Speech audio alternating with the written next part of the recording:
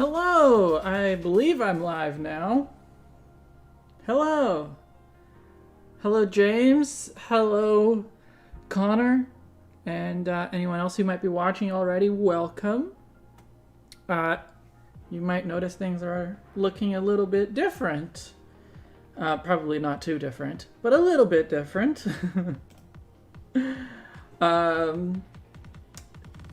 In case you haven't heard, I have a second monitor set up now. And so I had to rearrange the desk a little bit. I had to move my camera, of course. So now I have my main, my drawing monitor, my main monitor over here. And then over here I have my like OBS monitor, which also means this is where I have the chat. So I can actually see stream chat when I'm like when I'm doing an art stream without having to look at my phone. It's great. I hope I'm actually live. Hope you guys can see and hear me. I would love a confirmation. Okay, yes, all right. Now I see your message, James. Thank you. Yeah, so I got a second monitor for free from a friend who didn't need it anymore. So yeah, what we're gonna do today, I'm just gonna be drawing. Is it this notebook that I have my sketch in? I think so. This sketch is not really worth showing it to you because I was just kind of like working out very, very, very basic ideas on it. But Stream Elements bot running. Welcome, Stream Elements. Yeah, so my idea for today, and I forgot to actually write the description, so I was about to do it, but then I realized it was time to like actually start the stream. Yes, James, I know you used to be Chiaging. Because I recognize your avatar, of course. So I know who you are. But I assumed that I should refer to you by your current name. But yeah, so I forgot to actually write the like little description, the little blurb of what we're going to be doing today. I realized it like basically at the time that I was supposed to start streaming, so I just figured I would write it with you. Yeah, so I've been wanting to do an ex-libris bookplate, an UmbreonLibris ex-libris bookplate. So, in case you're not familiar with what bookplates are, I actually got some examples because I did receive these fairly frequently from a book club that I am in. So I have some examples to share, and then you'll be able to see what exactly I'm making. So a bookplate is well, nowadays it's usually a sticker, but in the past it might have just been like a drawing or like something on a card or even a stamp or something like that you would put on the inside, usually the inside front cover of your book, and it identifies it as your book. Well, nowadays the way that they are usually done is as stickers. So this is just one example. There you go. And this, so it's just like an illustrated thing. They often have the phrase ex-libris, which is incidentally where I got my name. Ex-libris, in Latin, it essentially means from the library of. And then usually you also have a space like down here to put your name. And so this is like a fairly classic one. So ex-libris, space for you to put your name. But I have some other examples as well from different artists. So this one also says ex-libris, and then it just has the little space at the bottom here. This one, instead of having ex-libris, it just says, there you go. You can just see this book belongs to, and a space for your name. This is a black one.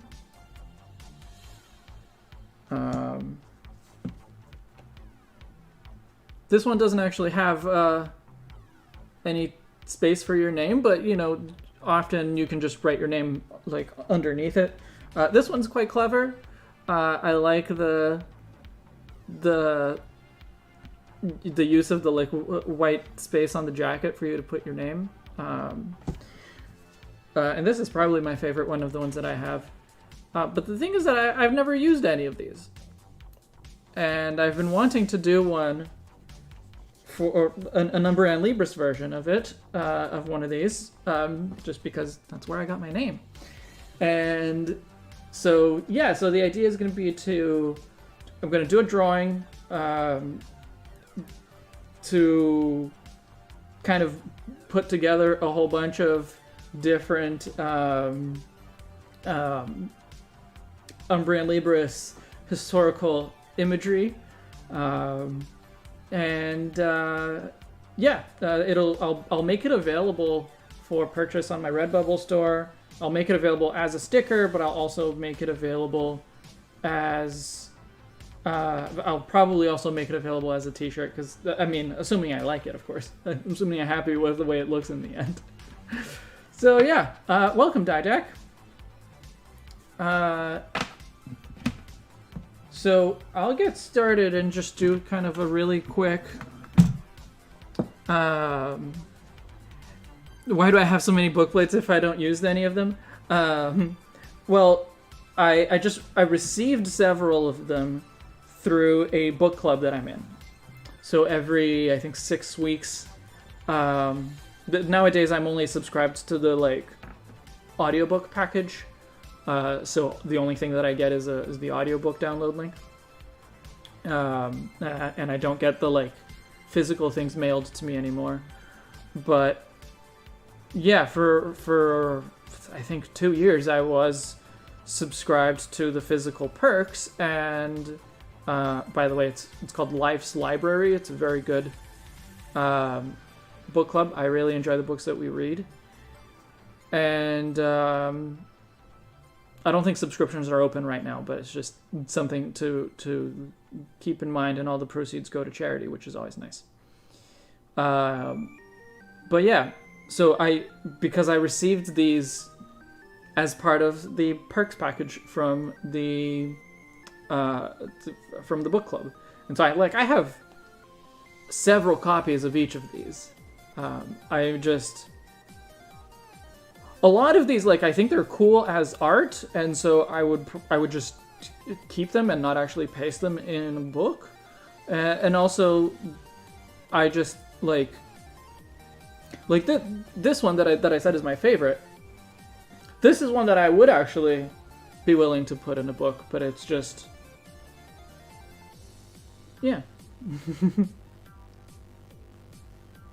I could put it in a book. But yeah, it's just very few that I'm like, I really like this art, I'm willing to put this in a book. It's not usually what happens, but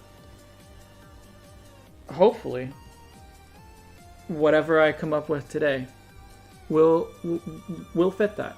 So let's make sure that I'm recording, because I do want to, oh right, I need to write the description.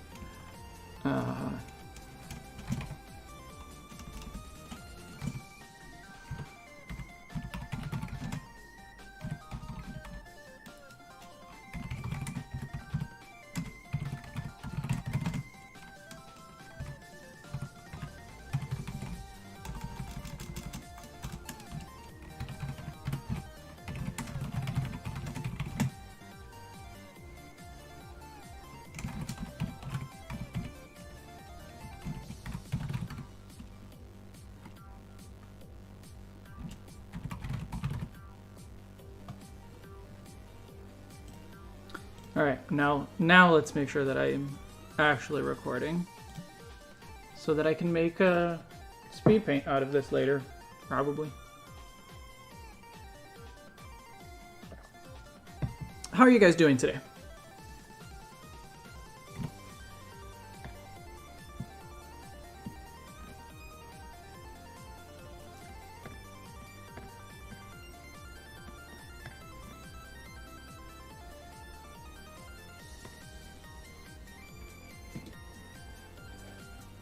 Oh yeah, in case you were wondering, the technical problem that I was having last weekend when we were doing the new 151 stream, I figured it out like 15 minutes after the stream ended. It was very frustrating, but better to have it figured out, I suppose.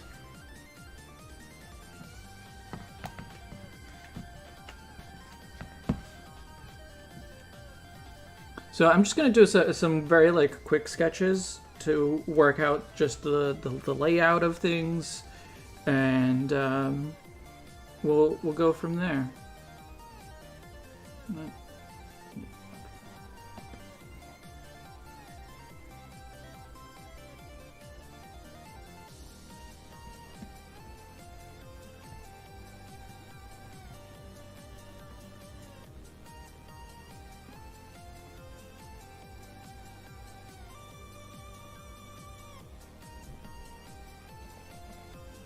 I'll probably have to make a lot of adjustments as we go, because I haven't planned too specifically what everything is going to look like. So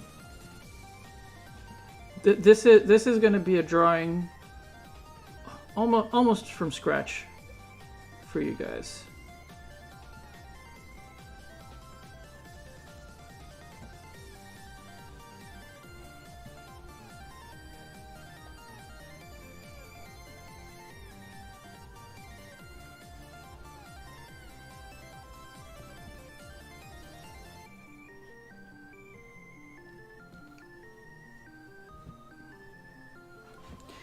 By the way, like I obviously I have ideas of what I'm going to include, but if you have things that you're like, hey, this should be a thing that you put in there, like I think this is an important element of like an iconic redesign or something like that, make sure you can let me know, and maybe I'll find a way to include it as well.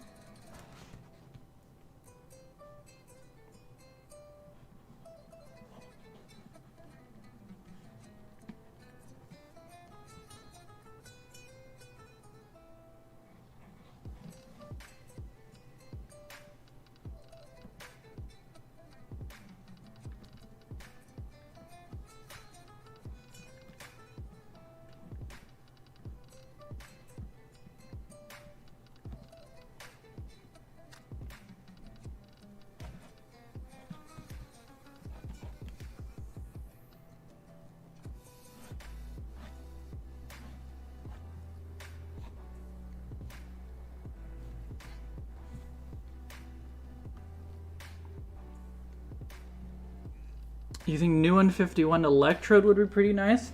I should actually include something from the new 151, which I wasn't. It's not something that I had sketched in. I don't know about Electrode. Like, I do like Electrode, but I don't know that Electrode is like the iconic one. What could I include from the new 151? What would be other options?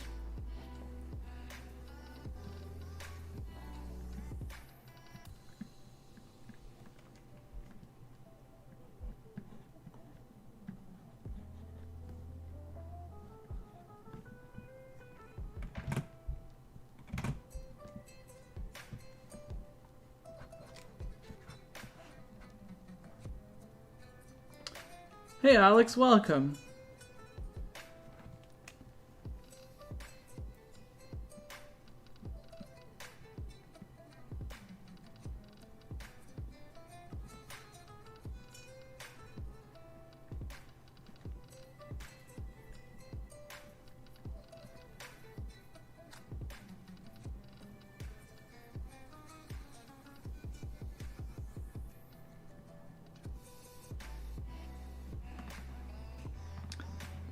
I don't know why the Electrode specifically. I guess just one of your favorites. That's fair. Which one I like the most? I like so many. I like so many of the new N51. Yeah, I think more important than which one I like the most is like which one is the most iconic. But yeah, I'm not sure what that would be.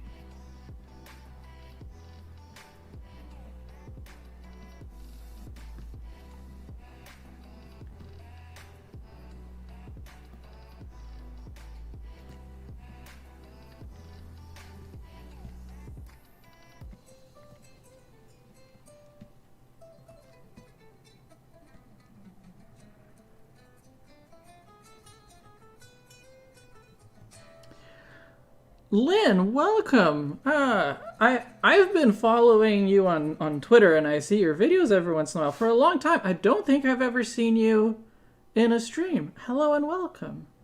Unless it's Pikachu, I don't think there's an answer to that. Oh, Pikachu. The Pikachu redesign for the new N51 has a complicated history, and I would rather not include it. I don't want to go into it, but yeah, there's some complicated issues with that one that I think it's better not to include it. Well, welcome, Lynn. I've seen a lot of your like Pokemon emote artwork. Just happened to see your live. Oh, okay. Yeah, I really like the work that you've done with like with Pokemon emotes.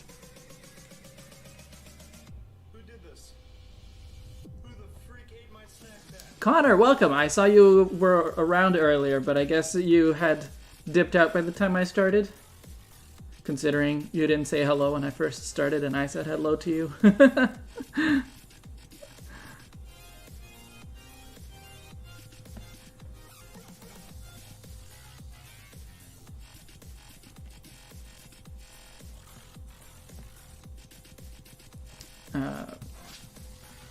What else did I have sketched in over here? Oh yeah, no, we absolutely need some unknowns floating around.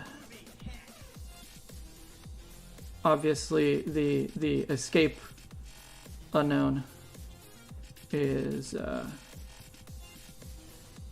like most important one. I don't know if you guys agree with this, but for me, the escape unknown is the most iconic one. But there's obviously others.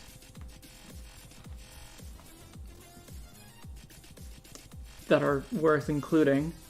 Probably all of the ones that I have in the channel intro, probably all of those are worth including.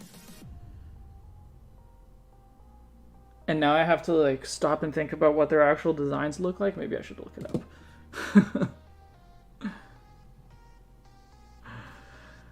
Maybe I should pull up what those designs actually look like so I don't make mistakes.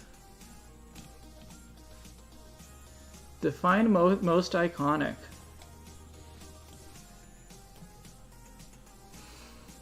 The one that people think about the most. One that's very good, obviously.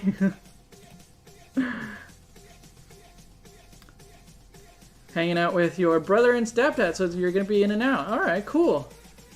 Composition looks good so far. Thank you, Ozzy. Is that the best way for me to refer to you? Your username on Discord is very different, so sometimes I don't know what to refer to you. Where do I have those guys saved?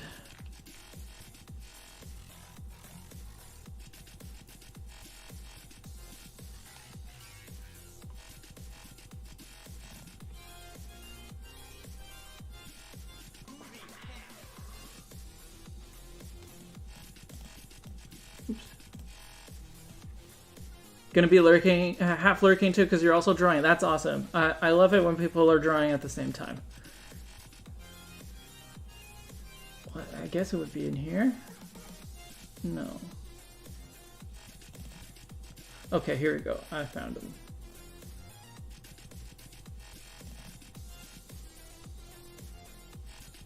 Right. Okay, well now I can see what they look like. The escape... Wait, why? I don't have the escape unknown like saved on its own. That's weird. Okay. Now you're going to draw something too. You have no idea what to draw.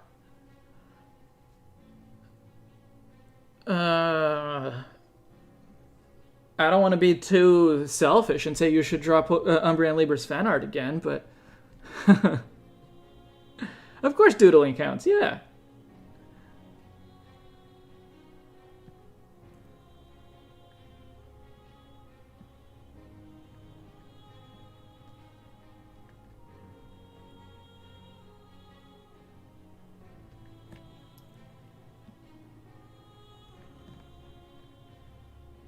Oh, there's the yeah, okay.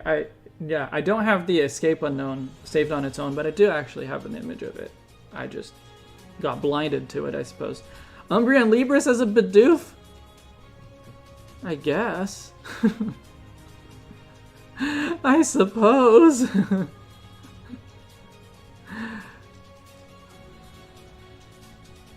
Bidoof is alright, I suppose. I'm not a fan of Bibarrel, though.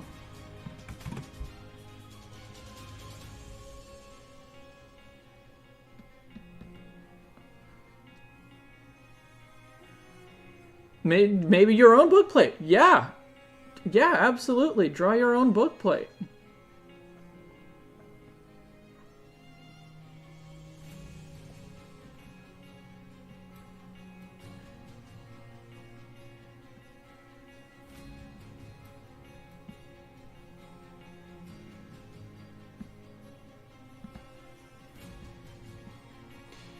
By the way, if anyone who would wasn't around for the very beginning of the stream, if you're curious about what a bookplate is, feel free to ask, because I have some examples here that I can show again.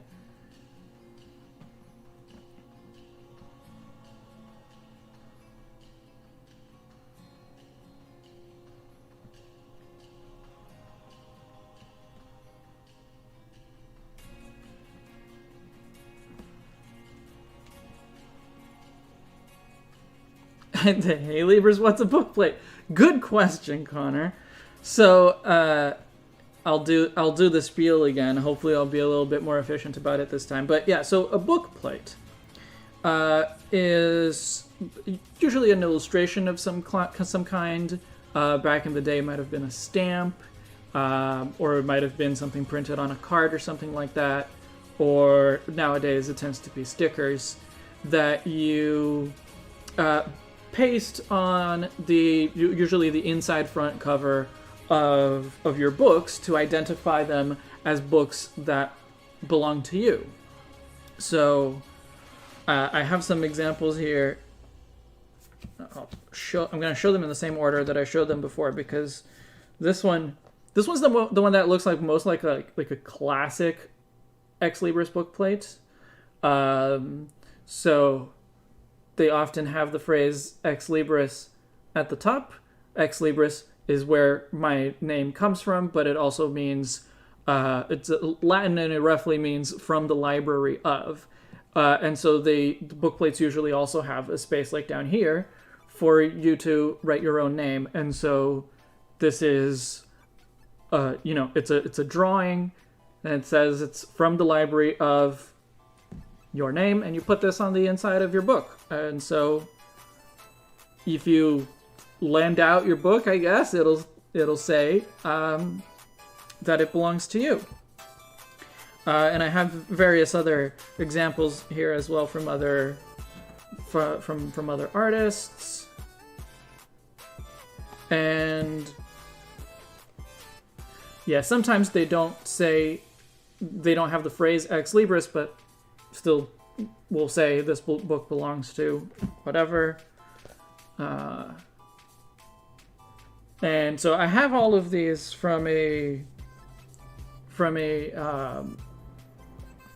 book club that I belong to, and I used to get the physical perks mailed to me, but I've never actually liked one enough to put one in my books. This was probably the one that I liked the most out of the ones that I have. It's just a nice, simple mountain scenery, kind of watercolory maybe. Kind of want one now. Yeah. So, but yeah, because I've never like had one that I was like, oh yeah, this is one I want to put in my books, I decided to draw one with stuff from the channel that, like, I don't know if I will like it enough to actually put it in my books once it's like completed, but you know, we'll see. And if I like it enough, I'll put it in my books. But yeah, I intend to make it available on my Redbubble store as stickers, so that if you guys like it enough and you want to put it in your books, you can do that. Or just as probably also as a t-shirt, assuming I like it enough. Okay, so I got Bear Arceus, I got Ditto Zeus, I got some of the custom unknowns. I definitely want to like change around where they're positioned, but that's okay. Obviously there's a nice big Umbreon, space at the bottom to say ex-libris. I'll do that with an actual font later, but something like this. Maybe with a banner or just a block, I'm not sure, but you know, something like that. And then, oh yeah, I need to put in a Ralts and a Mimikyu hanging out together, looking at the Umbreon from the channel intro as well.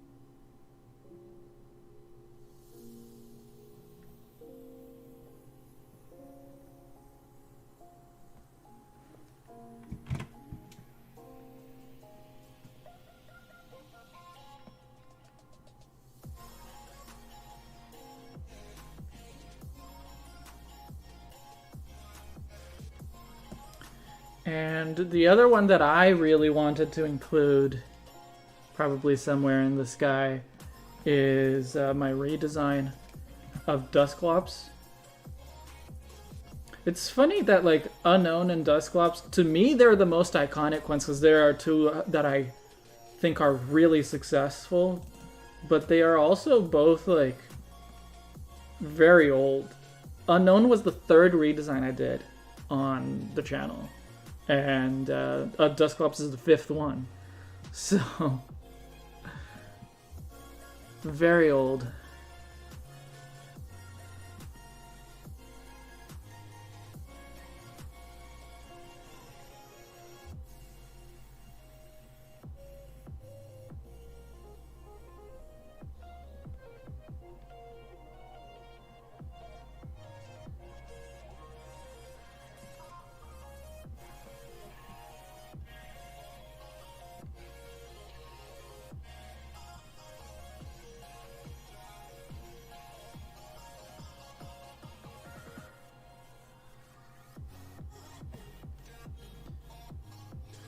I also have to be careful. Like, I do want to pack a fair... Dusclops did get a callback. It's true. We did also do the Dusk Noir that was an evolution to this Dusclops. So I guess that helps. I have to decide a new and 51 one. I guess because the other one that's on here that's also a redesign is the Bear Arceus, which is like at the very top of the composition. I think it'll be a little bit more obvious when I render it a bit more fully, but like that is another one that I feel is quite iconic, and that one is much newer.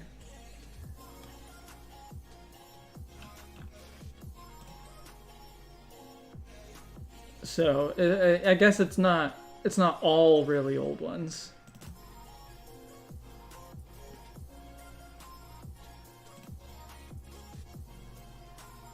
Hey, Do-Up Boy, welcome.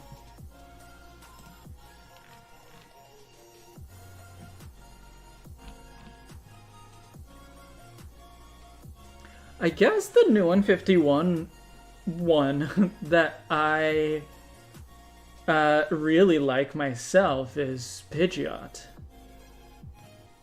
That's definitely one of my favorites. But that would be like another thing to populate the sky, and what I think I really need is at least one thing to go over here. Oh yeah, someone actually had suggested putting water in here. And that's definitely a good option as well, so do Tangle and not because it's your profile picture. I could put water over here. I'll need to look that one up, but yeah, I need stuff to fill this space. Pidgeot could be perched on the mountains. I feel like if I put something on the mountains, that would be pretty... Like, for it to be at a good size, it would have to be pretty small. And probably a silhouette. And so, like, I could do something like that, but I don't think that would work as well as it could. And yeah, Duat, so the new camera angle is because I now have a second monitor. So my main monitor is over here, my OBS monitor is over here, and my chat is directly below the camera. So if I look this way, you know what I'm reading. You know what I'm looking at. But yeah, I think Pidgeot would work better flying kind of opposite to where Dusclops is, but I don't want to make it too symmetrical. So we'll see. What else is very iconic, in my opinion? There is Gengar. I really like the Gengar redesign for the new 151. That's definitely one that's a good candidate.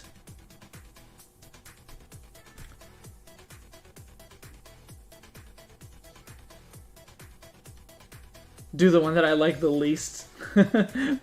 but that I designed, of course, yeah. There's probably one that I could probably figure out one that I like the least, but Gengar is a good one. Gengar is a good one.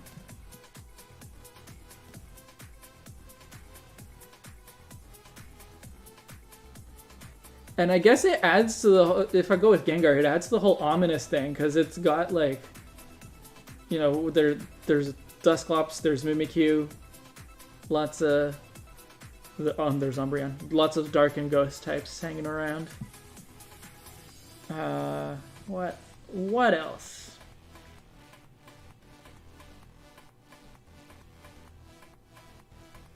No, Gengar's good. I'll put Gengar more or less opposite where the Dusclops is, and then I'll put water more or less opposite where Ralts and Mimikyu are. Let me pull up those designs so I have the reference for them.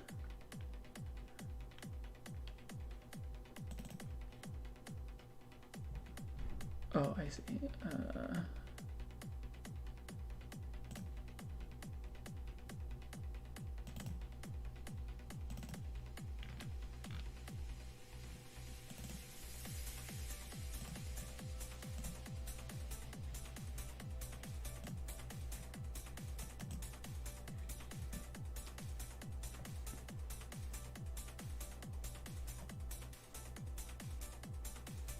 You can put Gengar over here, maybe.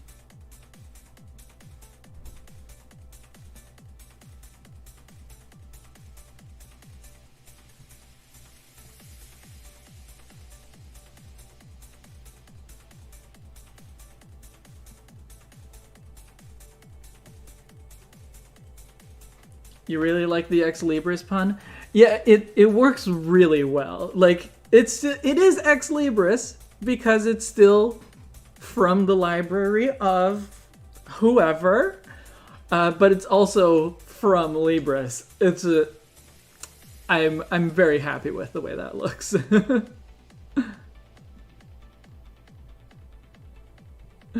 or with the way that works. Yeah.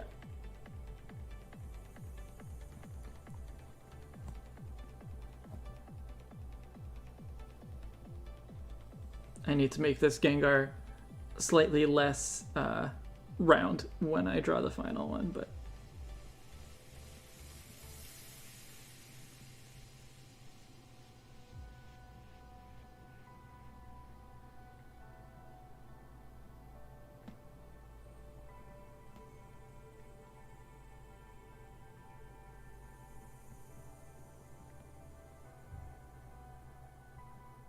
yeah, this Gengar is too round, but that's okay.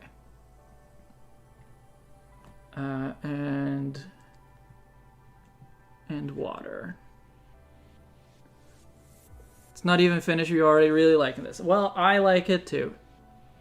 I'm glad that you like it. Do I have my first ever redesign? No. My first ever redesign would probably be Bulbasaur for the new 151. My first ever redesign that I did on the channel was Sunflora, and like Sunflora is okay. I mean, it came out cool, but like it's still Sunflora. So yeah, but I do have the third and the fifth redesigns that I did on here, and that's Unknown and Dusclops. So it's something.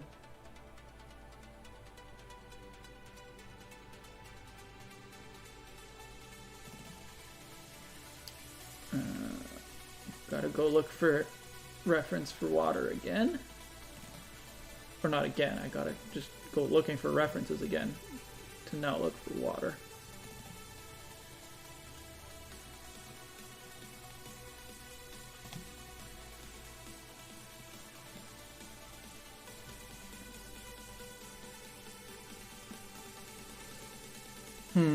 I think with this angle, it probably wouldn't work too well to put like I probably couldn't show that it's water, like that it's a lake or something like that over here.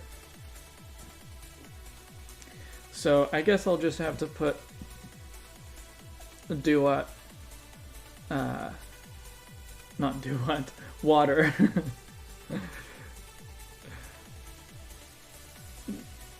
I'll just have to put water standing over here.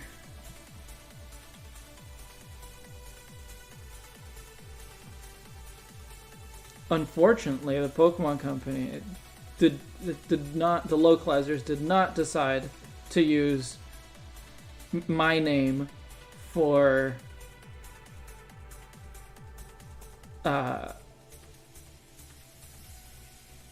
Oshawott and company, the Oshawott family. I think I mentioned this when I did the video with water, but water was the name that I kind of speculated that they would use for Oshawott, so.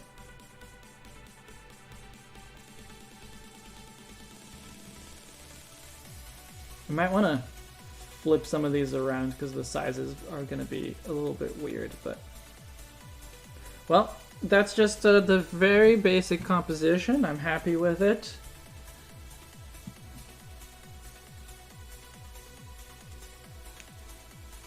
Different water order. Yes, exactly. When you heard Water's name, you were really confused. Like in the video or what?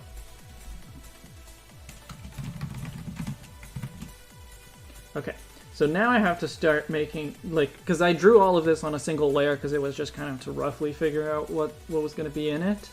So now I have to make sure that I draw everything on separate layers.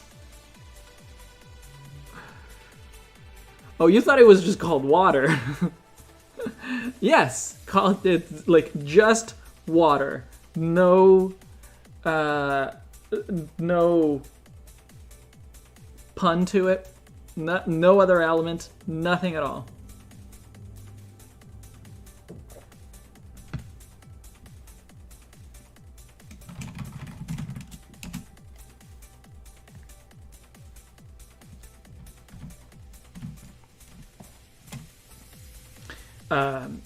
This is going to be only slightly more refined because this is now to still like kind of work out where everything is gonna go more specifically. So I'm not gonna bother trying to make anything look perfect. So.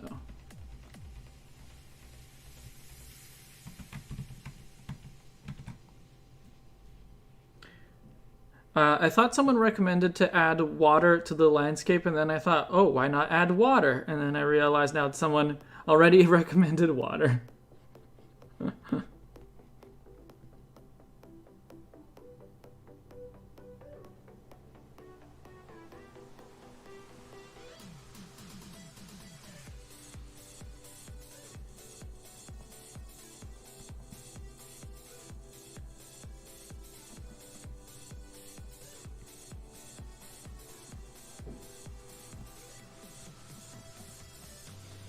I imagine someone listening to this who's maybe not super familiar with the channel, with what I've done in the past, and being super confused about, oh yeah, water, and not knowing the difference.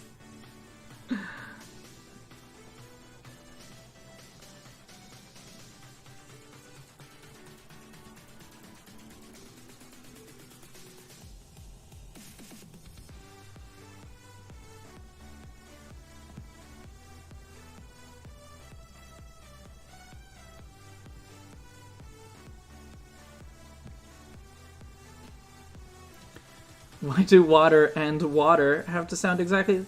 They don't sound exactly the same. One is water, and the other one is water. It's a slight difference, but there is a difference.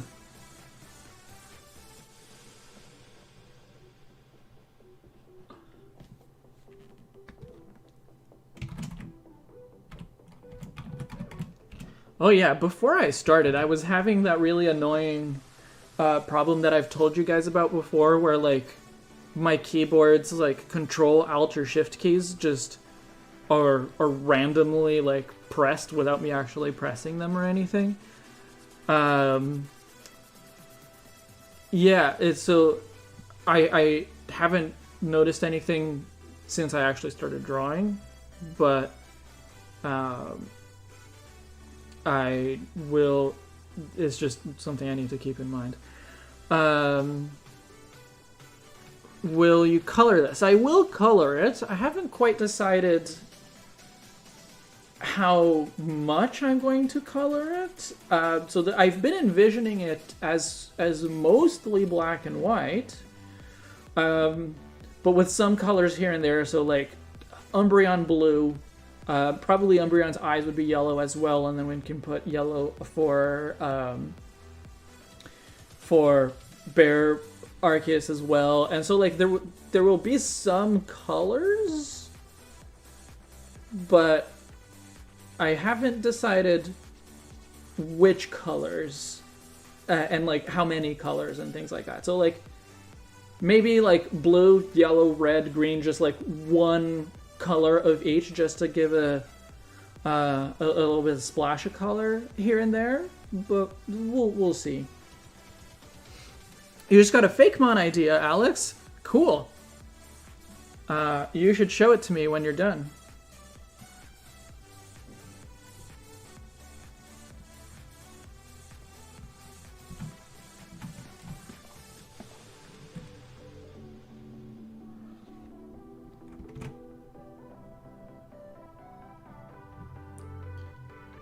Ursius, you will keep calling it Ursius until I acknowledge it. I think it's just Gano called it Bersius, and that stuck because it was the first like nickname for it. But yeah, Ursius works too. Ursius definitely works as well.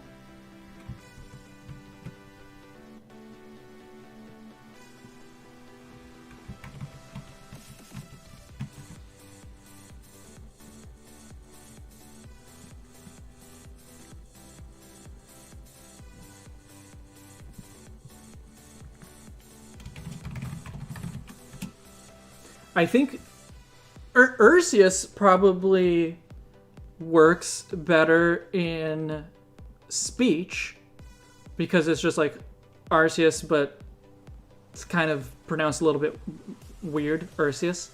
But Bersius works better in writing because it actually has Arceus as like part of it, right? It's just Arceus with a BE at the front, so...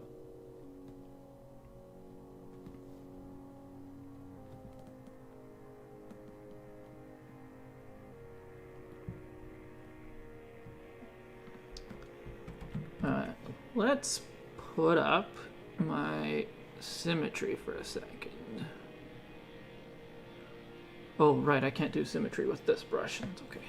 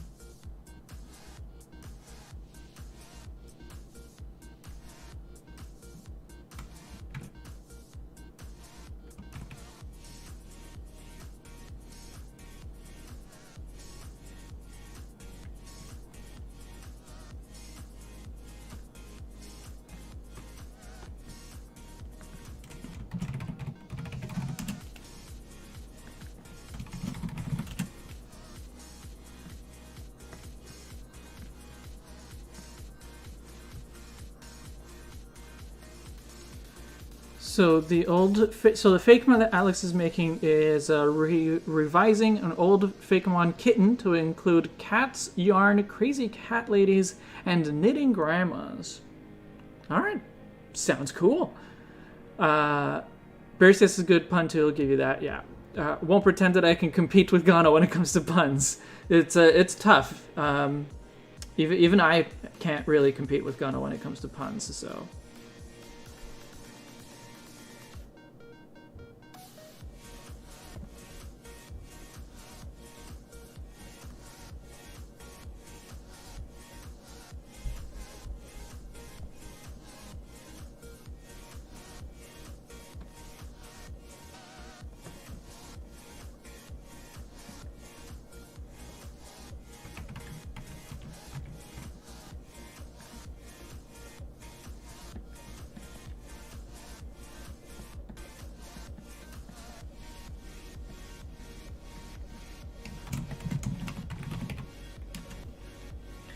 The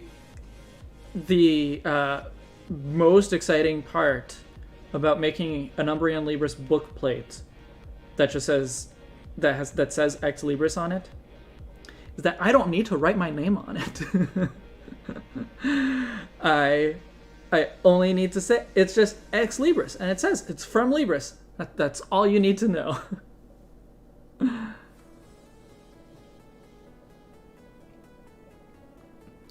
Nice sandwich that you ate. Well, congratulations, Didac. You ate a good sandwich. once played one of those social deduction games and I spoke exclusively in puns.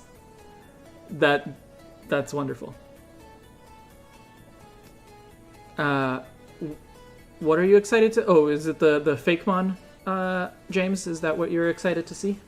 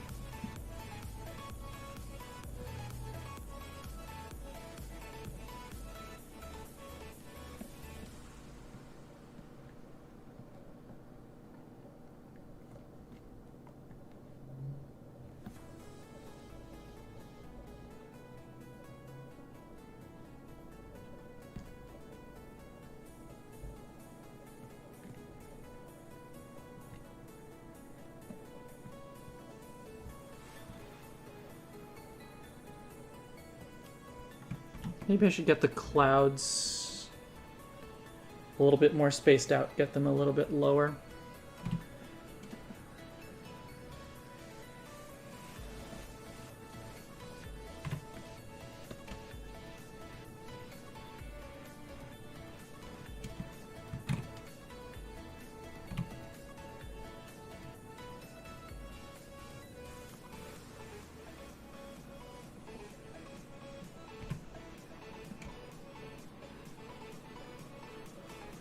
Yeah, I think that'll look good.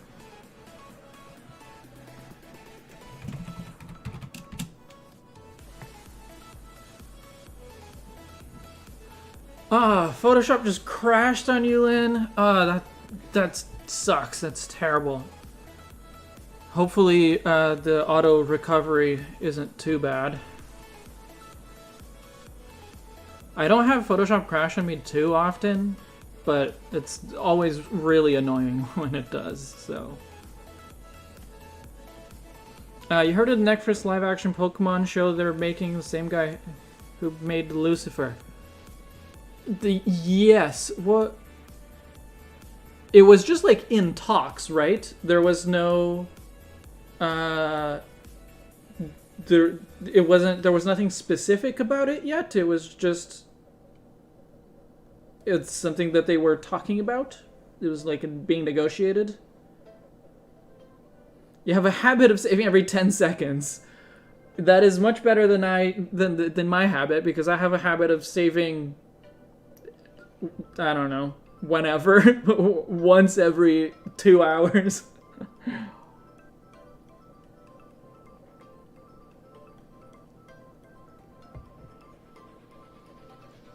But yeah, it was, I'm interested. That's about as much as I can say. I'm interested.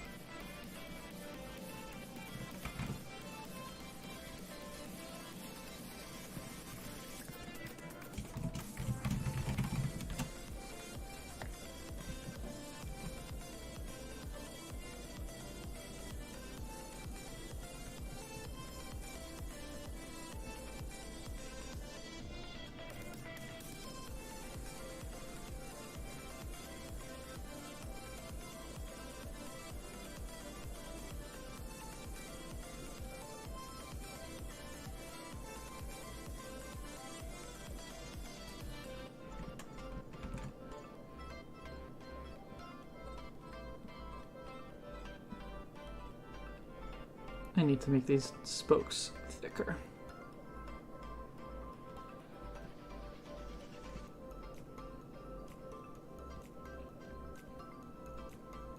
This is a clink after all, not just, I don't know, a bicycle wheel.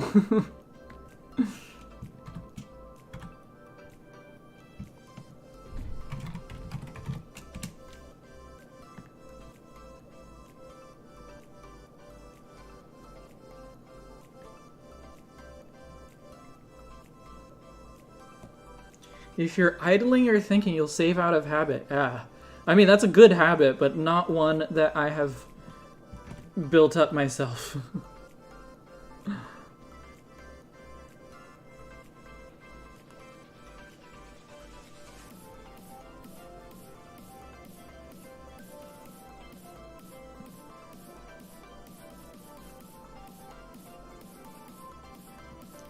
How many of you, if any, how many of you have been around with the channel since the days that I designed the Unknown?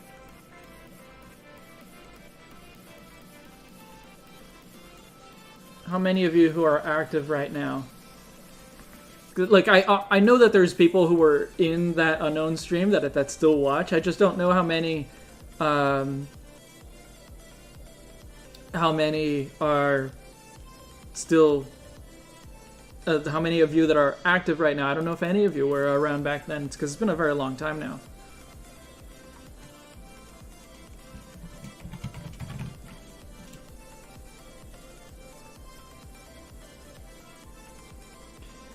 One of my Unknown is just a Clink someone painted to pose as my Unknown.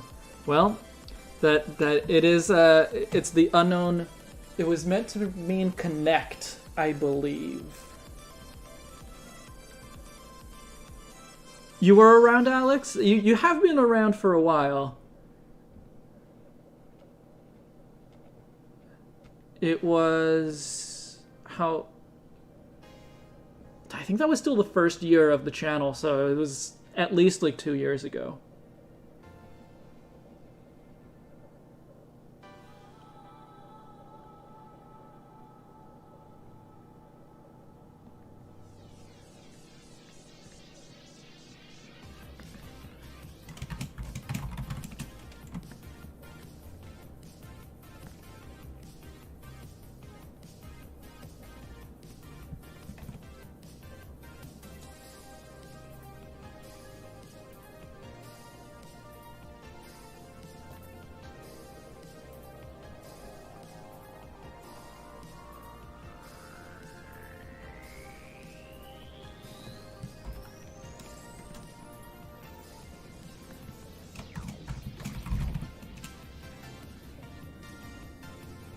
Oh, there is actually one more Unknown that I haven't put on here, but I want to, so I'll go looking for it afterwards.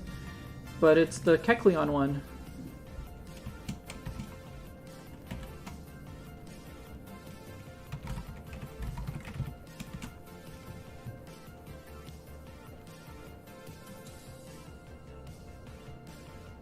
Clinks don't connect. Well, I mean, they don't like physically connect, but I think we interpreted it in the sense of like of working together.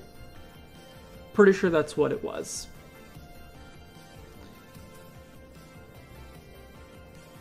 I think I found your channel through first video on Toby's channel. My first video on Toby's channel, that would have been very early because that was I don't think that you've been around that long, Duot, actually, because the first video that I did that was on Toby's channel was why there are no weapons. It was a theory about why there's no weapons, or not, sort of a theory, about why there are no weapons in the Pokemon world. And that was January of 2019. I'd been doing this for 6 months. So, and that got me a lot of people, but I think, Duat, that was not when you came to the channel. James, I think you are pretty new. I think I was searching for redesigns in Google Images. Remember to be in the Dusclops redesign. Yeah, I remember. That's right. You have been around since close to that time. Yeah. Okay, you weren't actively watching, but you were subscribed. Okay. Yeah. It's been a long time, so.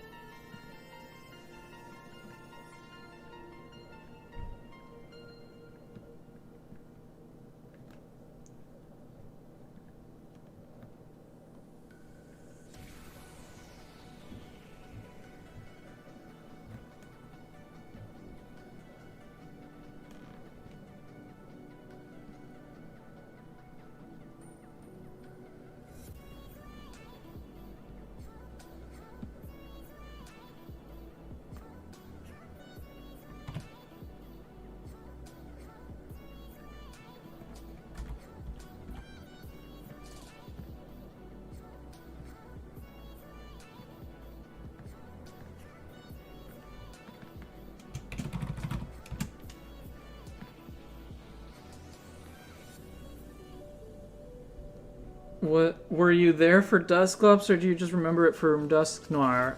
You were definitely there for Dusk Noir, right? I'm pretty sure you were there for Dusk Noir. Dusclops might be too old. I mean, it's from before you were like actively like chatting, commenting, that kind of thing. It's possible that you were around, like that you watched it, that you saw the video for it at least. But yeah, I don't know.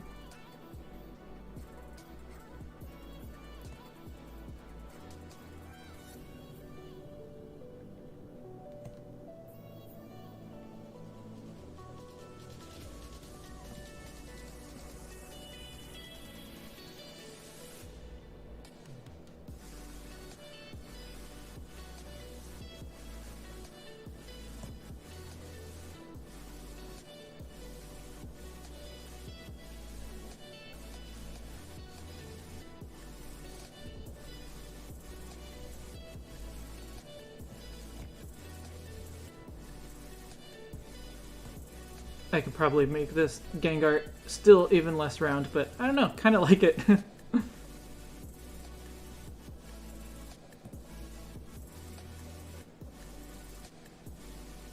and maybe I should change it so that its eyes are open.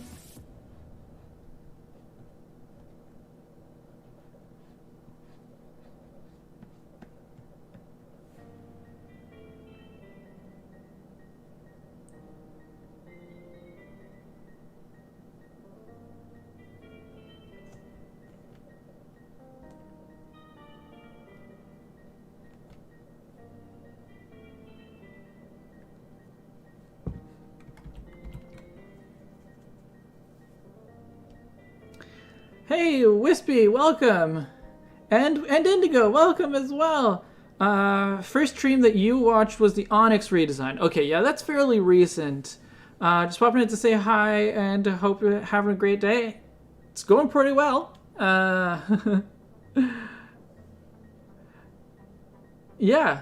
Well, you can see how it's going. Over here. I'm pretty happy with the way this is turning out. There's still a lot of work to go, but I'm happy with how it's going.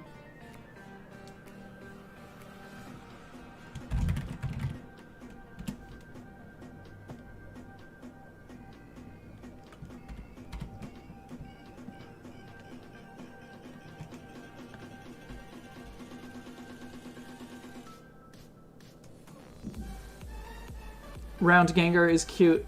It is cute. It's just because it does still need to have like legs and arms and stuff and a face and space for all that. Making it too round might be a bit too squished.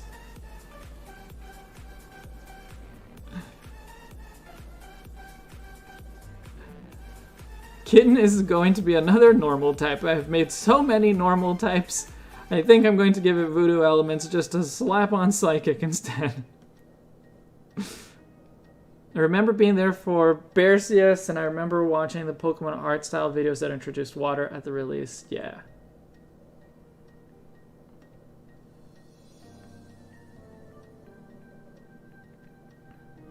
Yeah, I gotta work on the last video of that series. But recently I have a lot of videos that I've been wanting to make. And so like videos that I've been planning to do for a while keep getting pushed back.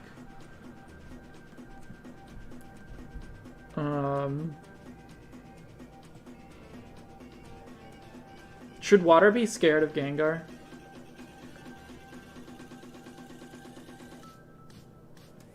Should I make it so that water is like startled or something?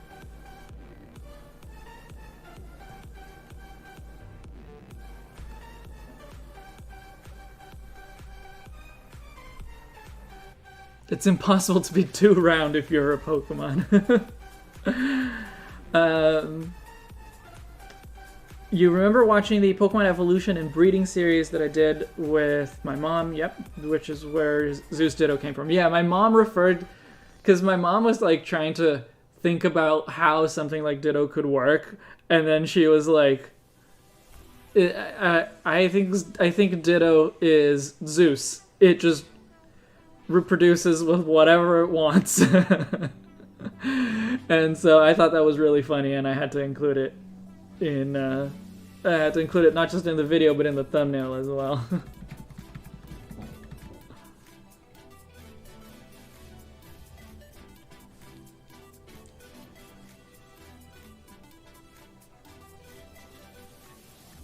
If Nidorino can go head to head with Gengar, Water certainly can. Well, yeah, but Gengar is playing a prank on it. I could actually switch them so that Gengar is like behind it. That's not the Gengar layer. So that I can put like a Gengar behind it, so it looks like Gengar is trying to scare it. That would be fun. I think I'll go for that actually.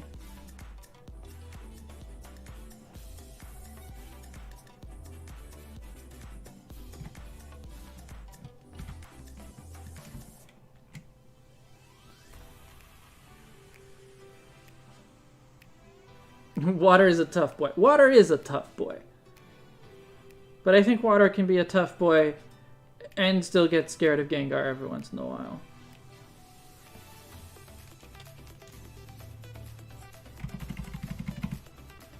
What position should I put it in?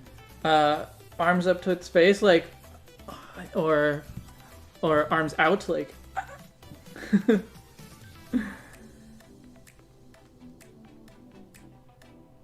It sneaks up on Water and goes boo. Exactly! You can be a tough boy and still be startled by Gengar.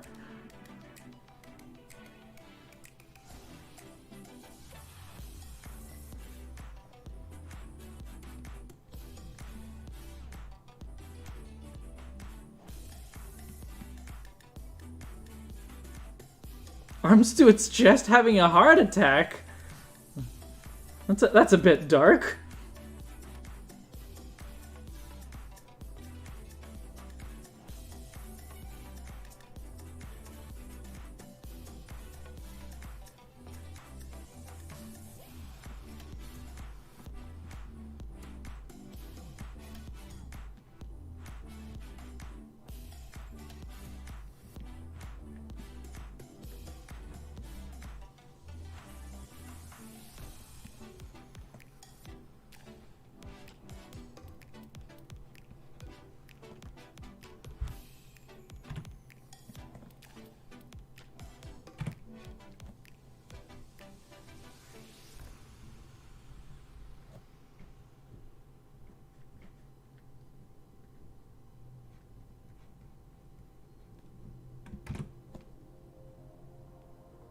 Let's see if I can develop Lynn's habit of saving every 10 seconds.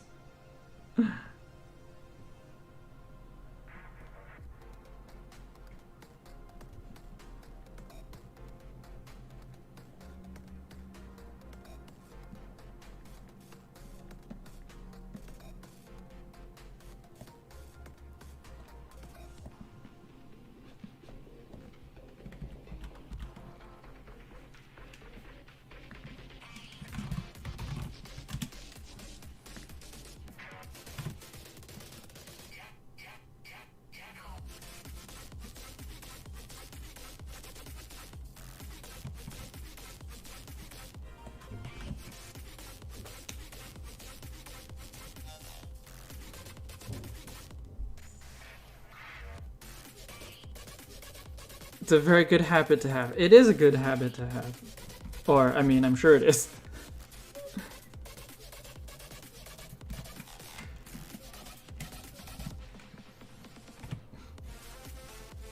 It sounds like it would be a good habit to have.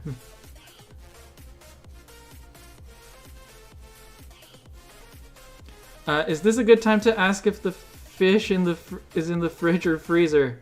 It is in the freezer. Do you want me to take it out?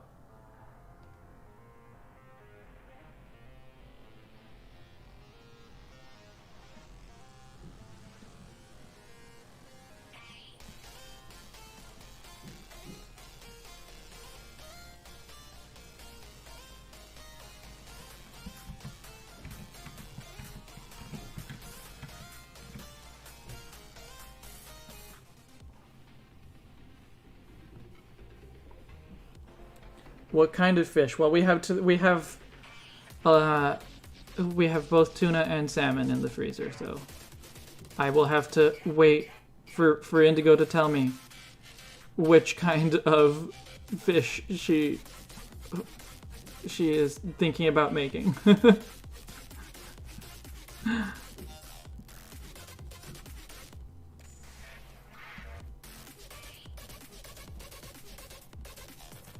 Salmon is your favorite food? Salmon is very good. I mean, I like salmon and tuna both very much. Like when it comes to sushi or sashimi, my vote is usually for salmon. But when it comes to something cooked, I think I actually prefer tuna in that case.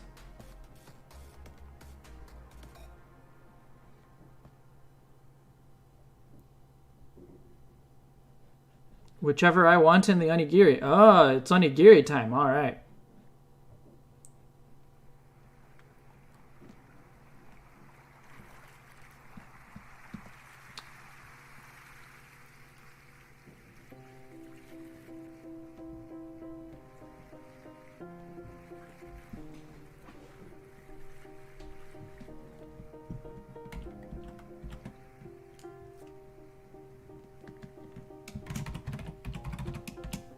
Well,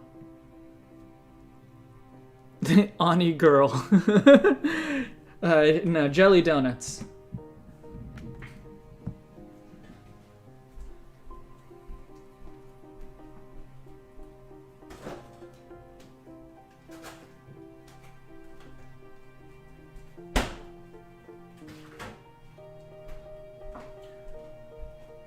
Let's hope that slab of fish thaws out in time.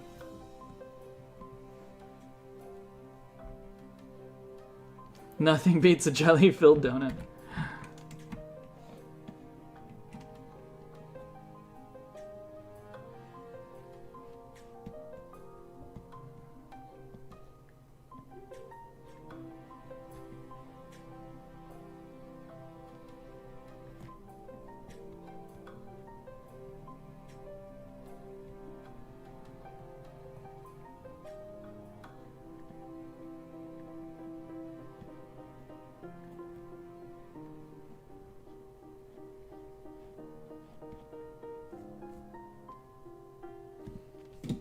I need a Mimikyu for reference. Make sure I'm not messing it up.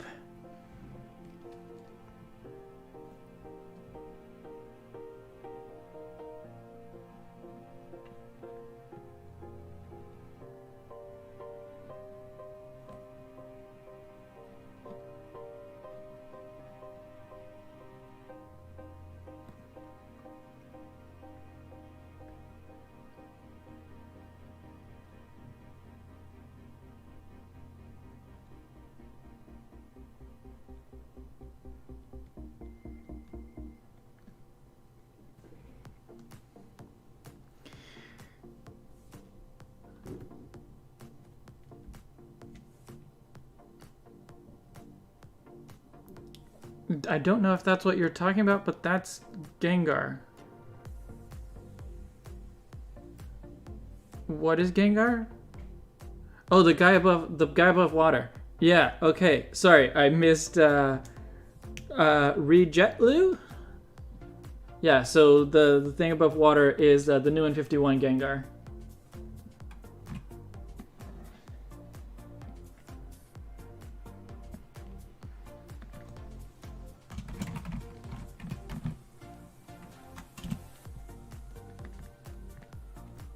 sure I spell Mimikyu correctly.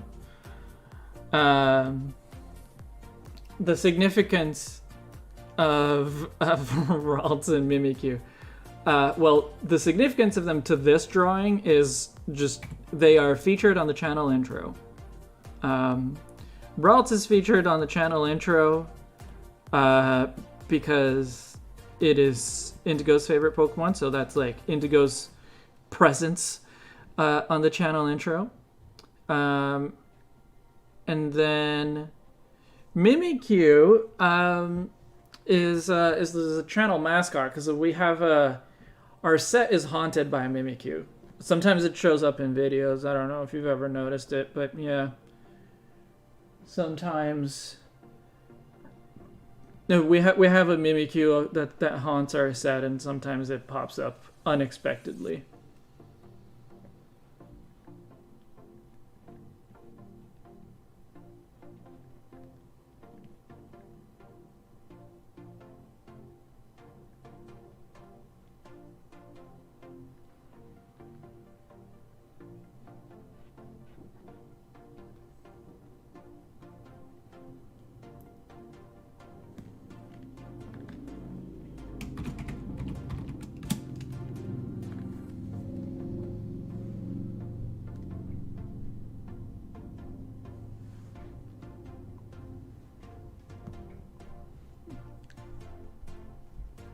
You might have noticed it but never thought anything of it. Well, that's everything. That's everyone, I think. Oh, I need to turn on the landscape again. Oh yeah, there was the one unknown that I missed. So let me pull that one up again.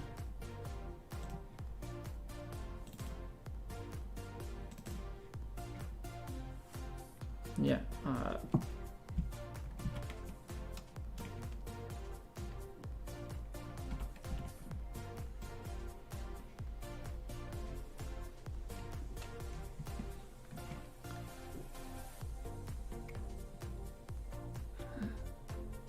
It's always nice learning new things. You love details like that. Yeah. It's hard for you to decide a favorite Pokemon. You know, Umbreon is my favorite Pokemon, but it wasn't always. Even after Umbreon already like existed, there were other Pokemon that came out that were temporarily my favorite Pokemon. Your favorite Pokemon doesn't have to be set, right? Like you can change your mind.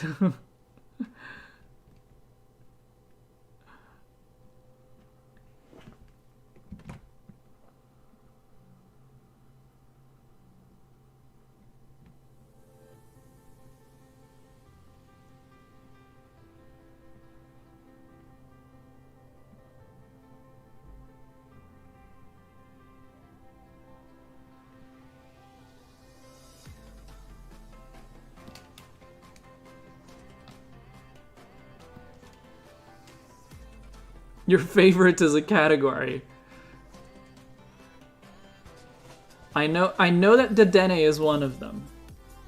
Because I'm pretty sure the reason I started following you, Lynn, is because you did a Once to Battle tag from Toby, and I was watching a lot of Once to Battle tags that year, whatever year that was, a couple of years ago at this point, I think. I was watching a lot of Once to Battle tags to look for channels about my size or smaller that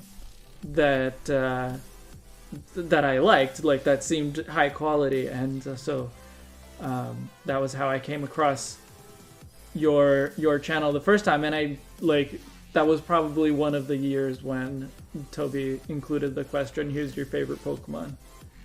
Shiny Dedenne to be specific. Okay, good to know. I've had a special attachment to Ralts since it was introduced. I was super excited when I first encountered one, and that it was Wally's Pokemon made the rivalry more intense. Yeah.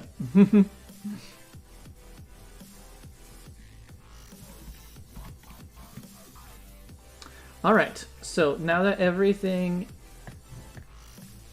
is in place.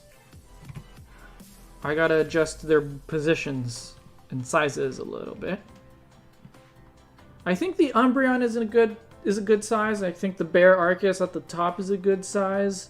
I could maybe make it a little bit smaller, but I think it's a good size. I think I might want to actually just nudge everything down a bit.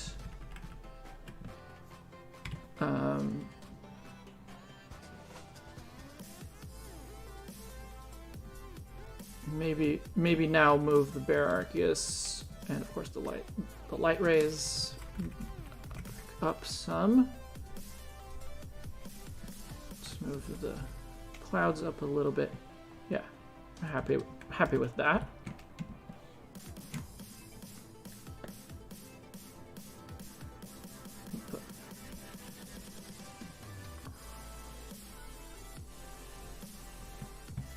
I don't know what their sizes actually are, but let's make Ralts a little bit bigger than Mimikyu, since it'll be standing closer to the camera anyway.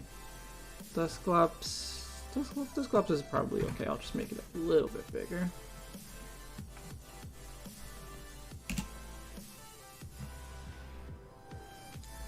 You haven't made a video in ages, but you stream pretty regularly, don't you? I unfortunately don't have the habit of going to a lot of people's streams. Like, even people whose work I like, or even whose streams I like. I don't have a habit of actually going to their streams very often.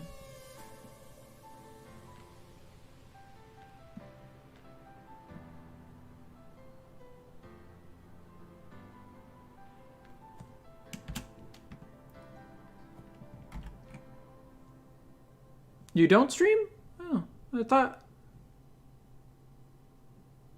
I guess, because I know that you've played Unite with our mutual friend Charon, but I guess that was just, so I assumed that you were streaming Unite, but I guess that was just, you teamed up, but not on stream.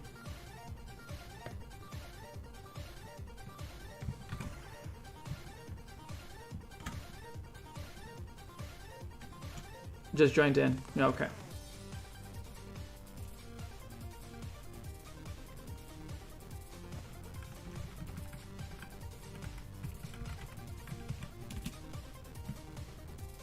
Let's put the Escape Unknown in a more prime position. I forgot about you, Kecleon Unknown, so I'm gonna move you more off to the side. Let's put you up here. I'm gonna put you on this side.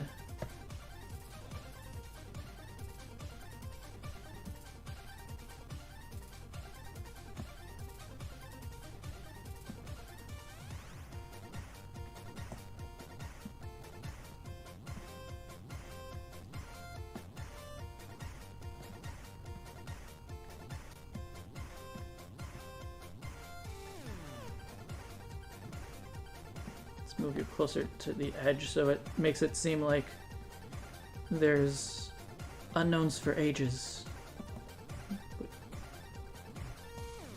Escape Unknown in the middle, because that's my favorite one.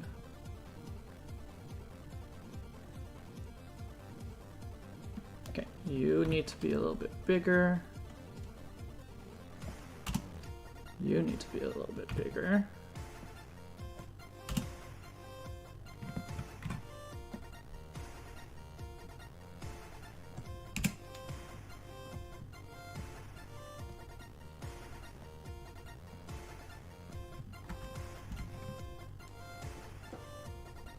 How does this look?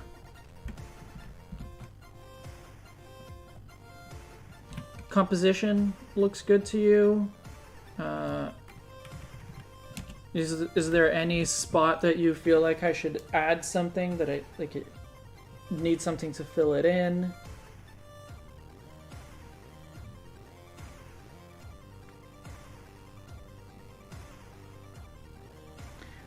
Yes, Lynn, I did do Ethan's emotes, at least a few of them.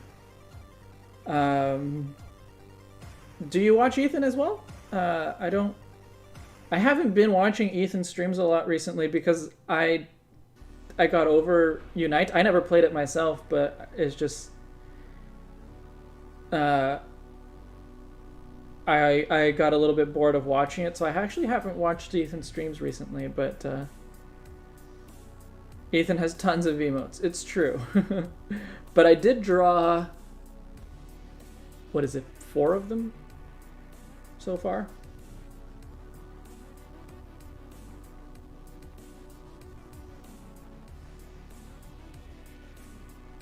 I guess the thing that I want to do is I want to replace the handwritten ex-libris with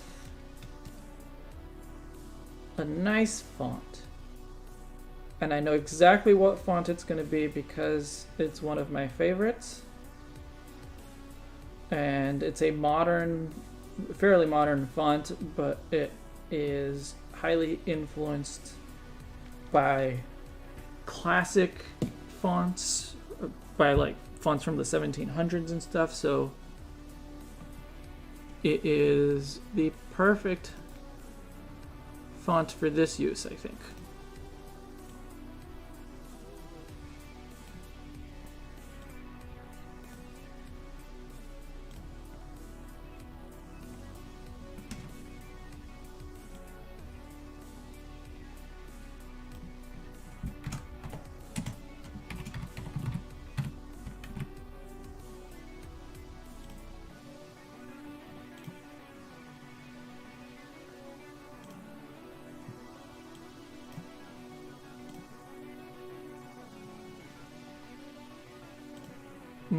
Not the Sword and Shield font, which is what's currently selected. That's not the font I want.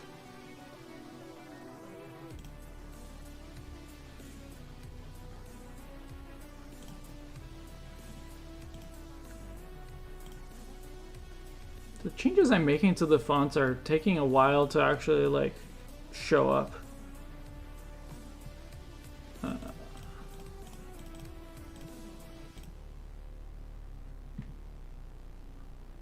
Arno Pro.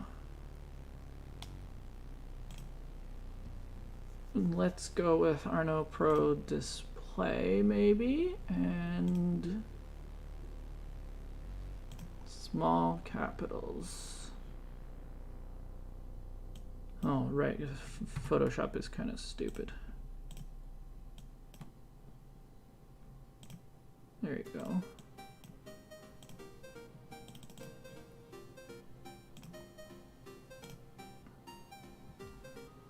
This is even the typeface that Indigo and I used on our wedding invitations, so although I think I might actually like make a handwritten version of it. I'll like just trace over it with my brush, but try to capture the letter forms that I like.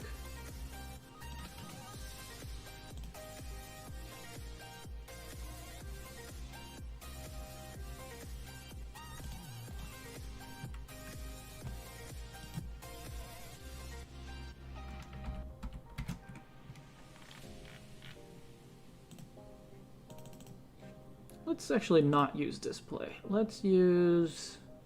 Is bold too bold? Okay, bold is too bold, but let's go with semi-bold maybe. Still a little bit too bold.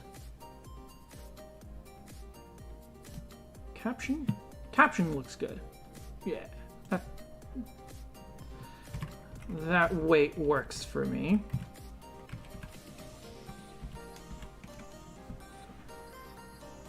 Should have used the Pokemon logo font.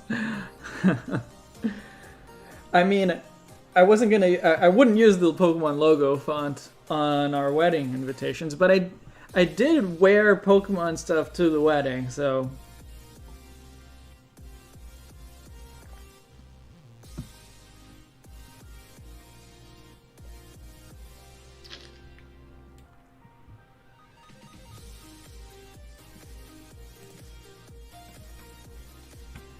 I'm gonna make the ex-libris text just a tiny bit smaller, but then actually make the whole thing, the banner and the text, a tiny bit bigger.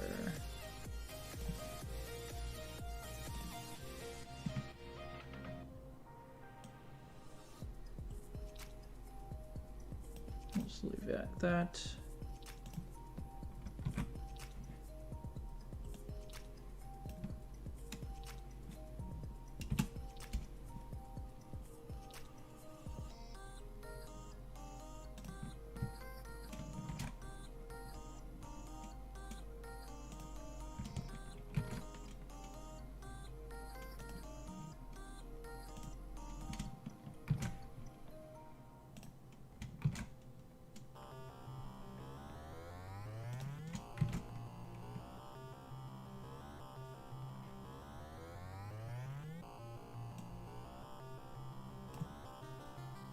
Nudge them up a little bit.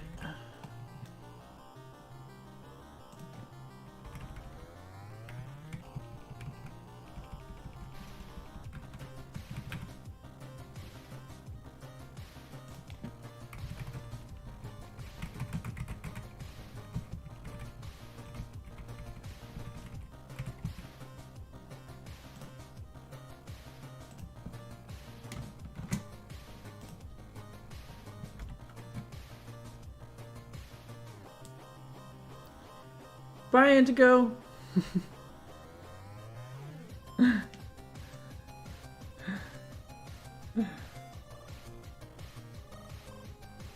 Pokemon has some really classy official products like the original Stitch shirts. Yes, I mean that's not what I wore to the wedding, but yes. No, I am my best friend and my best woman got me. Actually, like had them made more or less because these used to be pins, but cufflinks, Umbreon cufflinks. That, come on, focus, focus camera. There you go. These adorable Umbreon cufflinks. I adore them. Actually, I leave them on set. They're probably too small to really be noticeable, but yeah, they are on set. And yes, Kuru Pendant is Indigo, my wife.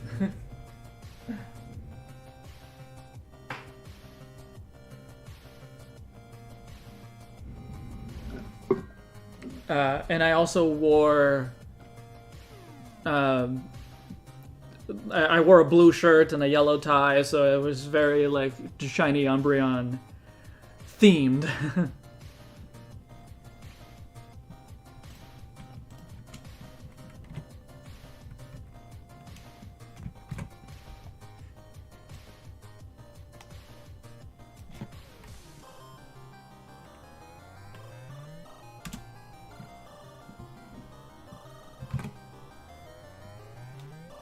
Ethan, welcome. I just realized something that I wanted to do. I want to put a frame on it. Just a very simple frame, but that means I can't actually use up all of the space. Ethan, welcome.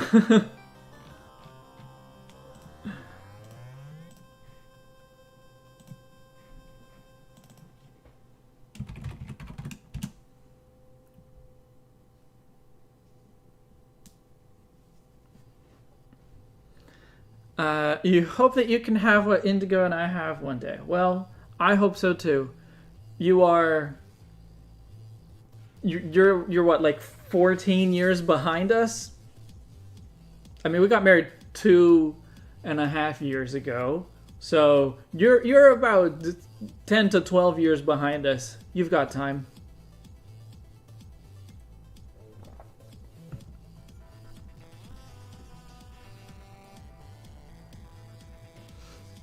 And I'll also want to do something with like the color of the sky, but I'll figure that out.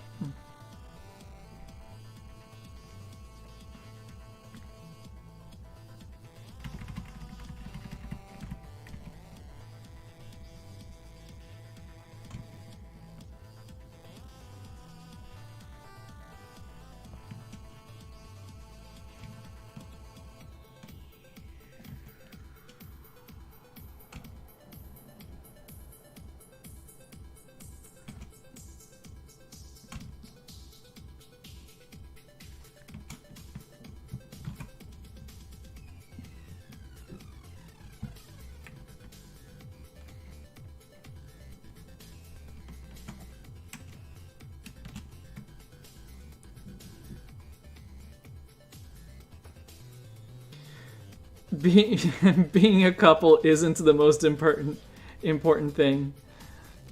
Lots of couples dislike Pokemon. It's true.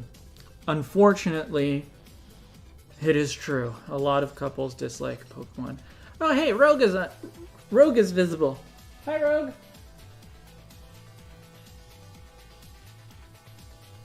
Say hello. Not very talkative right now.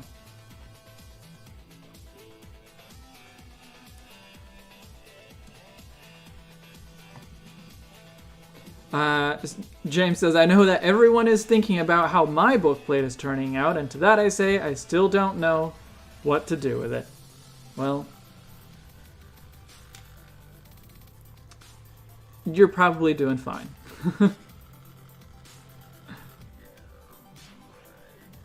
Never be in a couple. You risk disliking Pokemon, so it's not worth it. Good. Yes, that's a good point, Lynn. You might be better off just never being in a couple at all.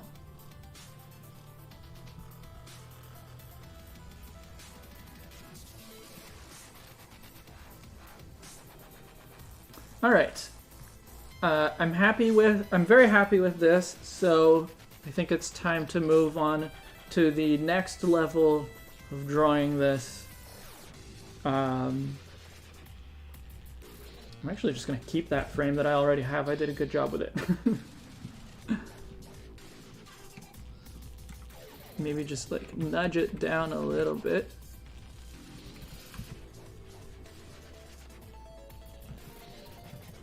So, I don't even need to duplicate the frame. I just need to reduce the opacity of everything else. No, not delete everything else. There, that's good.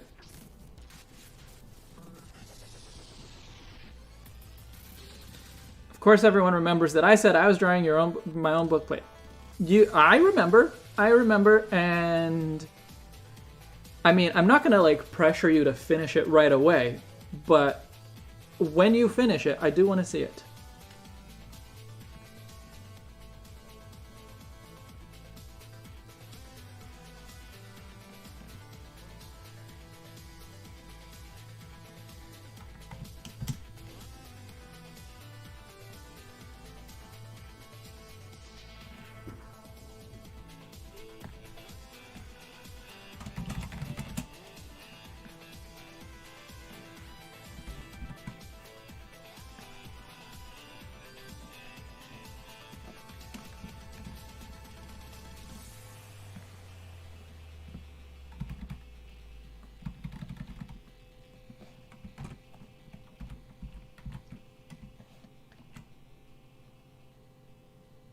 You used a randomizer to decide what Pokemon to draw today. That sounds fun. What Pokemon did you end up with?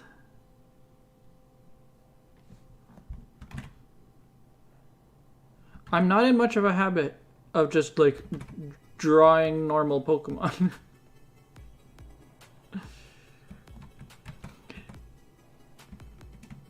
I almost exclusively draw like redesigns, fusions, things like that. Let's get your smoothing up. All right. Try to put up with me failing to draw a good circle. Can I do it this way? That's better. Oh, that works. Okay. Rampardos. Okay.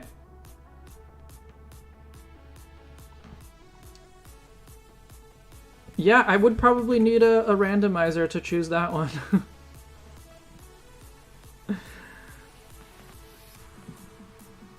Oh, hey, Aiden, welcome. This looks cool. Just came here from watching MCC 16. What is MCC 16?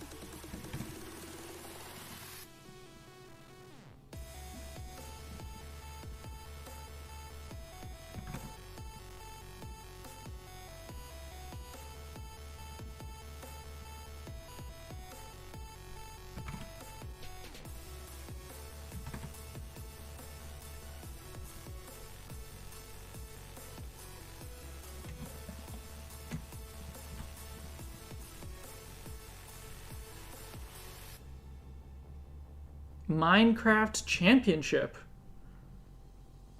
I didn't realize Minecraft had a competitive scene, like, at all. I don't play Minecraft, but like I know more or less how it works. What is the competition aspect of it?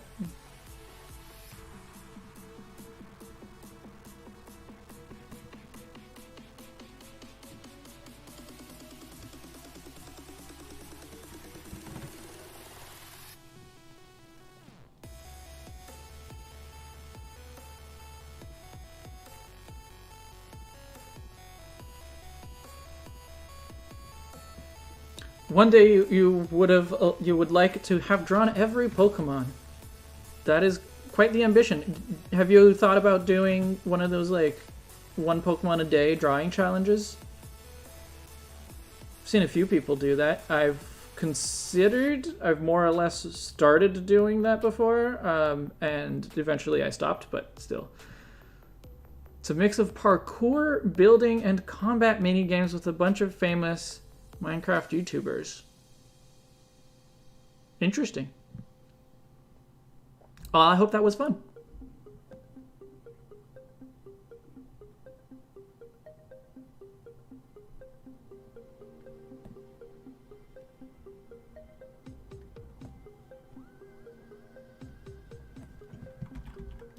Maybe I should be drawing this on separate layers as well. Maybe I shouldn't be treating this like it's going to be my final line work, because I do still need to do some work on a lot of these, so let's actually just delete that.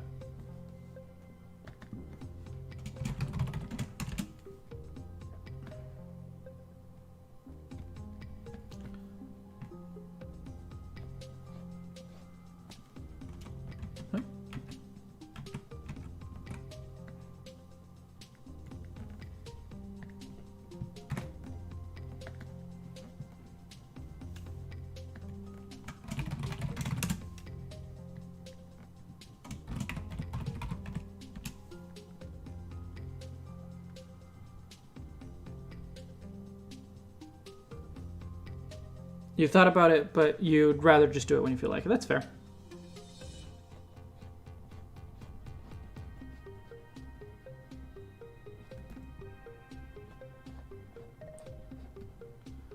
It's a pretty high energy stream though. Now I'm ready for a chill Libris art stream. Well, it's a good thing we have chill music on right now, and it's not like some high energy like heavy metal stuff that does sometimes come on, so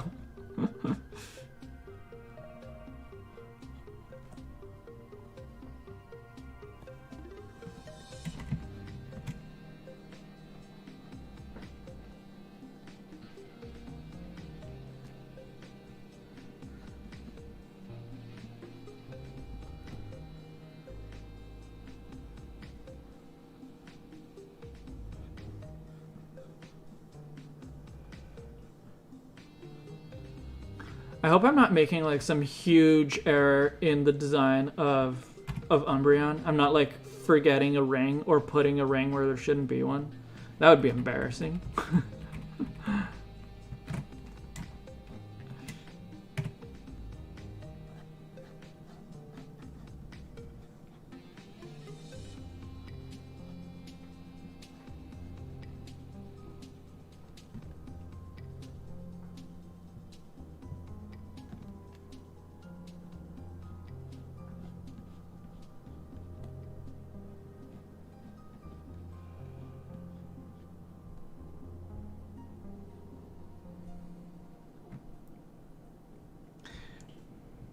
Heavy metal can be chill. I mean, sure, there are like individual songs of heavy metal that, like, individual songs that are heavy metal genre that could be considered chill. Sure. It's not most of it.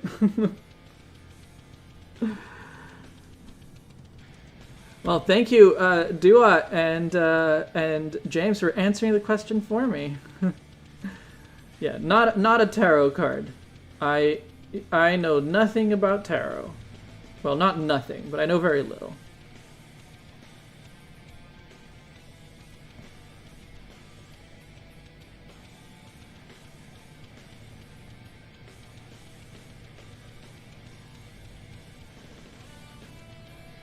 And welcome, George.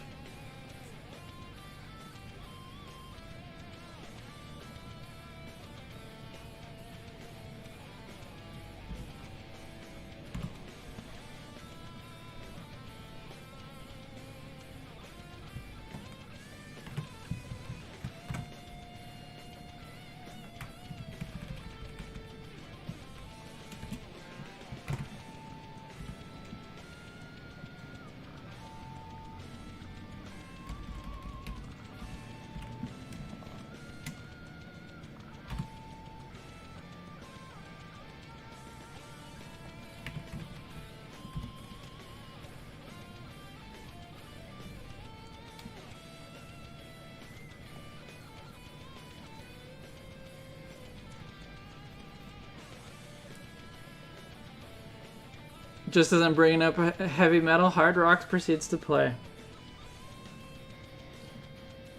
I mean, to be honest, if I had full control over what plays, and I could play, like, music that I like and that I listen to on a regular basis and not copyright-free music,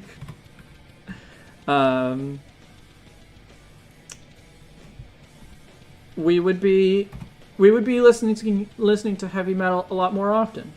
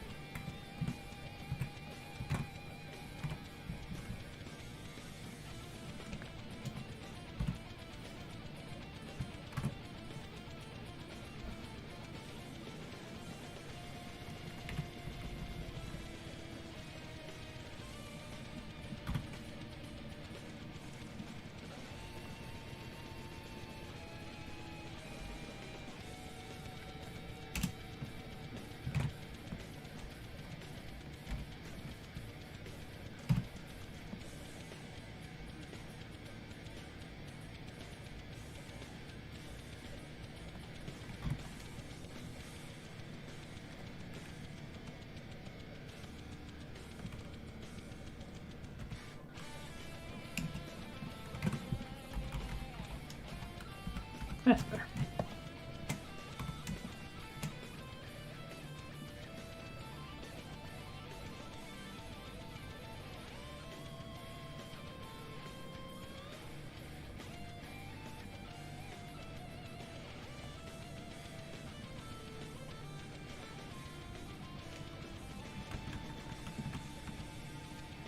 This is chill metal.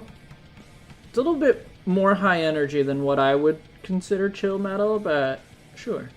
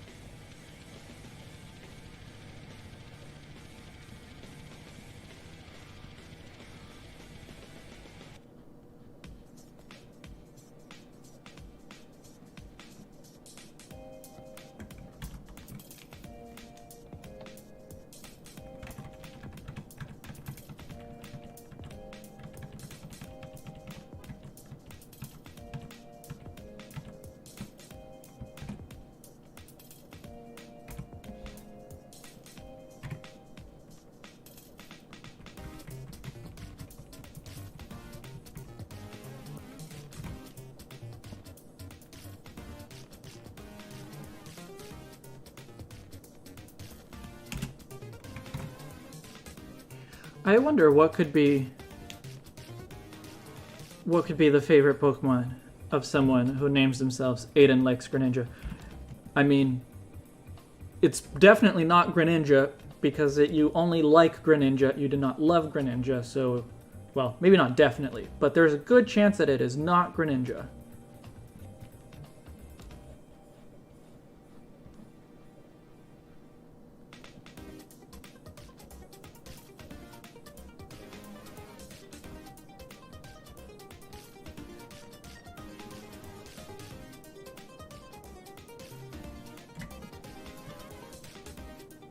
Maybe it's Bidoof. That's a good point. Or Skrelp.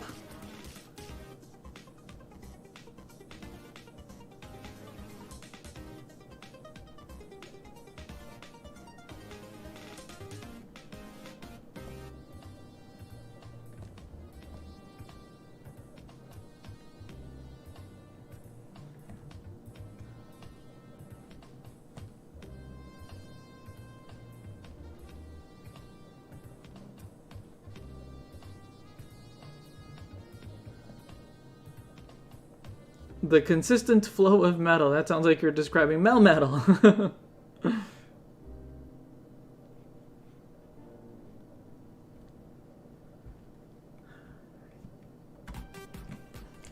I think I need to use the symmetry here, which means using a different brush, but if I don't use symmetry, it's going to take me really long to get happy with some of this stuff, so. Or like to get happy with both sides of it.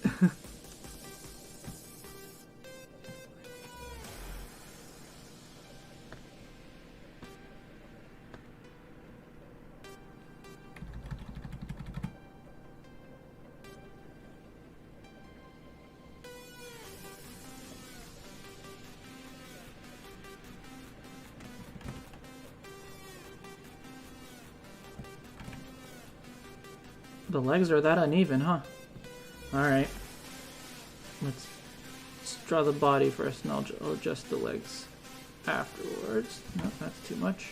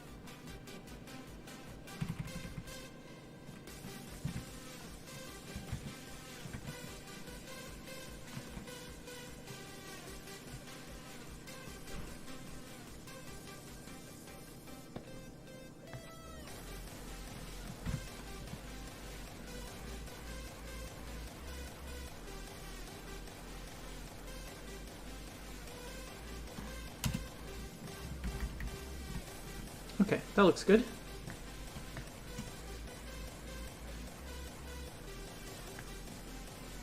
Might want to make the bottom a little bit wider.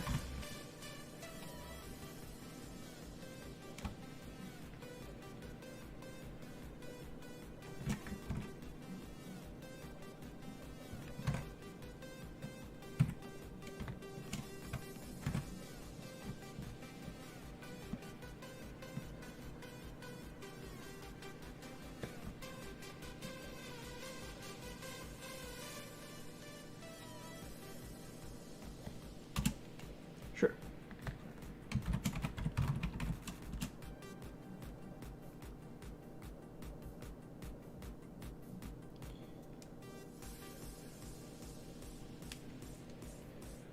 Melmetal's my favorite music genre.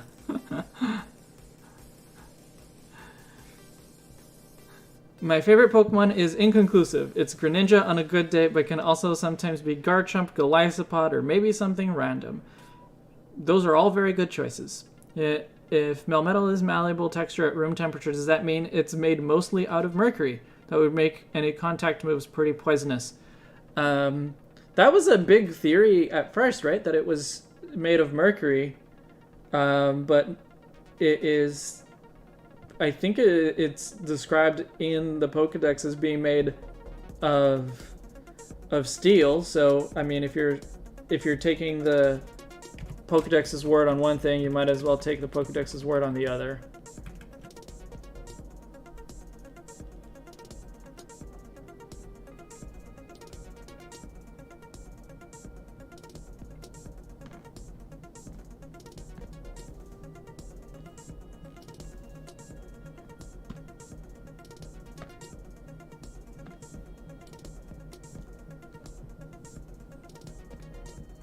Aiden likes edgy looking ones, like in Gengar and Gliscor. Well, that fits, so.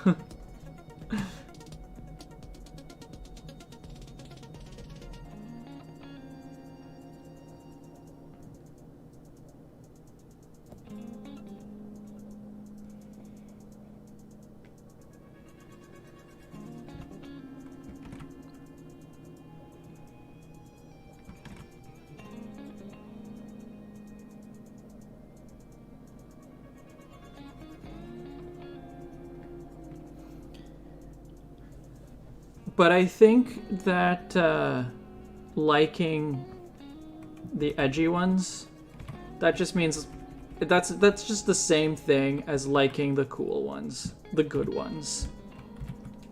Not that there aren't other good ones that are not edgy looking, but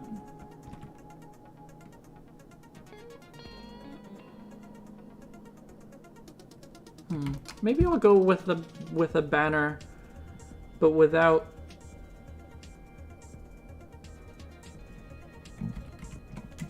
I do like this part, but I don't want it to bleed out. So I think I'll just have it so that part of it is in front of the frame and part of it is behind the frame. I'll just leave it at that.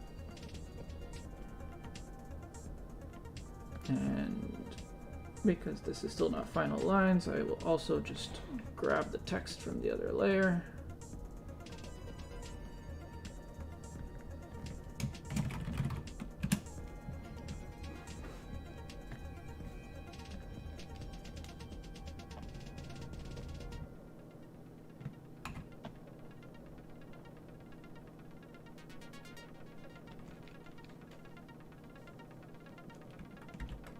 Where else do I actually want symmetry? Bear Arceus' eyes, I suppose, but no, I'll just do that with shapes. That'll be easier that way.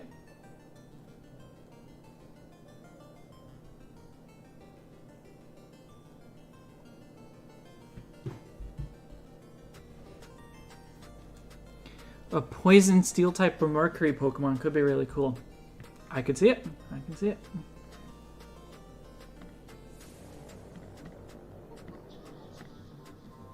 Okay.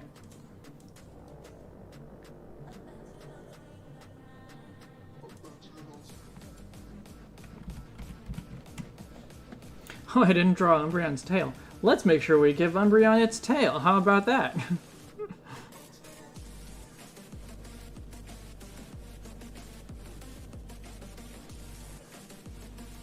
I guess I could justify that one if I actually like forgot it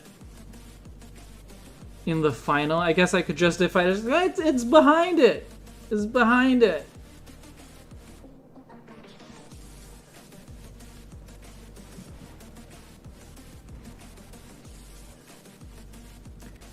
In my fan-made region, the poison steel type is a decorator crab with a shell topped with rusty nails. Cool. Let's hide the landscape for now because that'll just get in the way.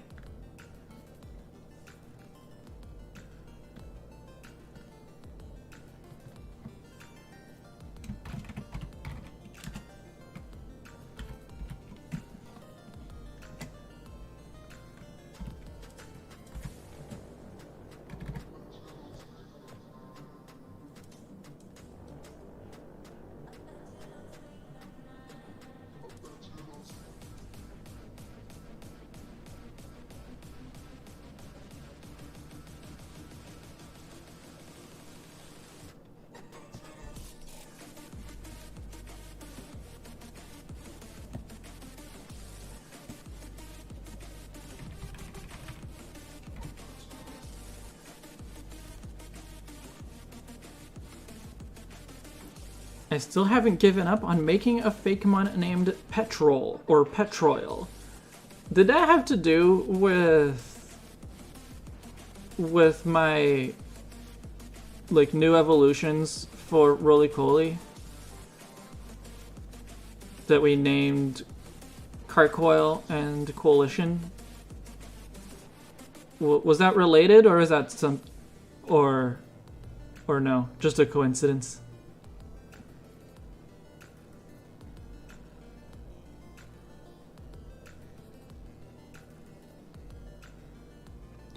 Getting late here, so you're gonna go. All right, well, thank you for hanging out with us, Lynn. Nice to see you here.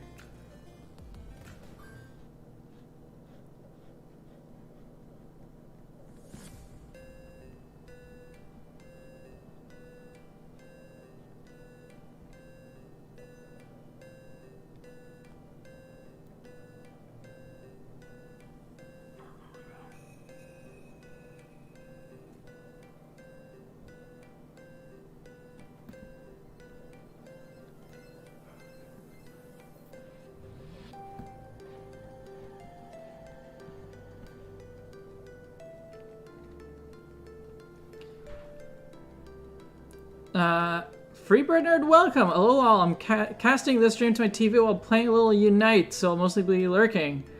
Well, thank you for hanging out with us, even if it's just lurking. I'm glad that you're happy with it. I think it looks... I'm pretty happy with how it's looking, honestly. You didn't want to use the name I suggested, and I was really proud of it, so I didn't want it to go to waste. I see. Got it.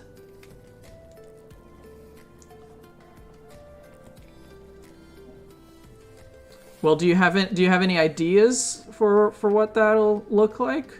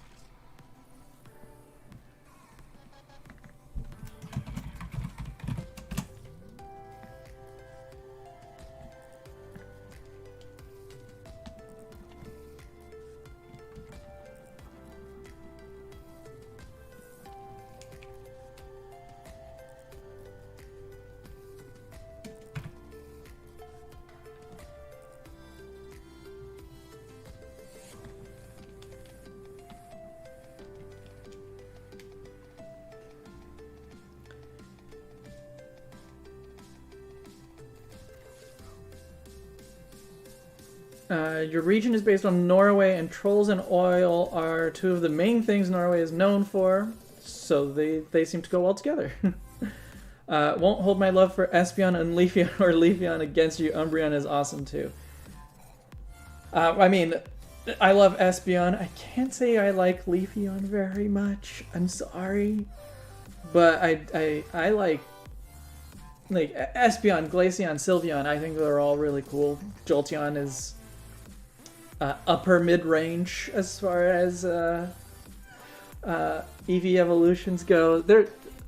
I mean, all of the EV evolutions are really good.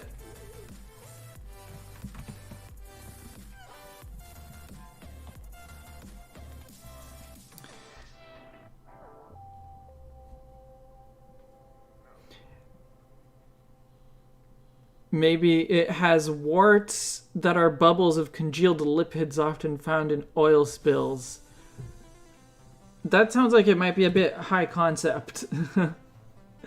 I mean, I mean that it might be difficult for that to come through in the design, but maybe not. How nice would it be if they made a Pokemon game that was as challenging as Red, Blue, Yellow, Gold, Silver, Crystal? Yes, I agree. But there's a lot of caveats to that, because a decent amount of the challenge from those games was from lack of quality of life, and it's not like I want the quality of life to go away. They just need to replace the challenge with other things. So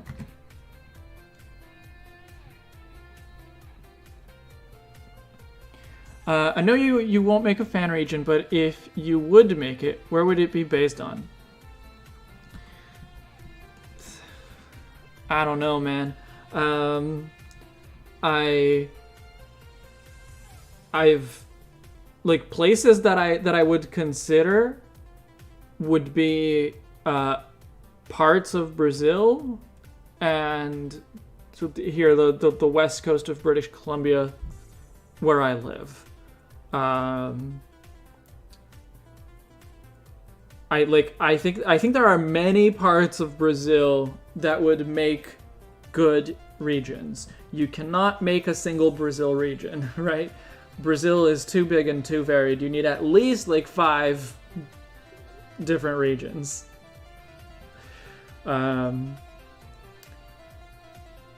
Yeah. But here where I live, there's good variety here as well, in terms of like if you want to include the snow place, the desert place, the ocean, the lakes, like you have all of that variety around here. So it's a good place. It's a good place to base a region on.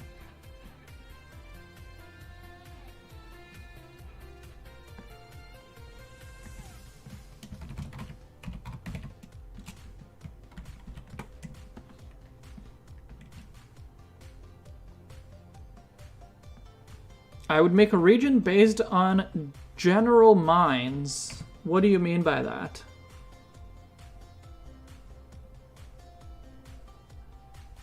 Oh, you mean that I see why you put the asterisks. I see. Okay, you just mean Minas Gerais, the state.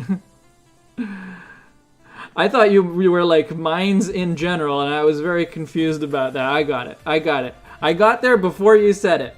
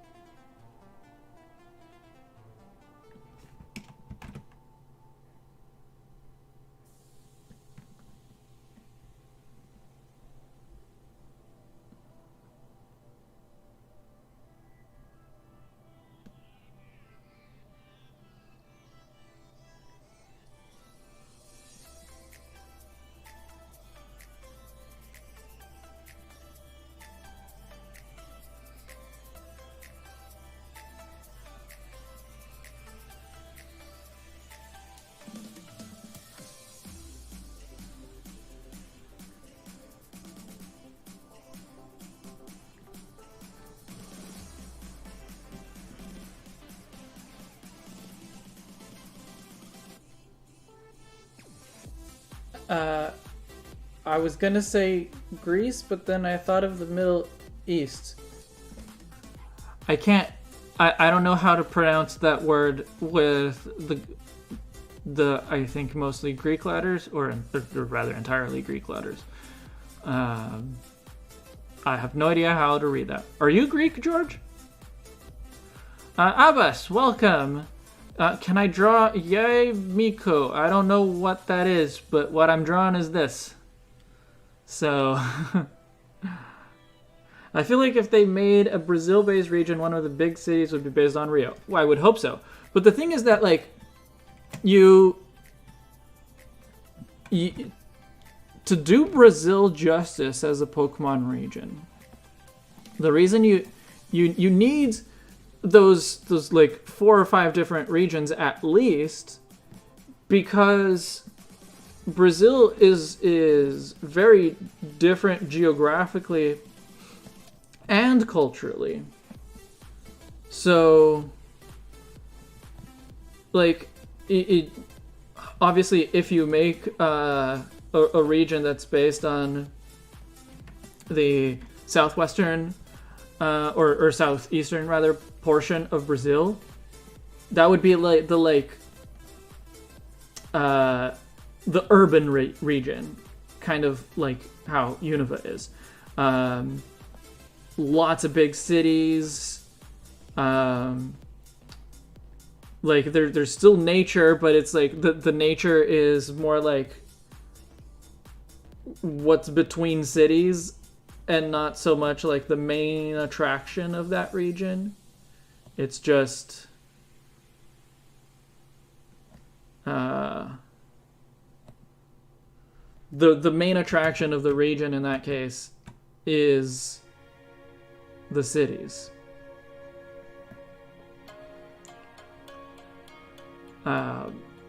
Whereas there are other parts, like if you did one that's based on the Amazon,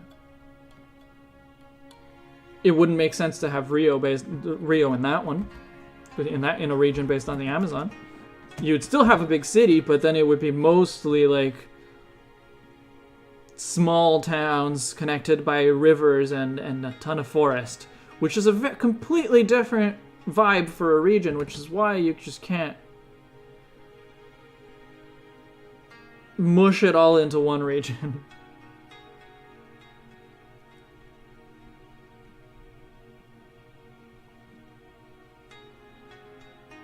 It means compatriot. Oh, okay. And you are Greek. Okay.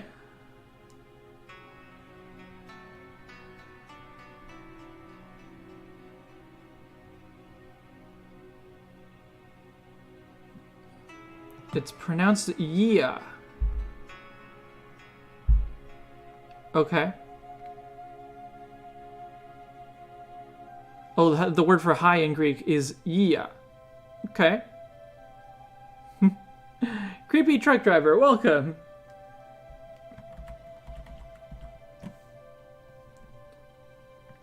Alright, happy with how that Dusclops looks.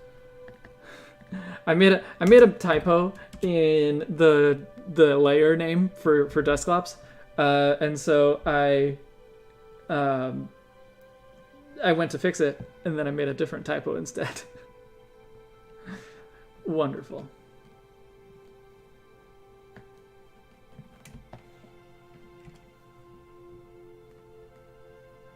And maybe I do need the landscape back. I'll just put it like at a even lower opacity than everything else. Just need to know where it is.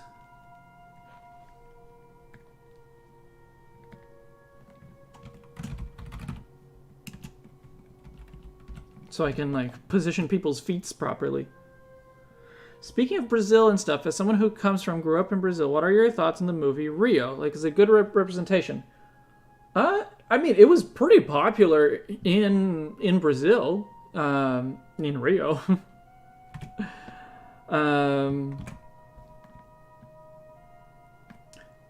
I think the only like problem with it is that it's a very like touristy representation, but like it's not that it's wrong, it's just incomplete.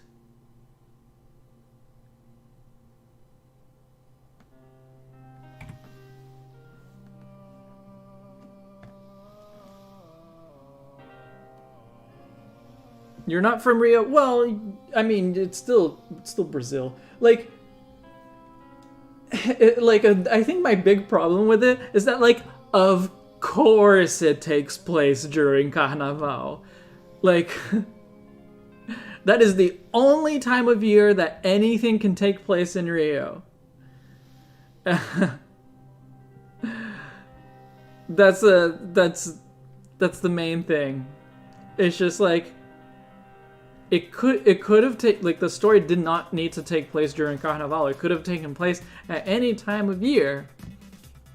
But then you wouldn't have people parading and partying in the streets, and like that's what everyone associates with Rio and with Brazil, so yeah.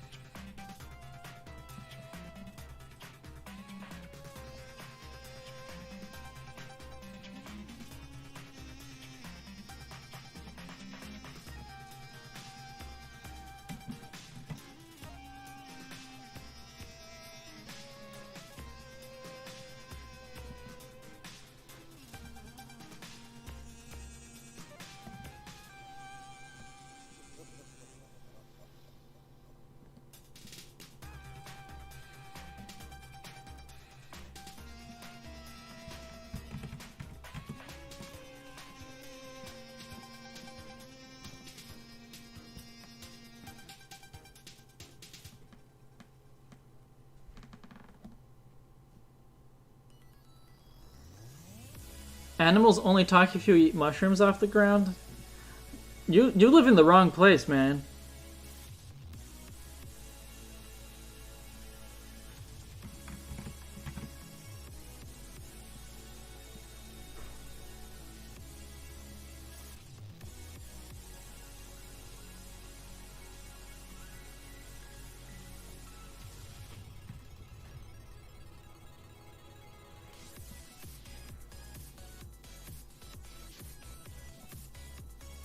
I do remember, I did enjoy the movie Rio, though, just to be clear. And there was an actual Brazilian who was the director or some other kind of higher up in the production. So, like, yeah, like, it's not bad. It's just,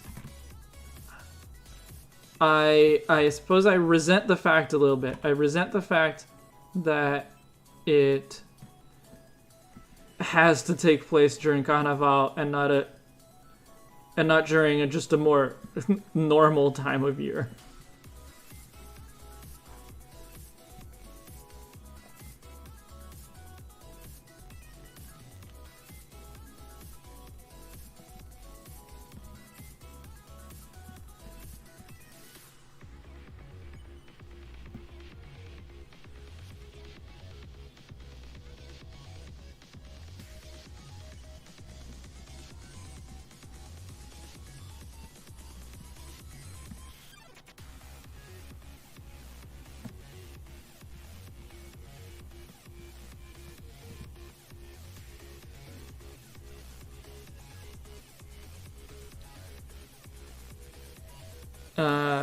How big was Rebelde Way? I've never heard of that, so I don't know.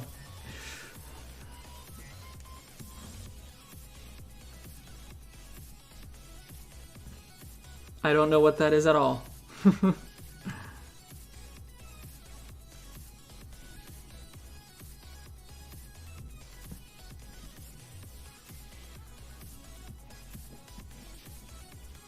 Just like people in Seattle only work out of Starbucks and use Windows computers while listening to Nirvana.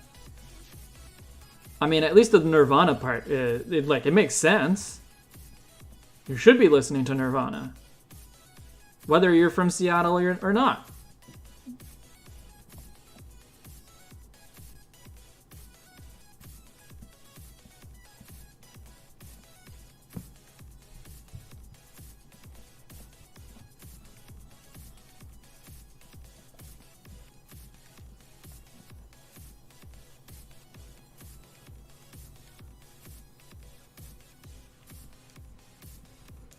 A lot of movies take place during different festivals and stuff from the country the movie takes place in, like how Coco takes place during Dia de los Muertos.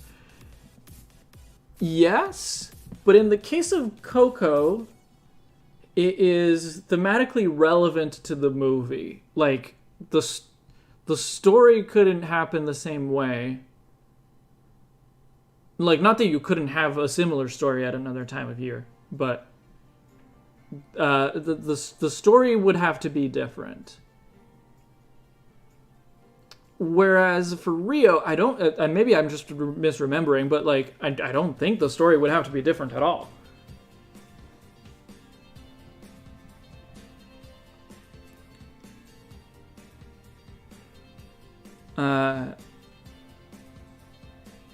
You love Nirvana, don't get me wrong, but not everyone from Seattle listens to only grunge rock. Well, then there's clearly something wrong with some of the people from Seattle. Not everyone from Seattle, but with some. Rebelde Way, a boarding school for rich Brazilians in Buenos Aires that makes a band.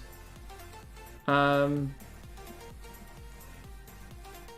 never heard of it, but I've been living in Canada for 13 years, so if it's something more recent than that, it's possible that it made its way there, and I just don't know because I'm not there.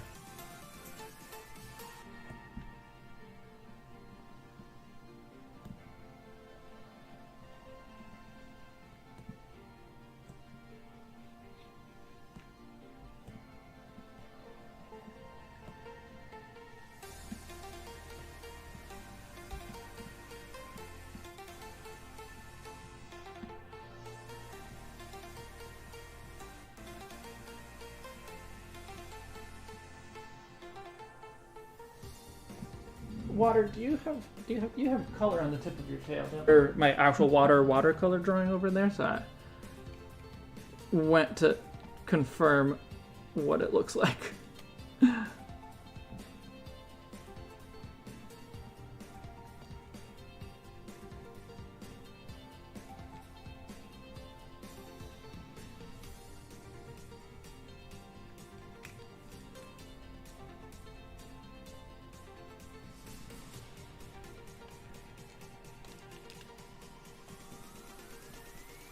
Teenage soap opera.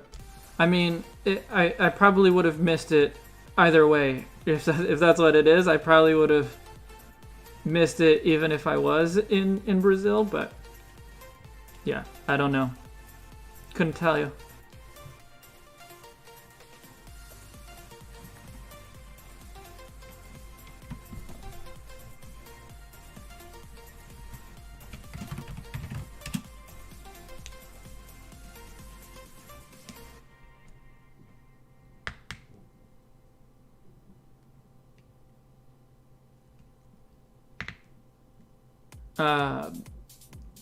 How do you feel about watching videos at 2x speed? I have never tried it.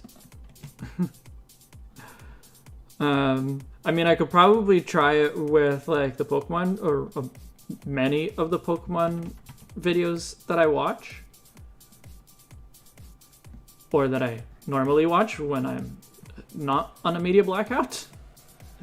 But I watch a lot of edutube, and it's things that I need to be properly paying attention to in order to like actually like process what's going on, and so it doesn't it doesn't seem like it would be a good idea for a lot of the content that I watch. As for like other people watching my content on a 2x speed, I don't. It probably has an effect on like my watch time statistics, but other than that, I don't think it has much of an effect. So.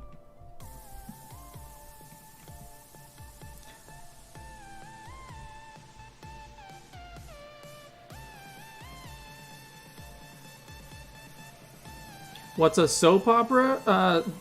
Soap opera is novella, basically.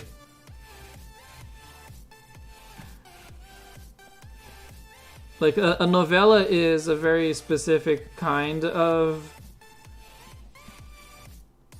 Like they are similar. They are different, but they are similar. Yeah. The thing is that soap operas often have very long running or very long runs, whereas novellas are often fairly short, like relatively speaking.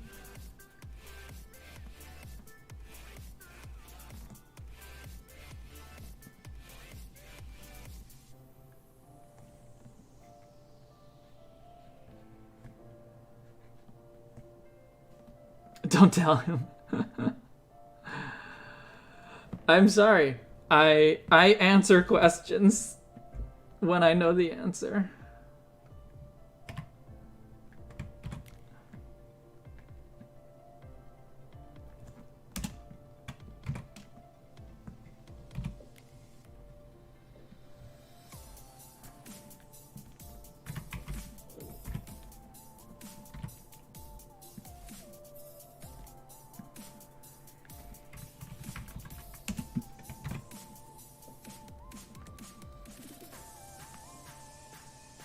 I would watch a soap opera about opera singers made out of soap.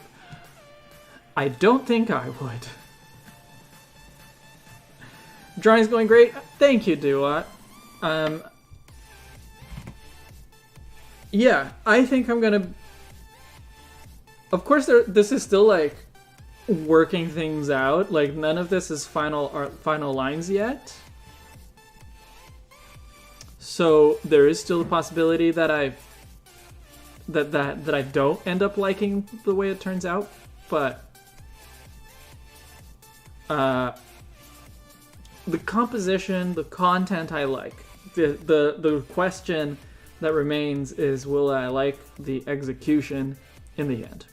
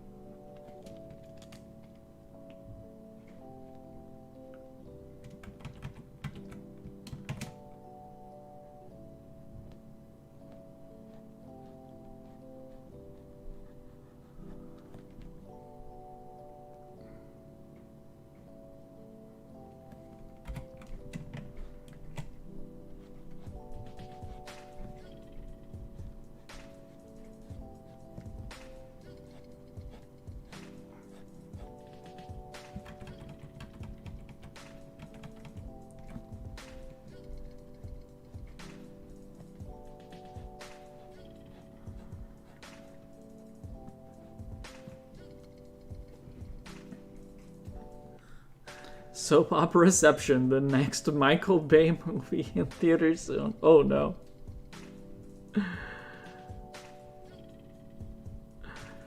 Watch out for the feet of the bottom right one. Looks like it's not on the ground really. The back legs looks bigger too. If you mean water, I'm not too worried about like perspective things.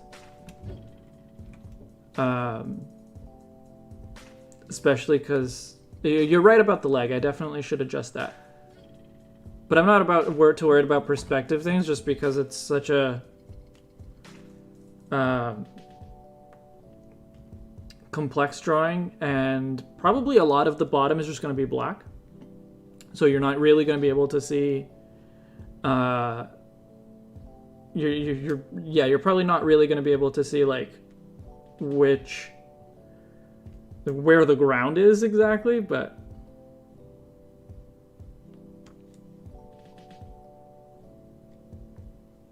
Aiden, are you okay?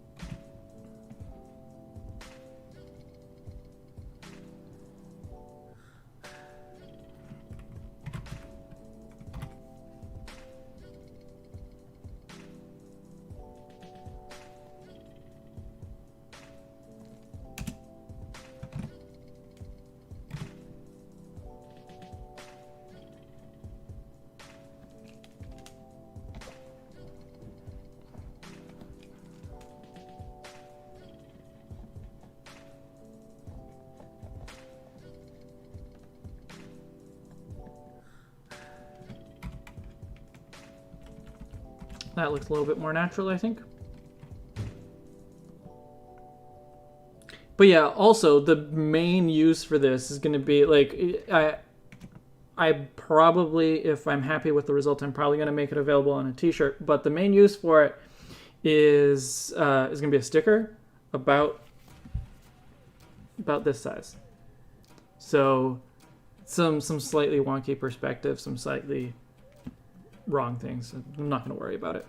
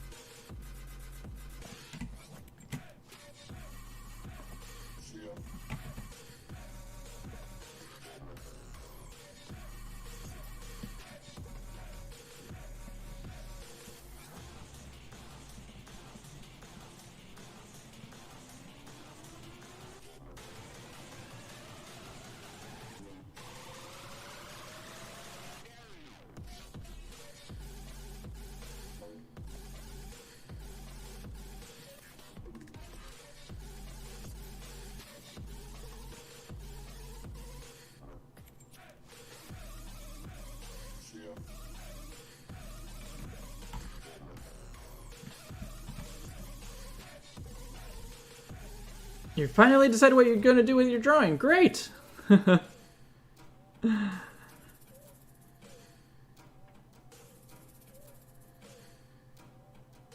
Wait, there's a daddy longlegs that isn't a spider? I have no idea. I have no idea what that is. I know the daddy longlegs spider. I don't know a daddy longlegs that isn't a spider.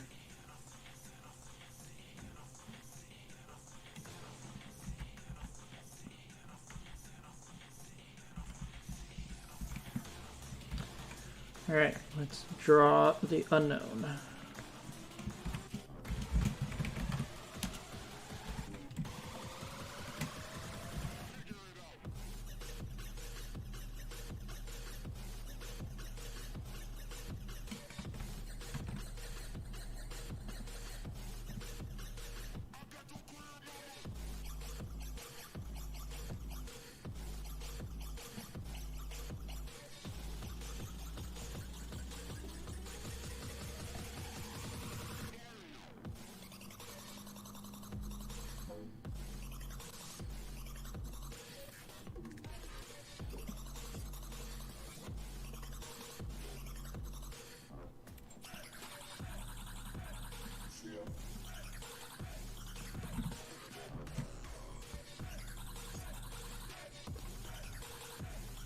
You think, oh, a crane fly.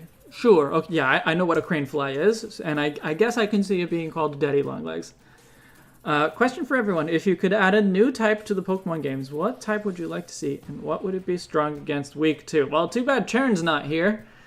Charon would be all over that question. I don't know that I would really add anything, to be honest.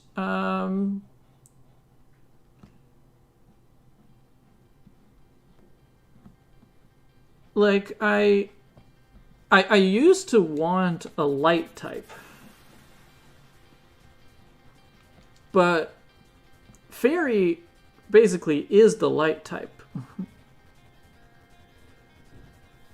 So there you have it. The type I wanted it exists, just not in the form that I wanted as a kid, but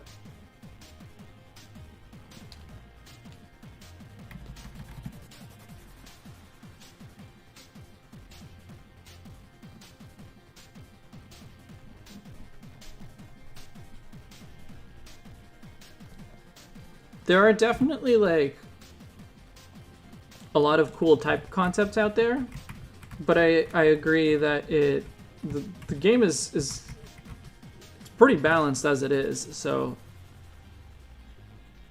I don't know that we need more types.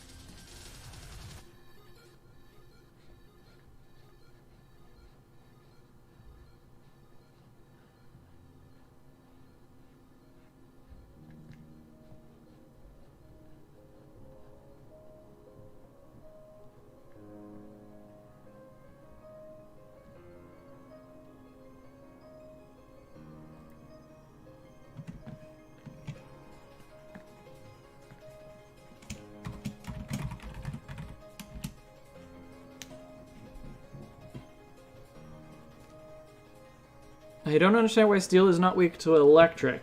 That's a good question, because it's weird that it's not weak to electric when water is. And presumably it's because water conducts electricity. But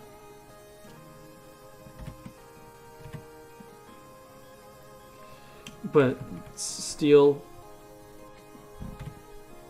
metals in general, I guess, do a better job of it.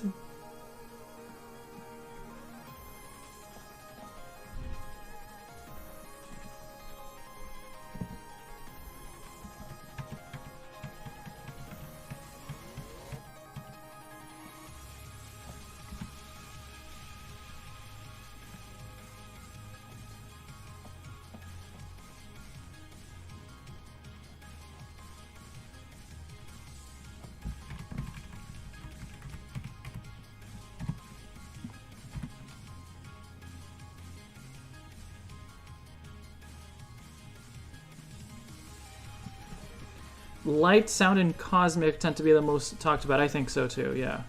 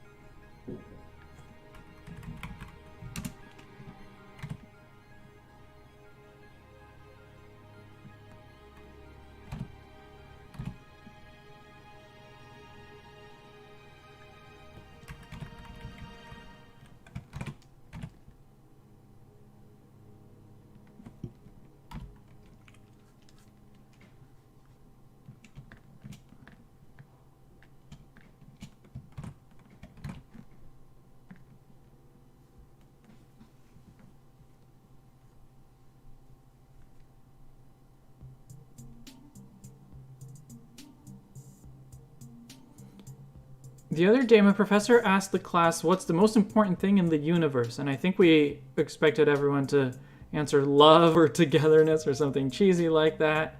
You can imagine his surprise when I answered food. Food is a good one. Food type. I mean, there are a lot of food Pokemon, so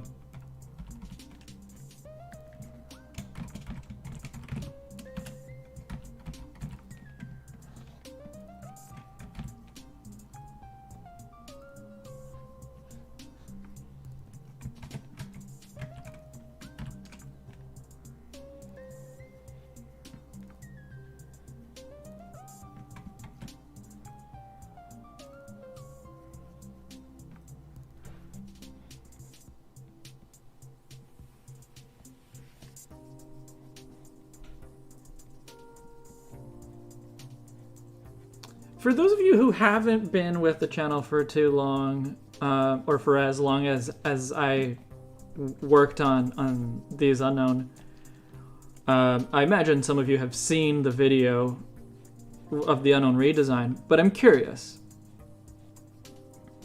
Do you recognize all of these Unknown designs? Like, do you recognize what Pokemon they're based on?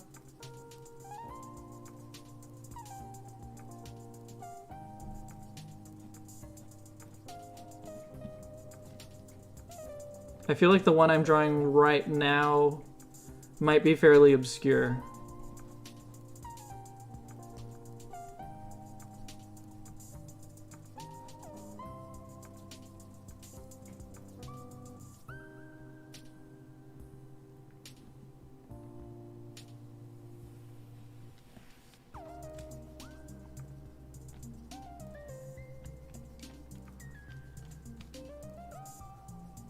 Torterra, you're correct. Yeah, this one is Torterra.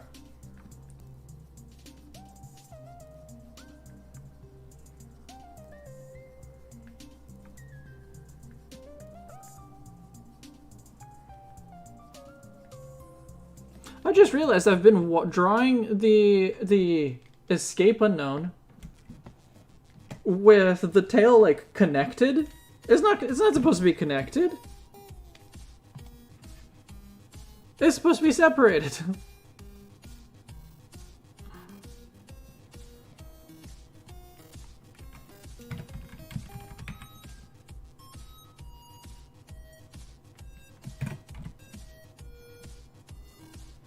And like I have it right here. I have it on my other screen right here. It's open right now.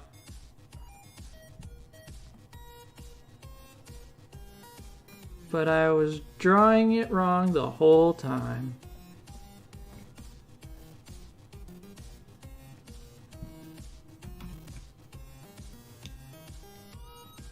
Cannot tell, but we'll check your past videos. So Torterra is the best one. Torterra, I think, is the one that's most successful in really simplifying a complex Pokemon. So I really like the Torterra one.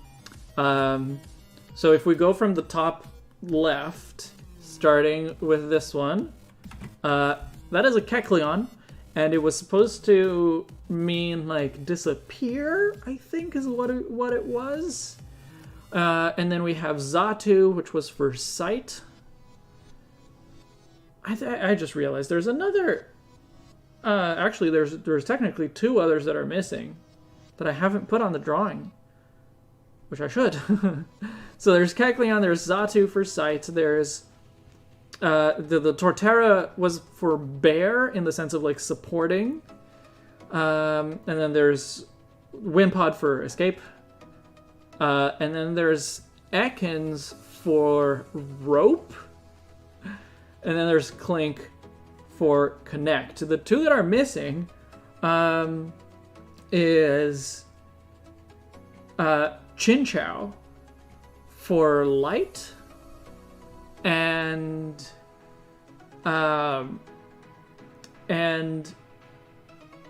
Roggenrola for stone.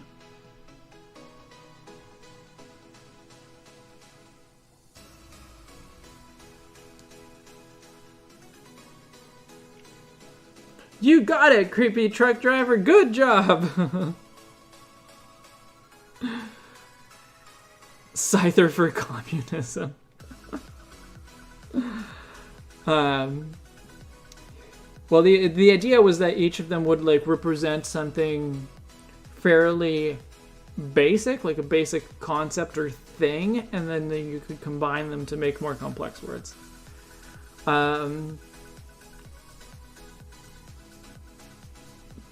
But yeah, I'm missing the Roggenrola one, which I wasn't really planning on doing, but I could add it.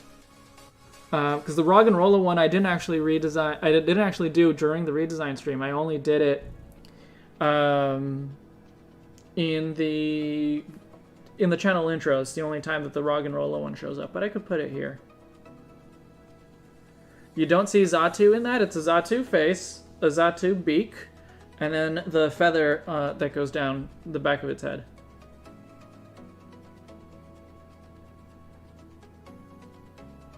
May I ask who number 1 is? If you mean the one on the top left, that's Kekleon for disappear. But yeah, I'm going to add the other 2. I'm just going to draw the ones that are already here first, but I am going to add the other 2.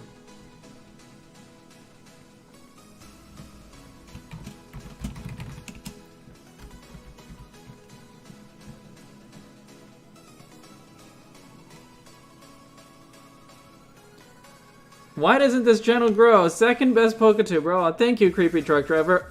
The reason I don't grow is because I don't make videos for the masses. I'm pretty sure that's the main reason. But the last few days, actually, or the last week or so, it's been really weird. Every time I publish a video, I lose subscribers. And then I gain subscribers back like the next day or something like that, and I'm, you know, either the next day or the day after or something like that, I'm back to where I was before the video came out. But yeah, I seem to lose the subscribers every time I publish a new video.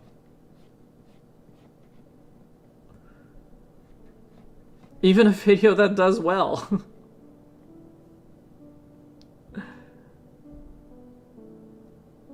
Toby brought you here. Toby's great. I would not be here without Toby. I have a lot to thank him for. So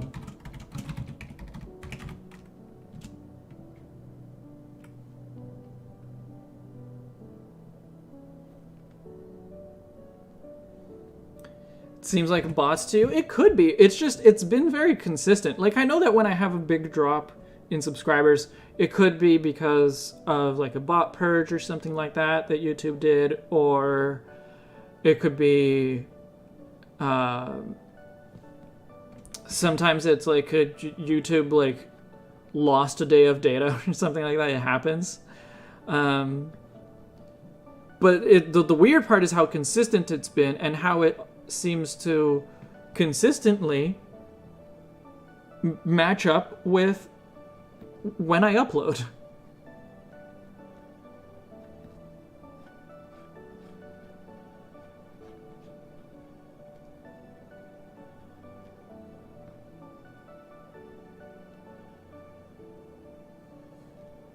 Ball Guy is the best PokeTuber. Ball Guy would probably be a pretty successful PokeTuber, to be honest.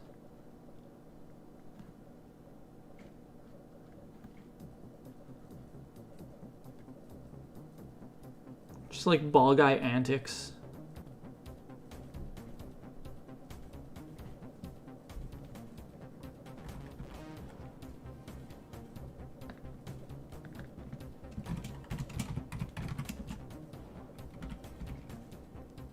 I don't have the Roggenrola unknown with me. Okay, maybe I know where to look for it, but I'll do the Chinchou one first. It's kind of a boring one, but I'll include it. Let's have the whole gang, all of the unknown that I designed.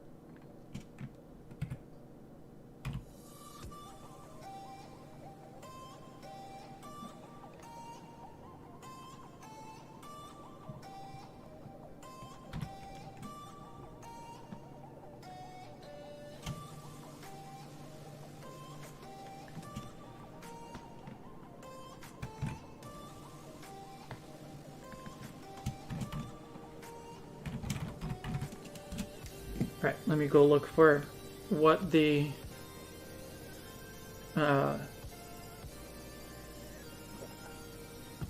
rock and roller one looks like. I'm pretty sure it just like has like legs and a thing on its head. I'm pretty sure that's all it is.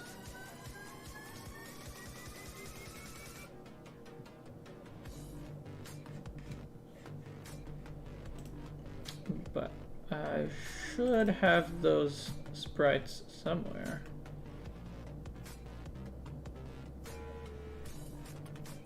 Oh, I might not have them like saved separately, which would mean I can't really look at them at the moment.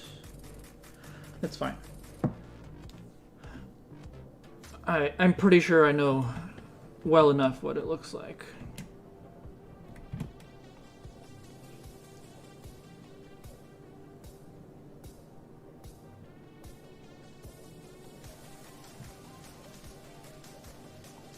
Especially because the one that I have is made in sprite form, and so it wouldn't be super detailed anyway. Yep, that's all I need. So now let's reposition them a little bit and maybe adjust their size as well a little.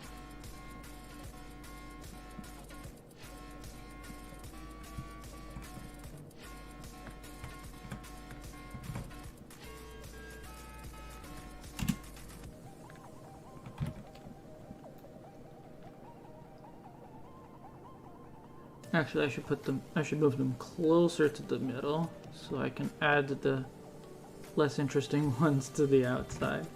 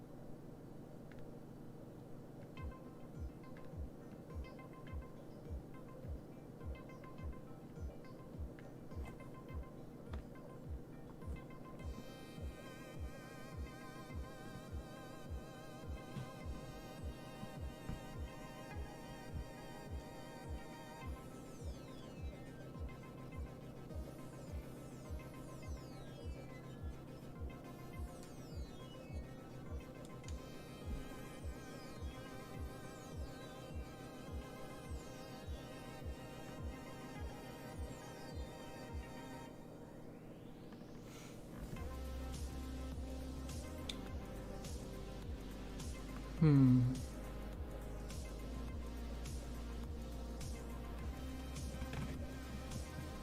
gonna make all of them a tiny bit smaller so I have a little bit more flexibility with their placement.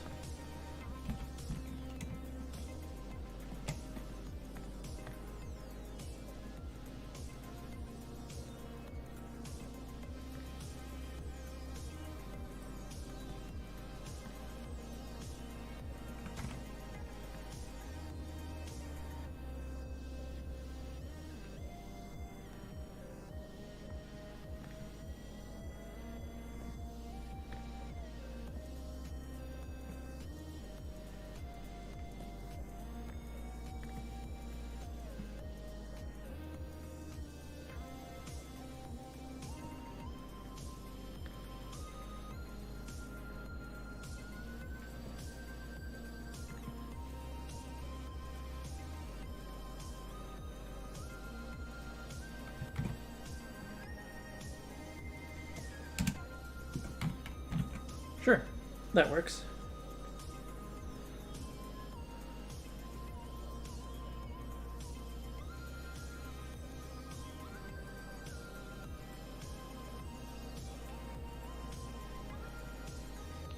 I think one of my earliest interactions with you was on a video about shiny Pokemon. Remember talking about my shiny Pokemon in the comments, and I think the video was about all of your shiny Pokemon that you had caught through the ages. I did one like that very early on. So yeah, could be. You really like my new type chart. You rewatch it often. With some tweaking, it can turn out for great Pokemon clone indie fame. I mean, I made it for Pokemon. I suppose it could work in a different context as well. Someone was actually trying to program that into a ROM hack one time. But I think they were having problems with their ROM hack crashing. So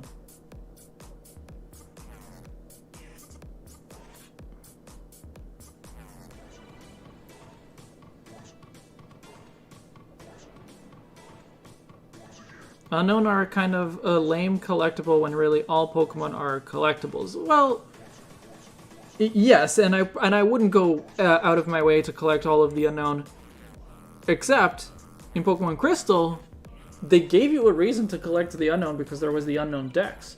So obviously you might want to like just complete the Unknown Dex, but there was also there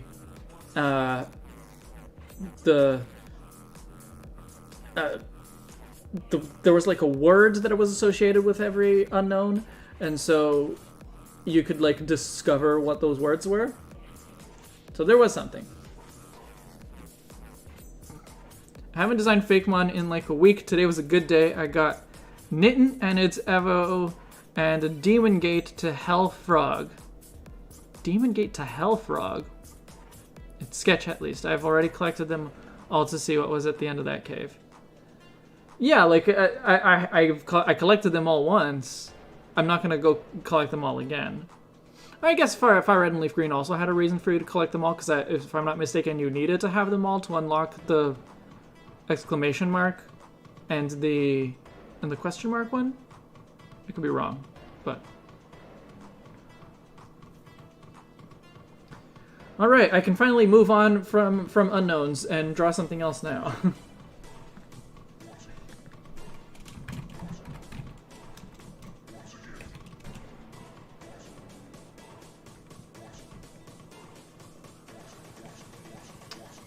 Let's draw the landscape first.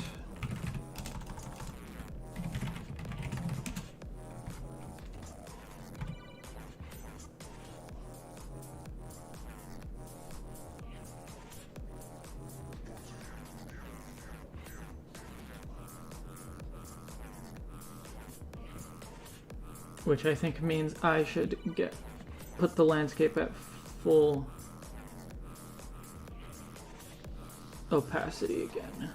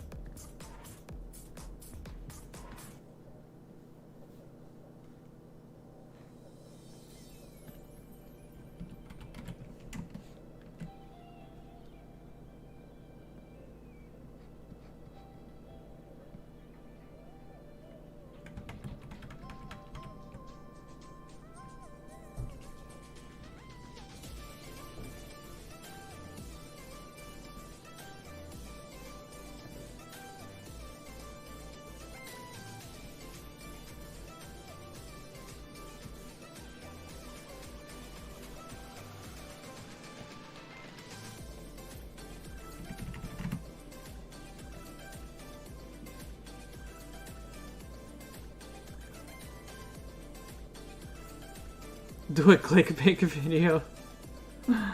I mean, I've done some like clickbaity things, but that's the thing. That's the reason I don't grow, is because I refuse to do that stuff.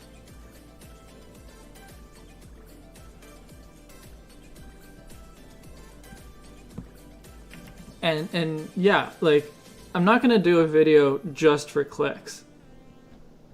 Because that's not the type of stuff I want to watch, and I don't want to make videos that I don't want to watch.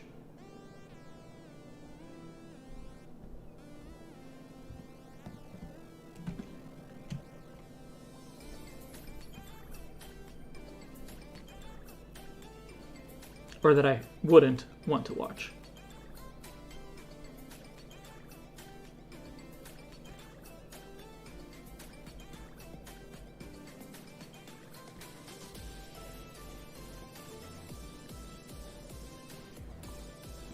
Maybe you also need them all to get exclamation mark and question mark and heart, gold, and soul silver. I don't know for sure if they are even. I mean, they are programmed in, but are they catchable? I don't know. No, I've never made a clickbait video. I've tried making clickbaity thumbnails and titles and stuff, but the videos themselves, no, not so much.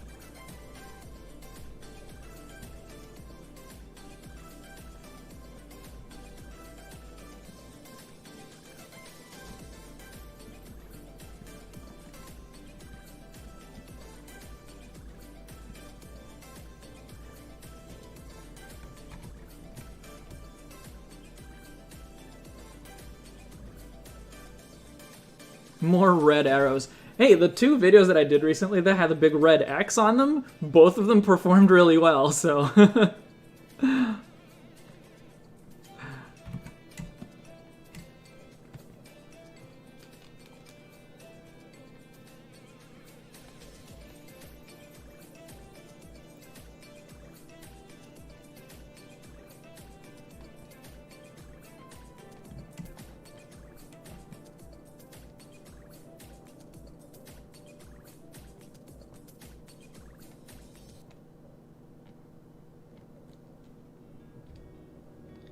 Loved the language series, really hit your nerd zone. That's good. I was very happy with it. I still am very happy with it.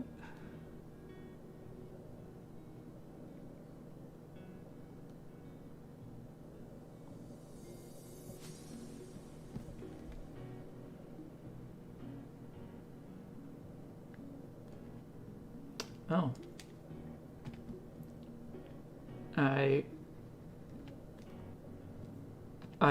Because I was trying to redraw the landscape as the mountains as I was redrawing them now. I was trying to do them in a slightly different shape so that it wouldn't be exactly the same on both sides. But then I realized that I wasn't having the cloud go in front of one of the peaks, which is something that I wanted from before, so let's redo that.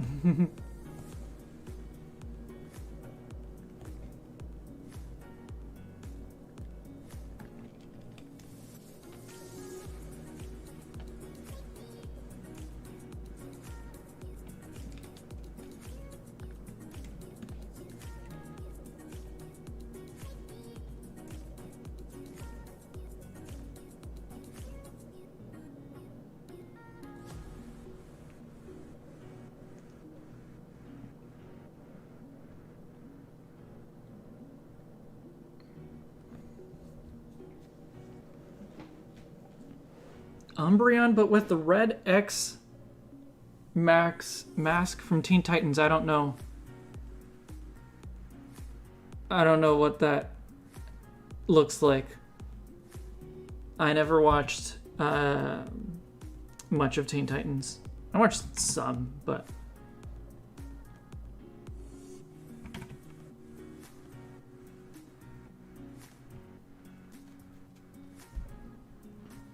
Bye, creepy truck driver. I'm guessing you're leaving. That was a very sudden bye, but I'm guessing you were leaving, so thank you for hanging out with us. Unless I'm misunderstanding, and actually you did not leave and you were saying bye to someone else that I missed.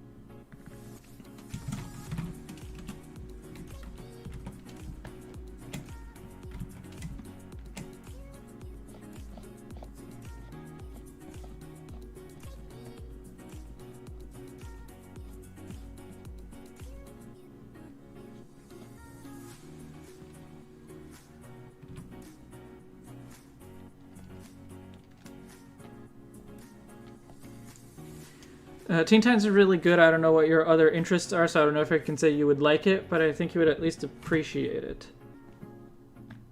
I mean, I like superheroes, so...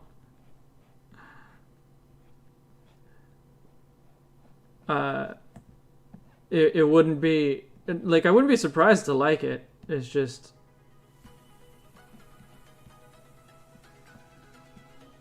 I think by the time it came out, or by the time I would have been able to watch it, I was a bit older than the target audience. Or I just didn't have time to watch cartoons as much anymore. But yeah, it seemed like something that was not aimed at me. I don't know.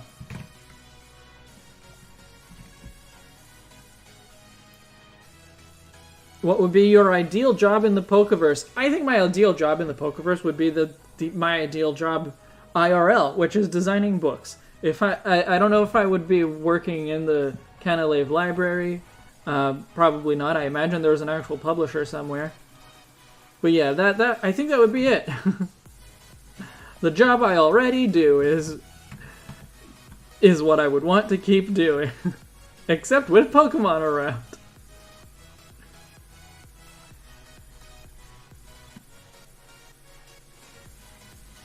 I would want to get books designed that to be in the Canalave library, I suppose.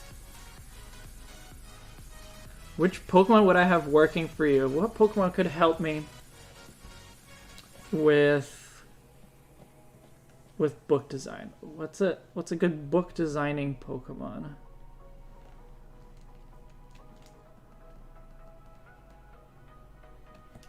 I mean, I think I would just want like a pet. Like a pet Pokemon. I think that's all it would be.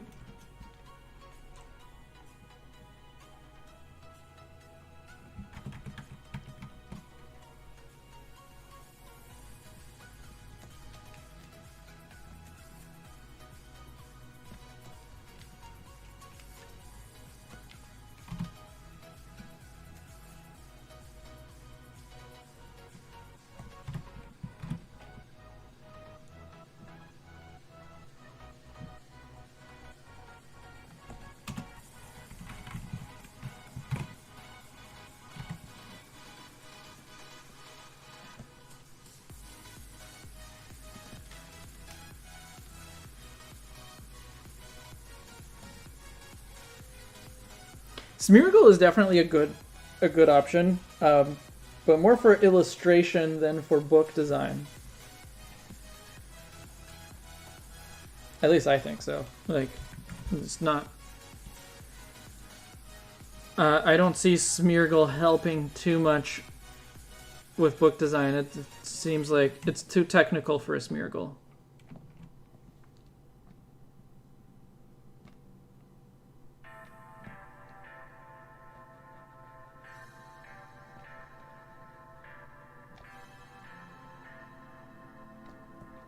But Smeargle would probably be a good one to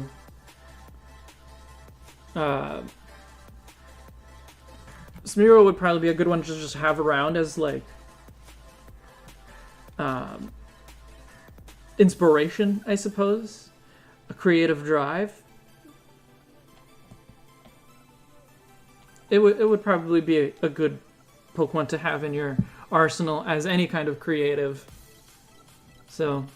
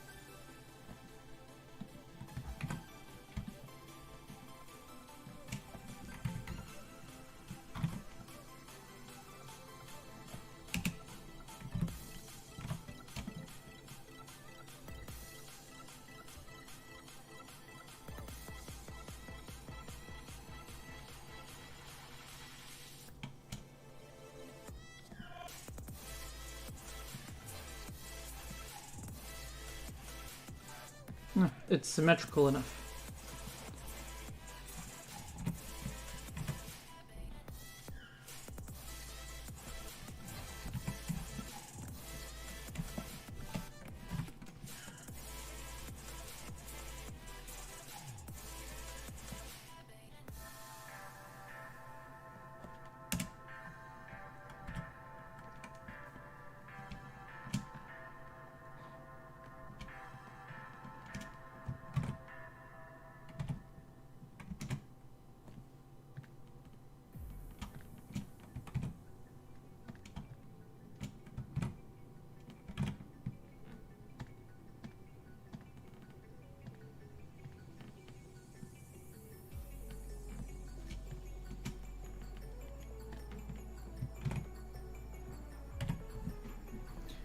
Bye, Aiden.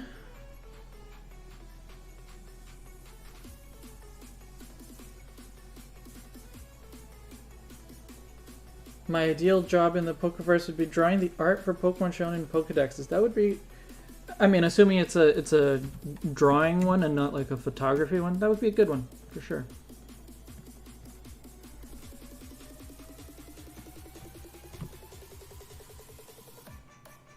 I mean, photographing Pokemon for the Pokedex would be pretty cool too, to be clear.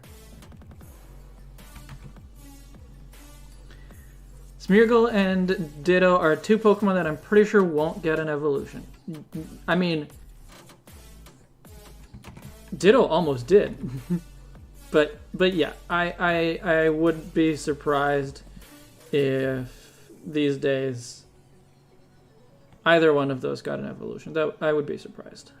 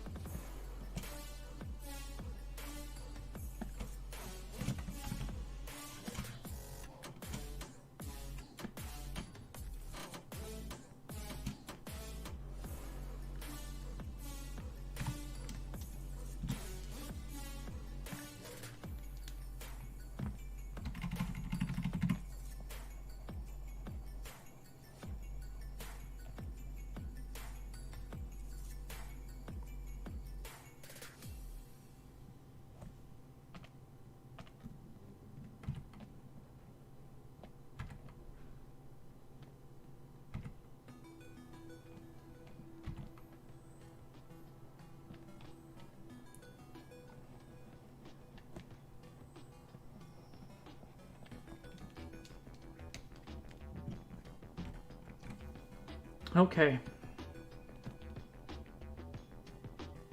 I think everything is finalized, which means it's time to do the final lines.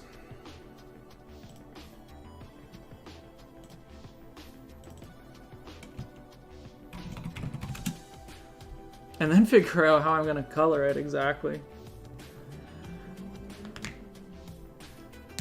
I think my ideal job in the Pokemon universe would be studying myths and legends, which is already something I'm very interested in IRL, but yeah. Would probably be fascinated by Unknown and their connection to Arceus. Fair. They are pretty fascinating.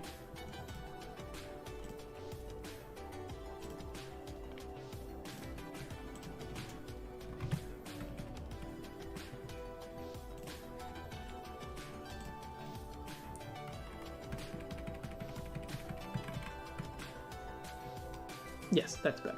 Okay.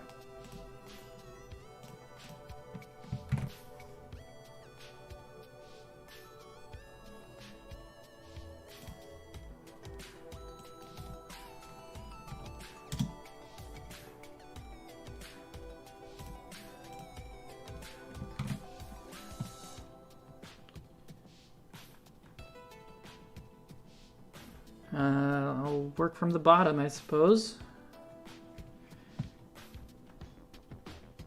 No. I guess I should still make do all of the line work on separate layers, but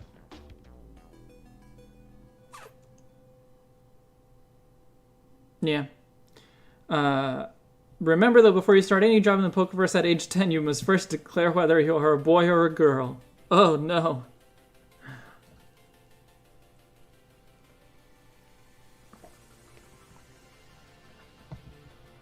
In the Pokemon world, they do seem to have figured out how to create life, and not just by reproducing.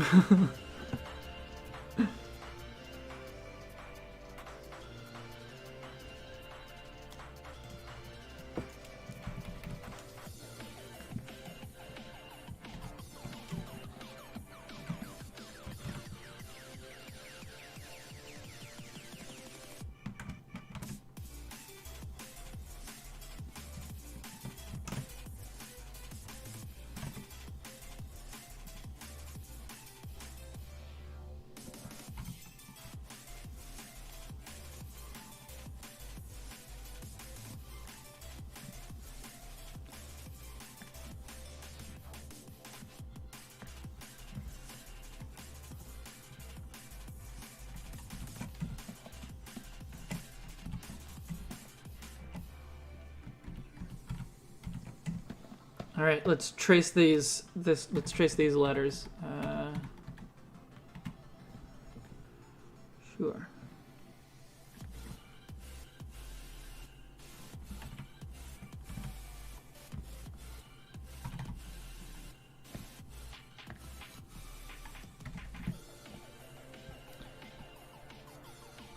I have no idea how that egg got there. Yeah, I mean, that is definitely... That does seem to be how it works at the nurseries. They have figured out how to create life. They have even figured out how to make Pokemon, but they have not figured out where Pokemon eggs come from.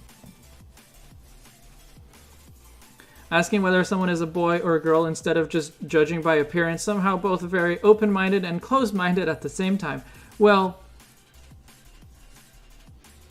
I mean, yes, but the not judging by appearance, that only works if you assume, or like if you project that question onto what, you know, the professors would actually ask. Which, sure, but not necessarily. Right? Like, it's, that, like, if you want to take it at face value and see where that takes you, be my guest. But at the same time, it's probably just a gameplay thing, right?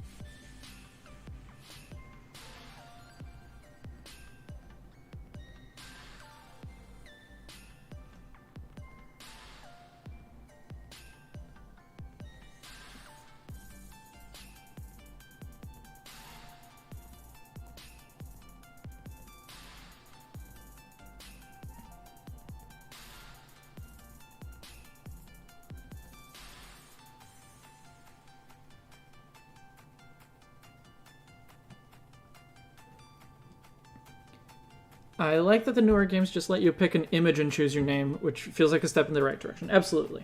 Absolutely. Yeah, they already stopped asking whether you're a boy or a girl. Now they need to stop still making you choose between being a boy and a girl. Like, I would be so happy if I could get the girl character to wear some of the boy clothes, or get the boy character to wear some of the girl clothes. Like,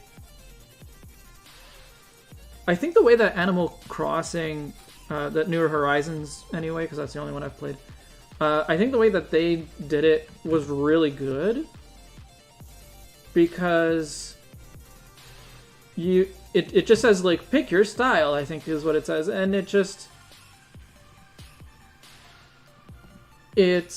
a few more masculine styles, a few more feminine styles, but and there's like differences in skin tone and such. But once you are in the game, you can literally wear whatever.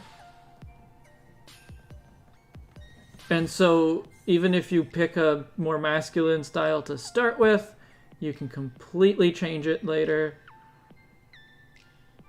You can completely change your hair, right? You can change everything. So I really like the way they did that.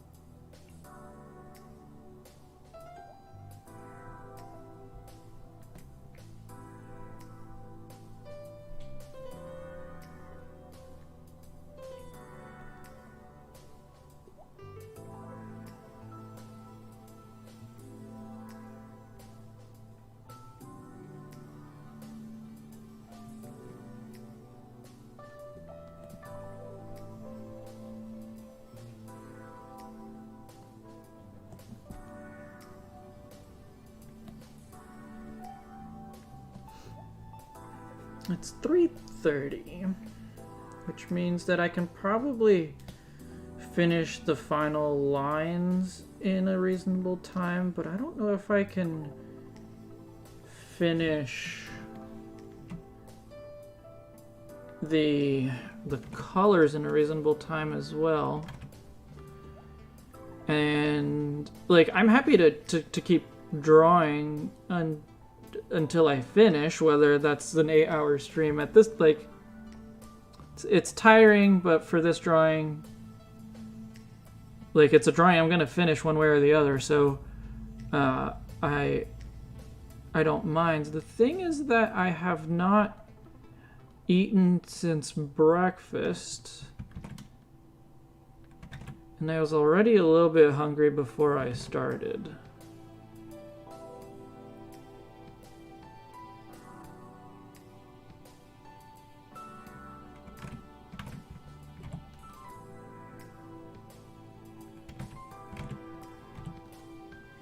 Just remember to drink water and stretch. Well, water I've been drinking. I have not been stretching. But I don't think I ever stretched when I was sitting for very long. Like, working for 8 hours on a chair. I don't think I ever stretched for that. I did recently convert my work desk to a standing desk, and so I've been stretching a lot during the day.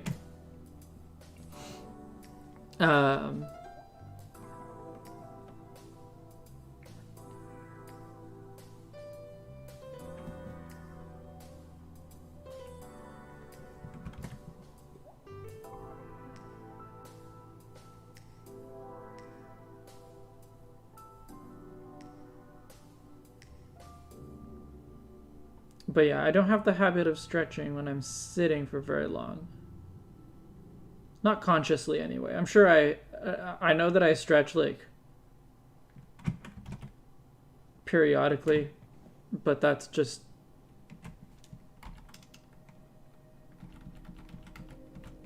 That is, not a habit, it's just a reflex, I suppose.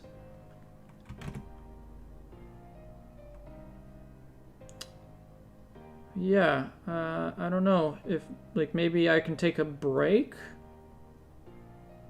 I don't have, like, a be right back screen, though.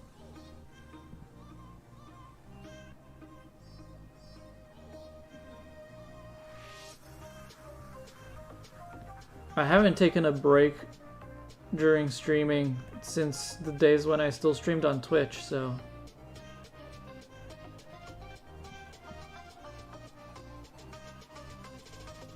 But yeah, I could like take a break to eat something and then come back to finish this, but...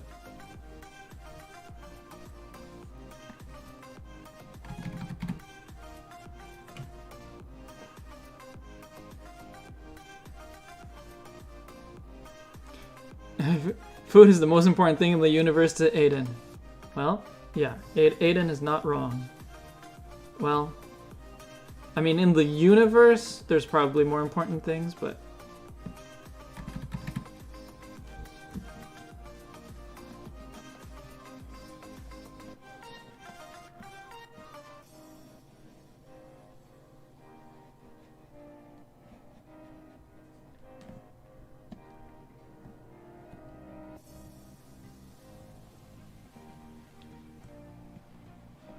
I'm just trying to think of like how exactly I can take a break. Because I don't want to just like... I guess I could just turn off my camera so that you guys don't have to watch me eat. But and turn off my microphone. But other than that, just leave it up. Pause the recording so that I don't have so long of nothing recorded, but... Yeah, I guess that might be what I do. I'll finish the lines first, though.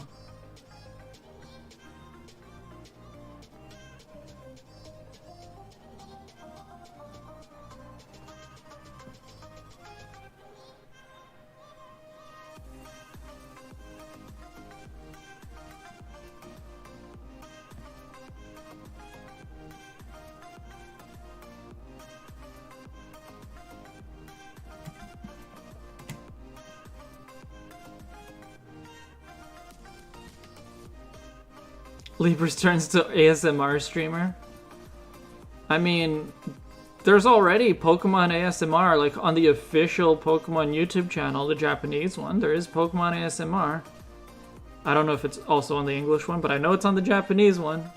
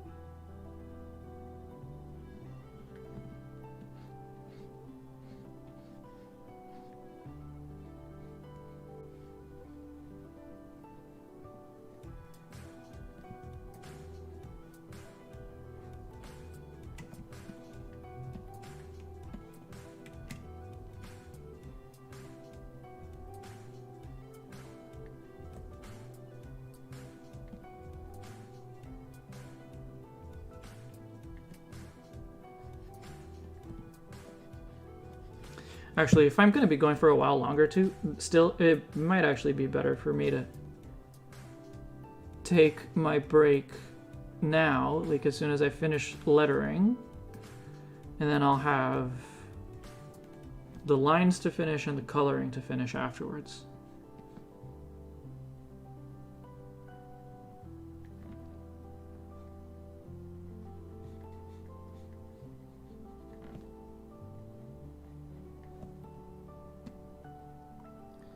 Sadly, I have work early tomorrow morning, and it's 11:30 p.m. here, so it's probably best that I head to bed. Been great chatting with you all, though. I'll try to stop by for another stream soon. Sounds good. I stream every other week, more or less. Usually second and last Saturday of every month, and then there's also gaming streams on Wednesdays every week. All right, I did a good job tracing all of that text. Nobody is going to be able to tell that it was hand lettered except for me, but that's okay. I like the way it looks, so that's what matters. Thank you for the great content as always. I look forward to seeing the finished product soon. Take care, everyone. All right, good night, Freebird Nerd. I'm gonna take my break now, and I'm gonna make a speed paint of this as well. It'll be a good way to promote the fact that, you know, the product is out there. So I'm not sure if it'll be out already on this Monday or if it'll be another Monday, but I'll post a speed paint of this pretty soon. All right, so I'm going to stop recording. I'm going to stay streaming, but I'm going to turn my microphone and my camera off, and you can expect me back in about 15 to 20 minutes. Here, I'll put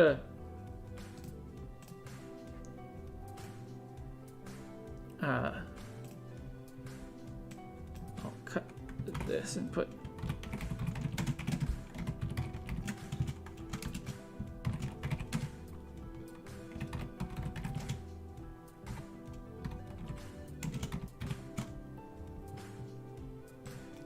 try not to leave a typo in there. Try not to make a different typo there. Starting your break just in time. Yeah, I'm also starting my break now, Indigo. Well, you can see where it's at.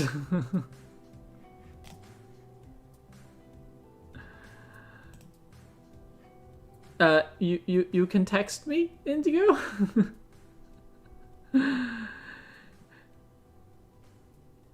Yeah, I'm gonna take a break because this is still gonna take a while, and I need to eat. So let me put my camera away, and I will turn my microphone off, and I'll see you guys pretty soon.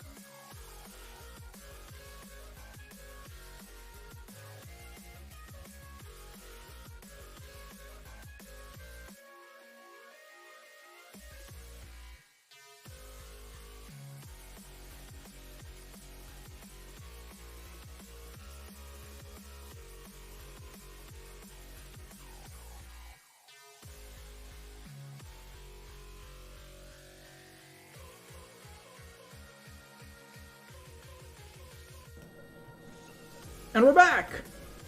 Hello! Thank you guys for sticking around, waiting for me. How are you guys doing? You passed the time okay without me?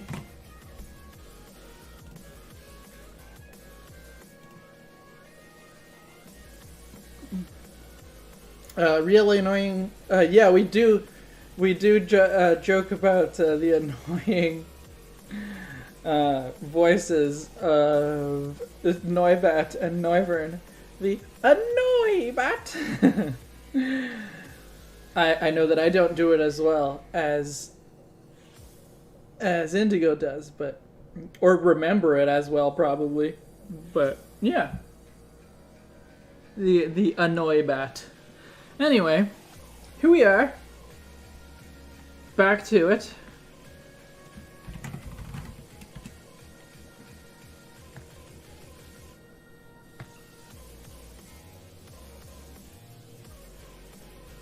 Annoying! Yeah, exactly.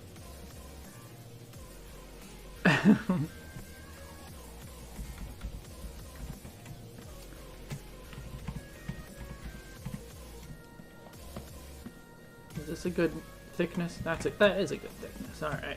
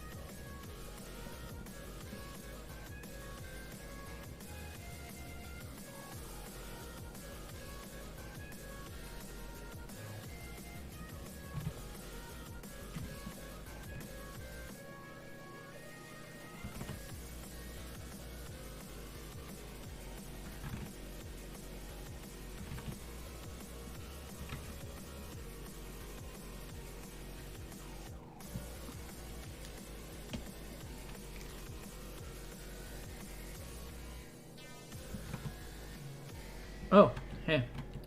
Hang on. Don't start drawing without recording me. There you go.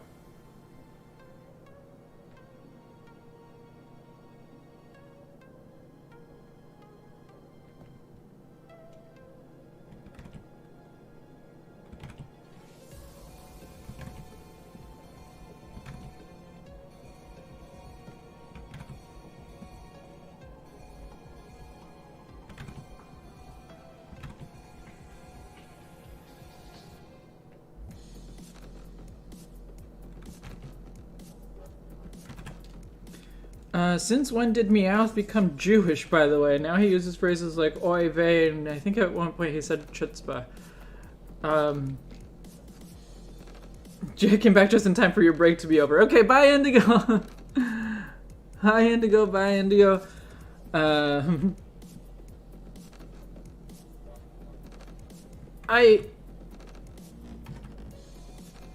I feel like he's had those phrases for a while, but I could be mistaken.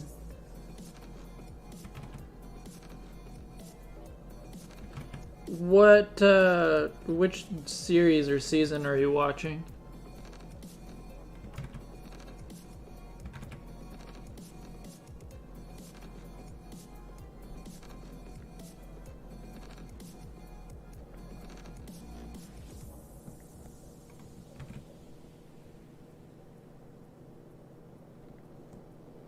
Yeah, oy vey I think is fairly common. Whether or not someone is Jewish. At least I've certainly heard it from non-Jewish people, but...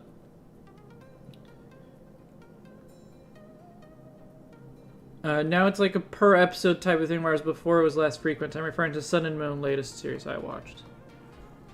Okay.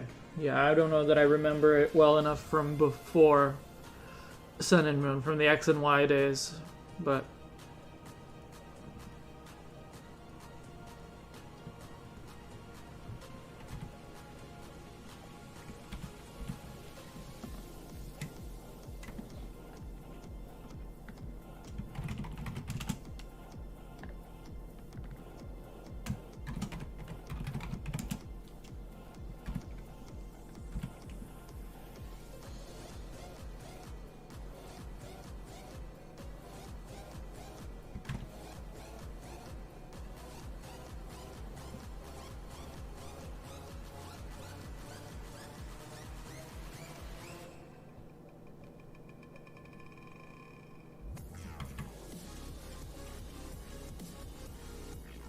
Did I just hear Libra say "vey"? Not. I mean, I'm guessing you mean the Brazilian slang, which I've never really said. Even when I lived in Brazil, that "vey" never.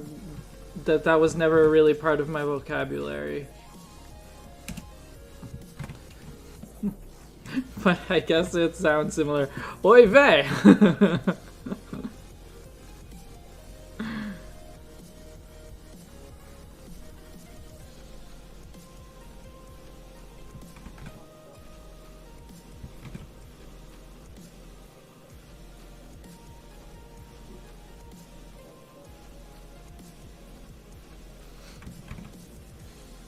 You weren't really paying attention to the conversation, yeah, okay.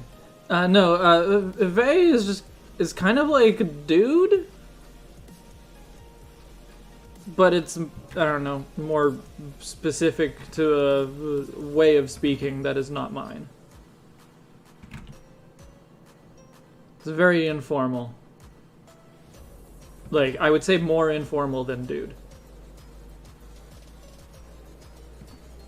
But that's all it means.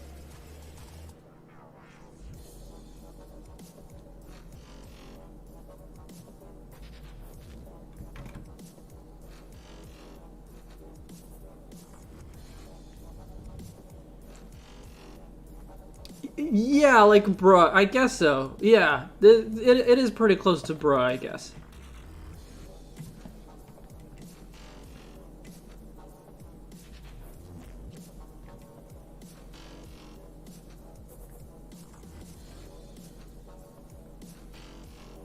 You don't think so?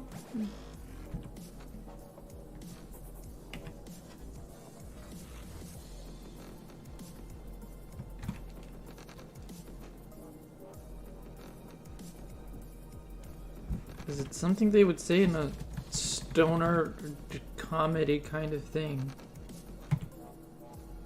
I don't know.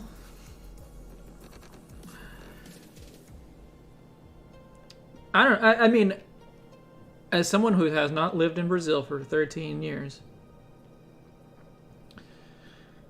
I associate it more with like surfer culture talk. I could be totally wrong, but that's what I associate it with.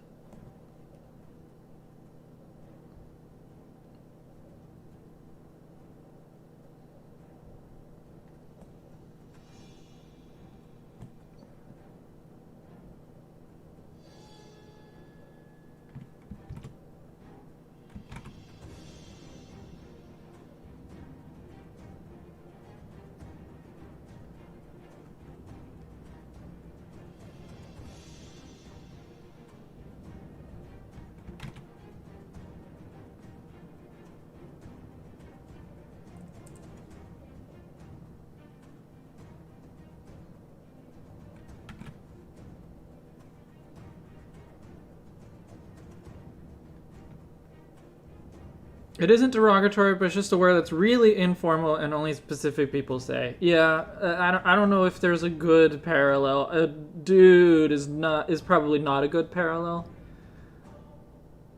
But yeah.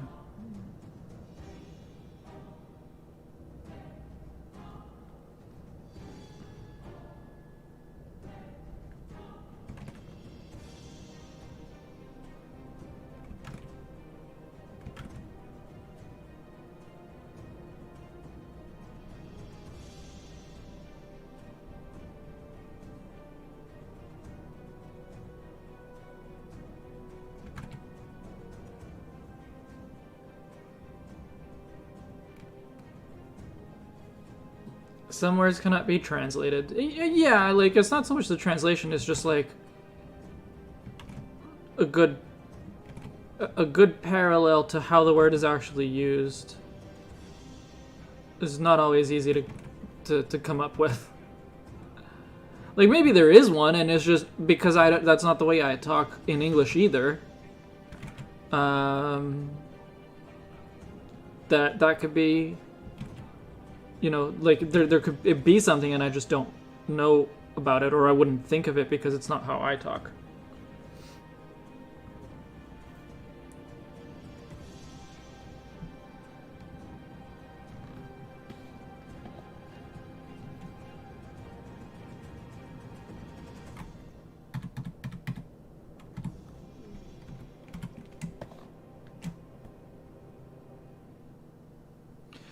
Should I give Umbreon a bit of an expression? Like maybe give it a smirk or something?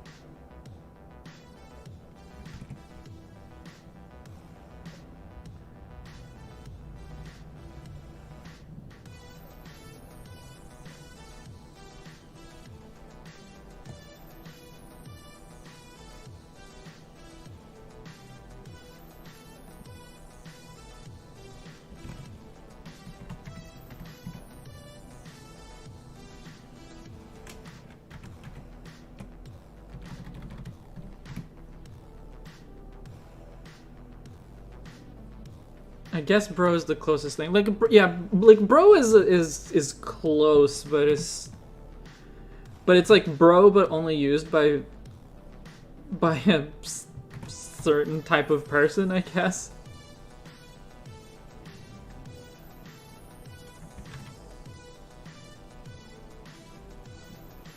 What do you think? With the smile or without the smile?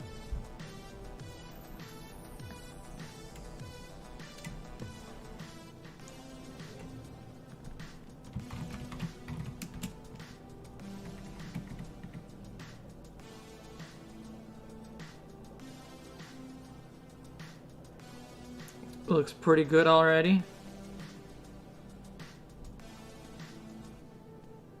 I guess you mean without the smile, it still looks pretty good.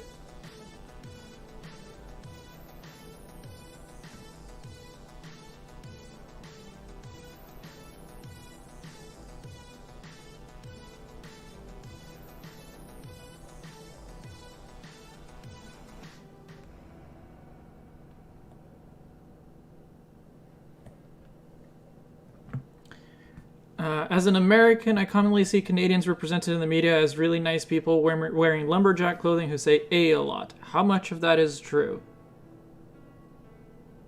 I mean, it's the stereotype for a reason, but I'd say it's more of a stereotype of the east coast of Canada, so like, well, not necessarily east coast, but the east side of Canada. So like, you're describing like a Torontonian, basically. Not that the people here aren't also nice. But there's a lot of like Canadian stereotypes, even stereotypes like not just about Canadians, but within Canada, that are like, oh, this is such a Canadian thing, and in fact, it's more of a Ontarioan thing or a Torontonian thing.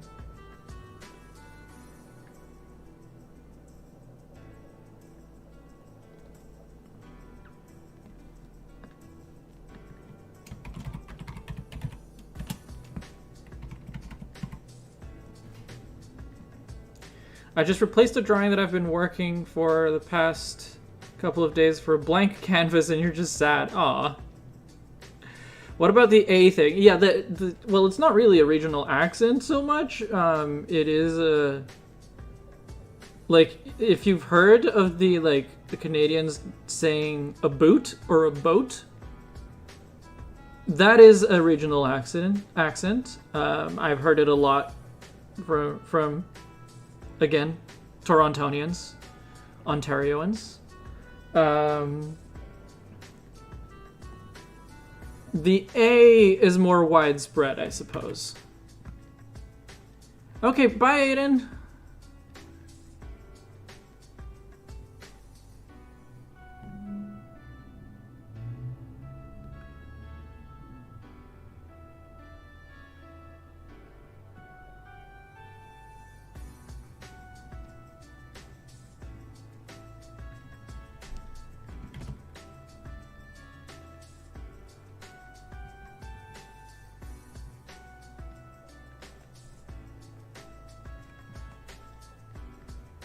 Is it a stereotype if it's good? No, stereotypes are not they're not derogatory by definition. It doesn't have to be derogatory. It's just not representative of the total of the whole picture.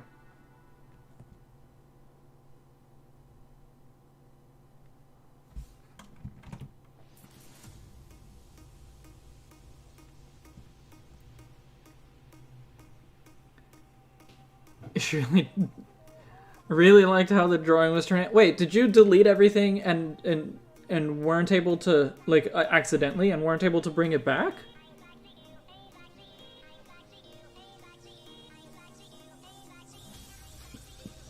Because that sounds terrible. That sounds like not a fun time.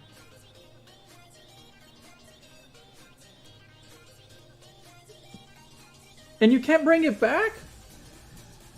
That's terrible. How do you delete something without being able to undo it? How does that happen? Ah.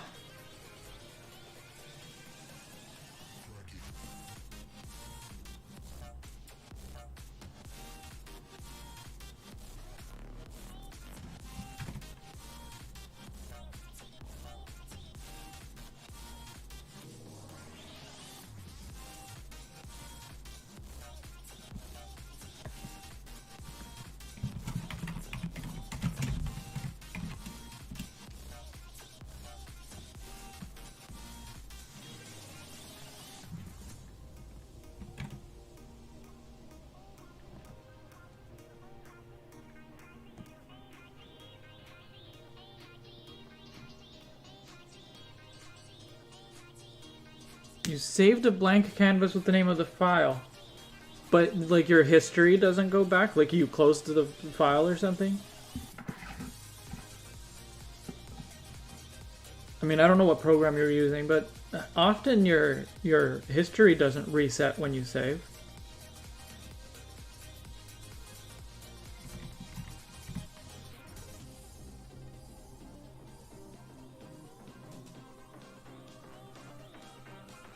I thought you were going to open it. Well, that's terrible. I'm sorry.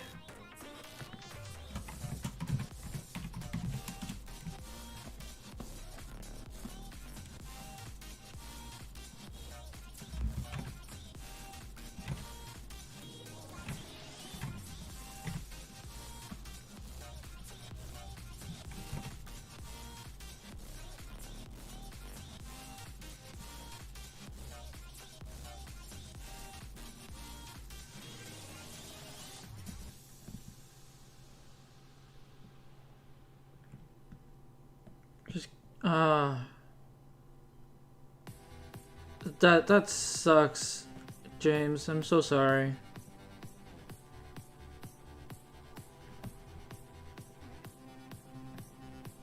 I guess at least you know what you were doing.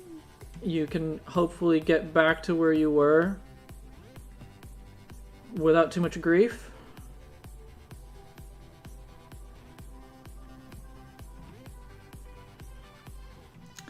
F's in the chat for James. Yep.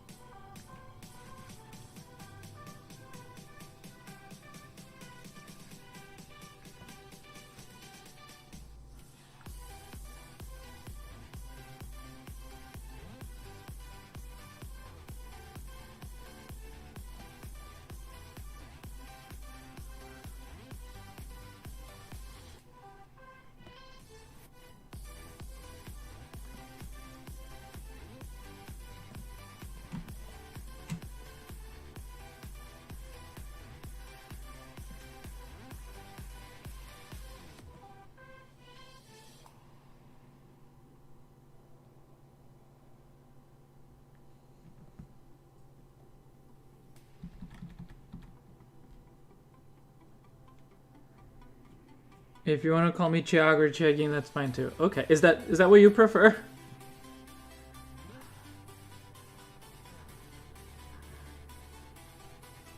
I tend to just call people by their usernames, even when I know what their names are. So.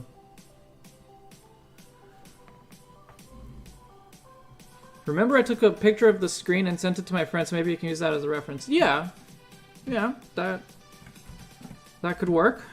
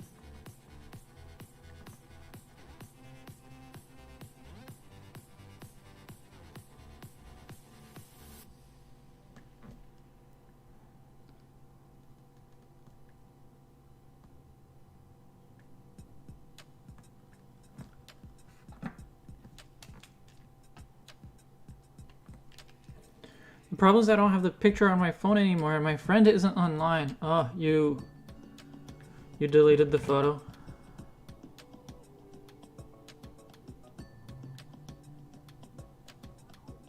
That is just like a series of unfortunate events, and I don't mean the book because, or the movie, or the series, whatever it was, because I have not read that or watched it. But yeah. That is just an actual series of unfortunate events.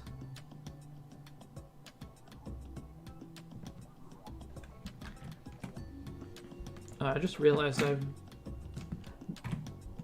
using a thinner brush than I meant to. You think you had to head to bed now? You need to get a lot of rest. I'm sick and it's late. Yes. Good night, Duat. And to get better.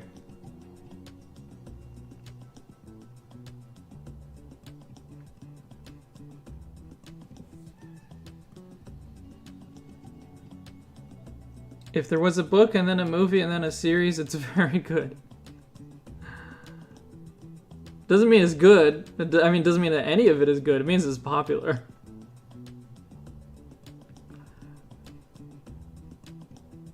I don't actually know if there was a movie though. There was a series.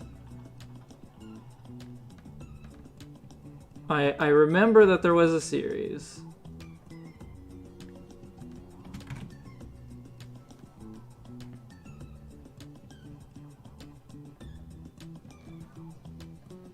Have a weird habit of deleting conversations with your friends. Okay. Oh, you didn't say if. You're right. There was a book, and then a movie, and then a series. It's very good. Okay.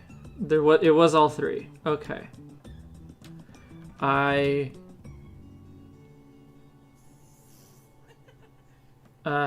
was after my time in the sense of like me being interested in books of that genre.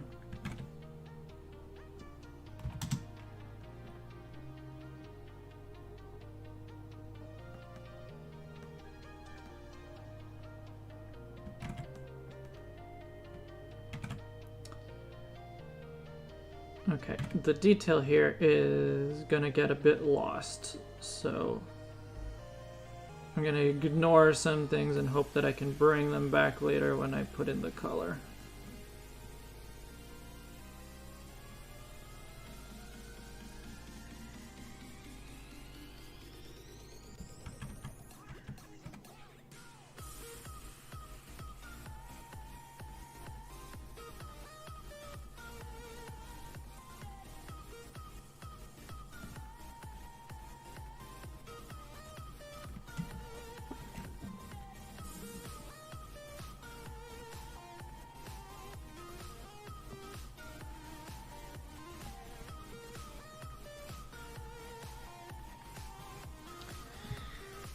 Okay, thanks, Duat. Have a good night. At least on the bright side, I can improve my character designs. Good way to think about it.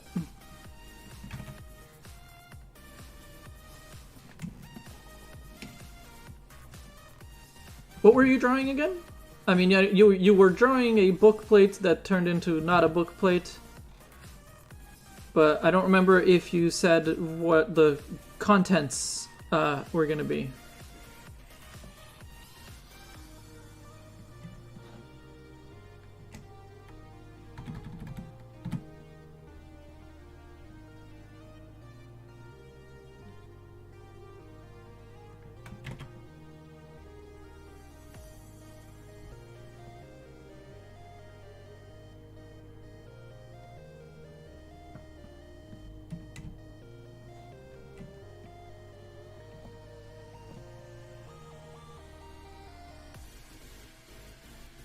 That was another drawing? Oh, okay. Well, I can't keep track of everything.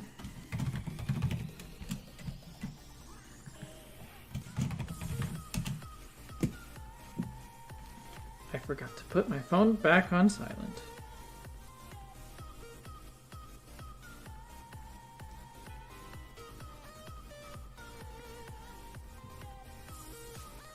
All right.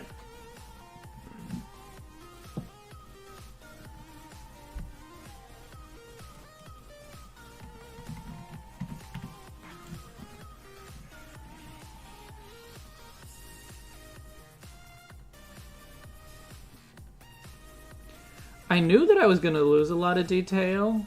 I didn't think about just how, or I didn't realize just how much detail I was going to lose.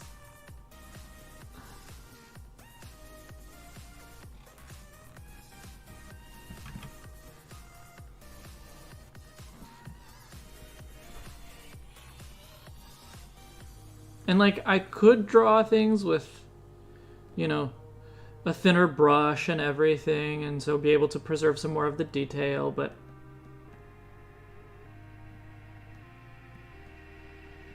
I don't know. It's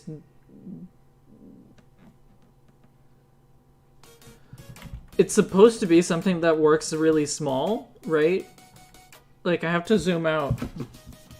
I know you guys can't see the same that I'm seeing, but I have to zoom it out about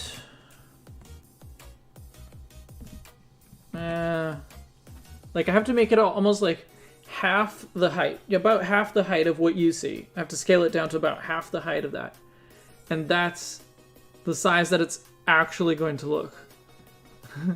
Ethan, hello. You're worried that this is gonna take me forever. I mean, I'm doing the final lines now, so it's going. It might take me still a long time, but I already took a break. I'm rested.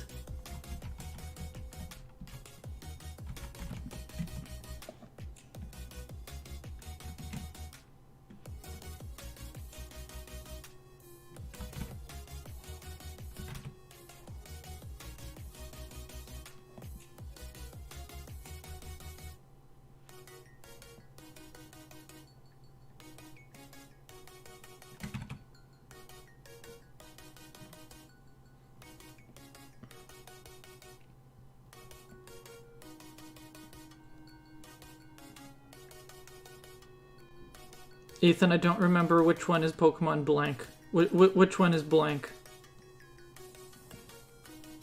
Is it Pidove? Is Pidove the blank?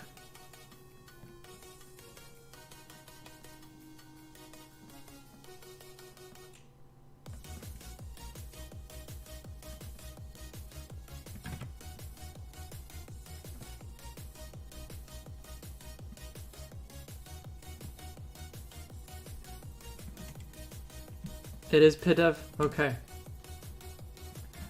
You used to just say Pidove. You didn't used to say Pokemon blank.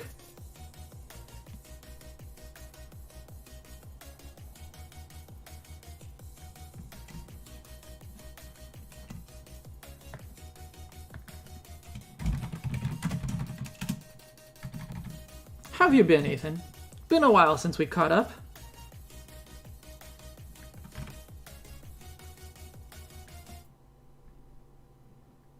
By the way, if you want to jump on voice chat, I can join. I can enable the voice chat for you. That's also been a long time since we've done that.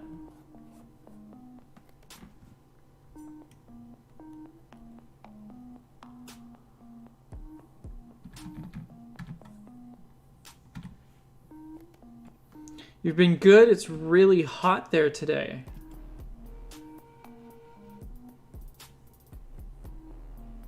I hope you're staying in the shade, staying hydrated. That's okay, but thank you. I'm about to have dinner, so don't want to get something very well.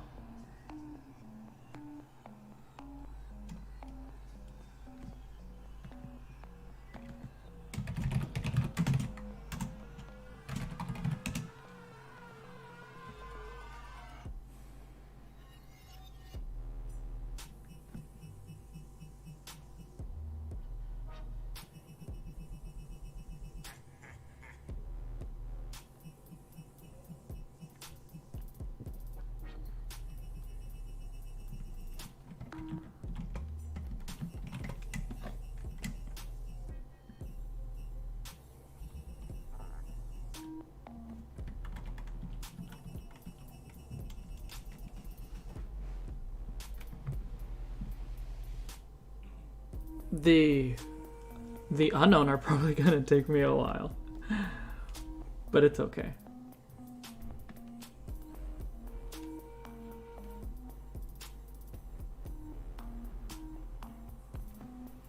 Oh, I've missed Dusclops' ribs.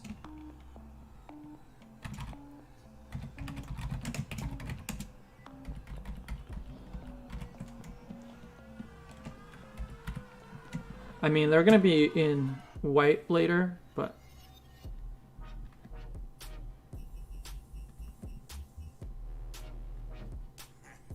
I should still draw them now so I don't lose track of them later.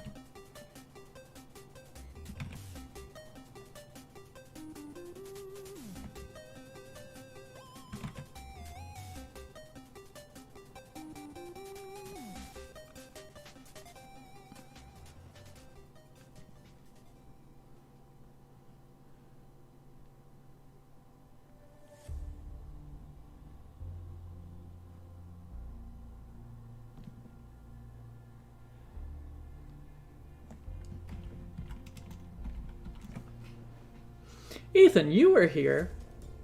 You were around when we redesigned the Unknown. Do you remember? Are you able to identify what they all represent? Do you remember?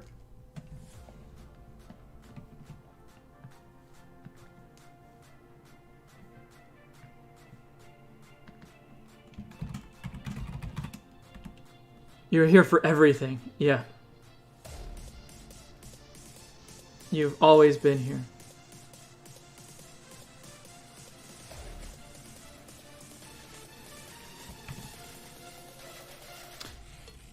Join! You even remember it better than me. I was thinking connect, but join.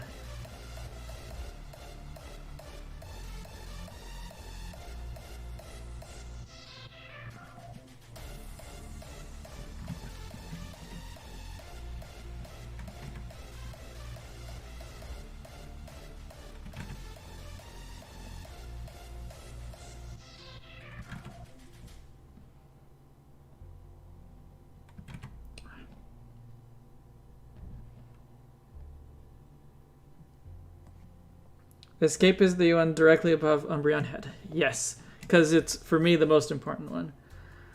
Chuggy, you gotta go? Alright. Thank you for hanging out with me for so long.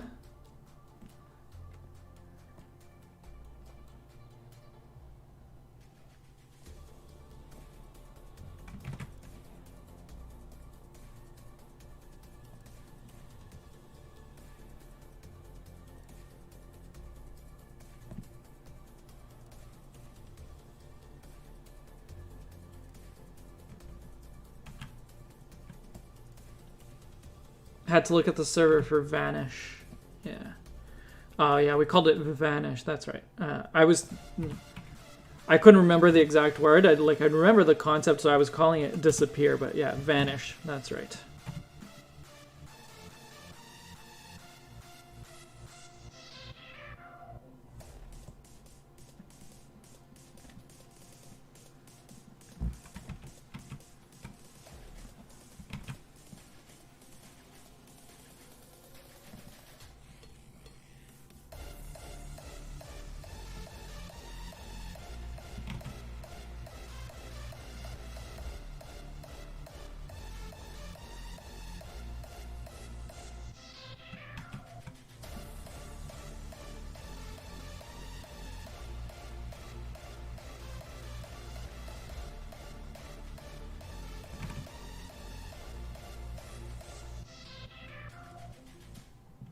I should be right back in a couple of minutes. Oh, okay. Then not goodbye. Then see you soon.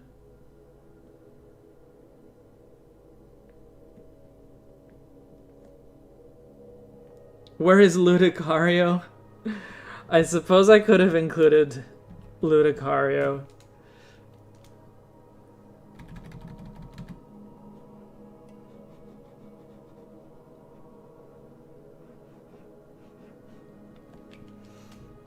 I didn't think of it.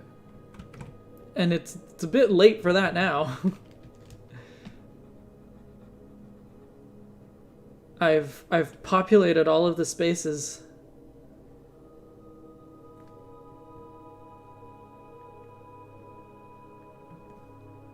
Ludicario would have been a good one though to include. I just say Ludicario is canonically hiding somewhere out of focus. Where could Ludicario be? Behind a mountain or a tree. Very well. Ludicario is actually like directly behind Gengar. And it's just because the Gengar popped up out of nowhere and covered the Ludicario. That's why Water is startled, because all of a sudden their Gengar's there and Water is like, ah. I also just noticed that I missed a line on Water.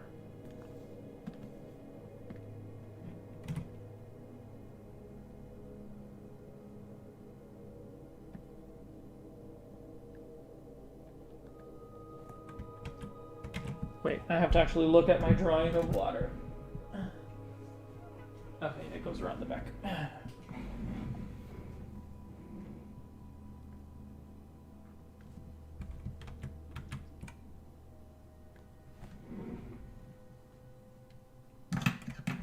Yeah, that's the new 151 Gengar.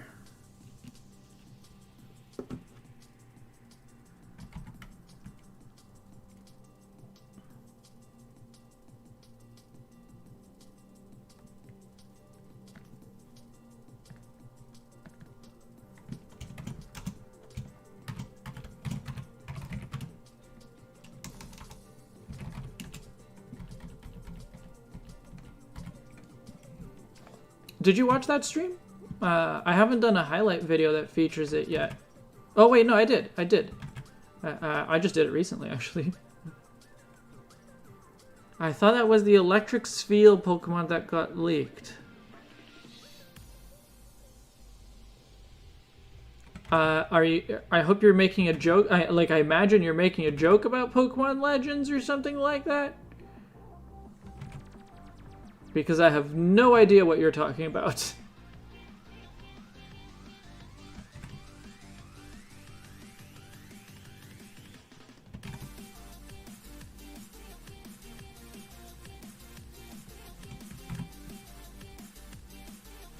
A beta Pokemon. Oh, Kotora. The like round tiger thing. Is that what you mean?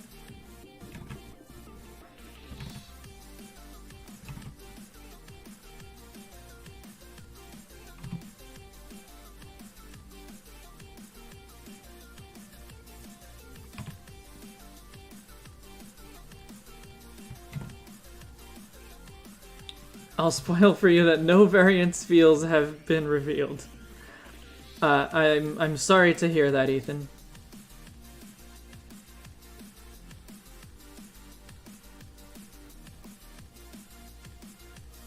I mean, I actually don't know if you would like to see a regional variant of a Spheal,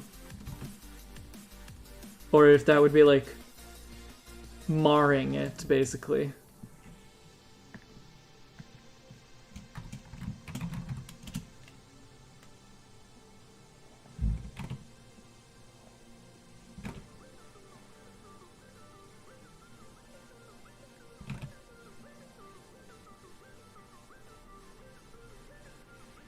Depends if it's good or not. Well, yeah, but just the idea of it.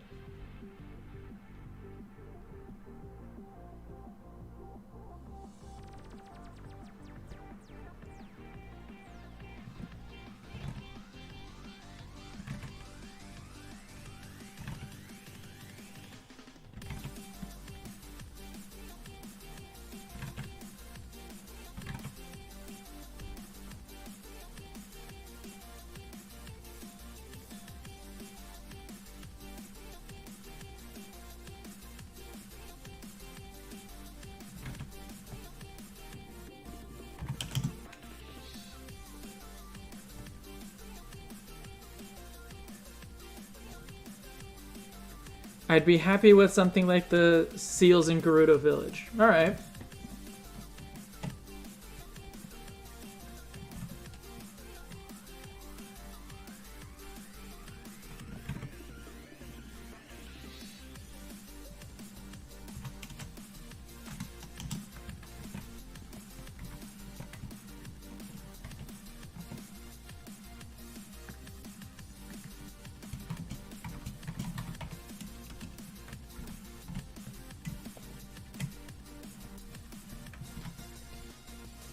Electric Ground Regionals feel.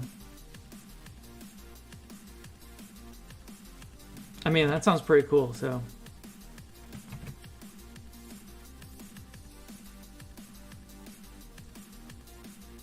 Since Legends is already Pokemon Breath of the Wild, maybe that's what they'll do.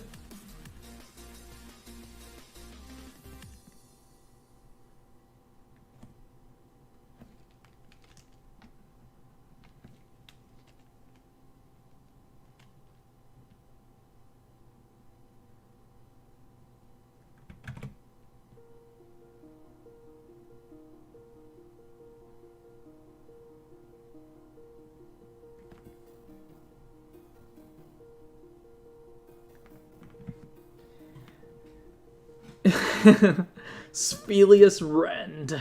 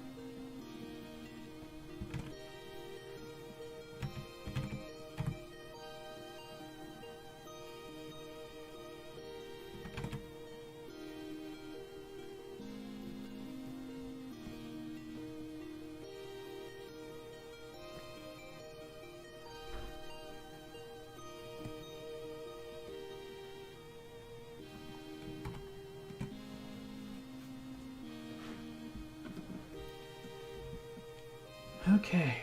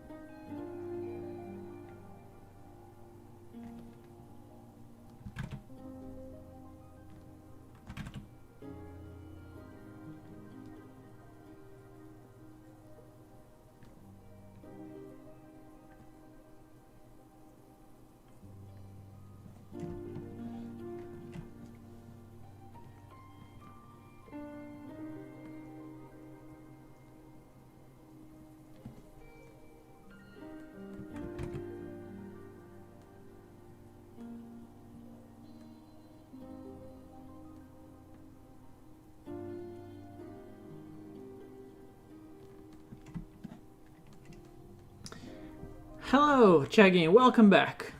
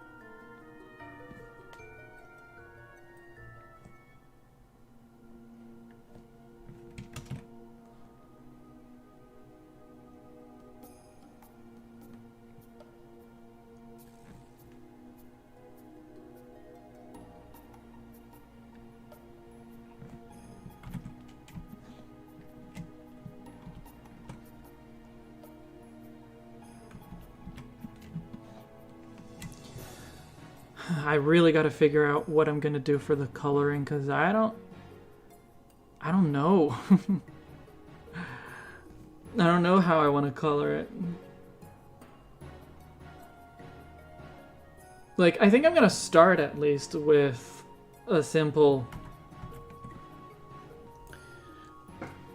like, but black and white, and then just like the occasional color here and there, some reds, some yellows, some blues. Just kind of highlight colors, but I don't know. I don't know what to do.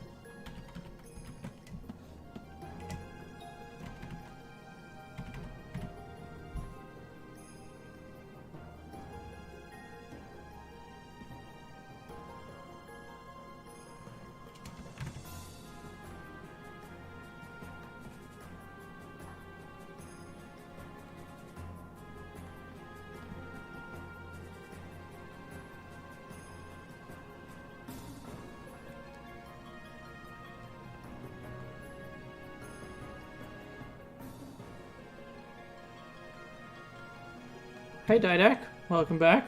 What's up? I am still here. Yeah, I took a break earlier to eat something, but I'm now very close to done with the line work, with the final line work, and then I have to figure out how exactly I want to shade this.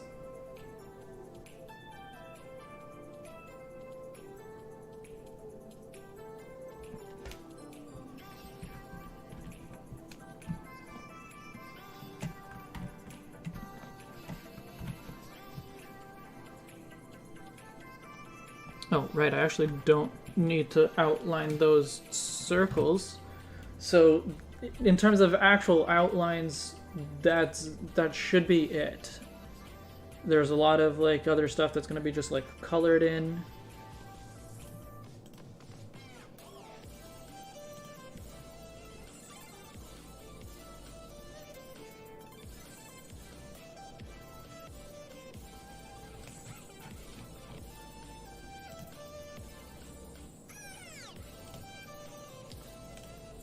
And I have some corners of the frame I need to erase. So let's do that now, since I know what I'm doing with that. There's no figuring out to do.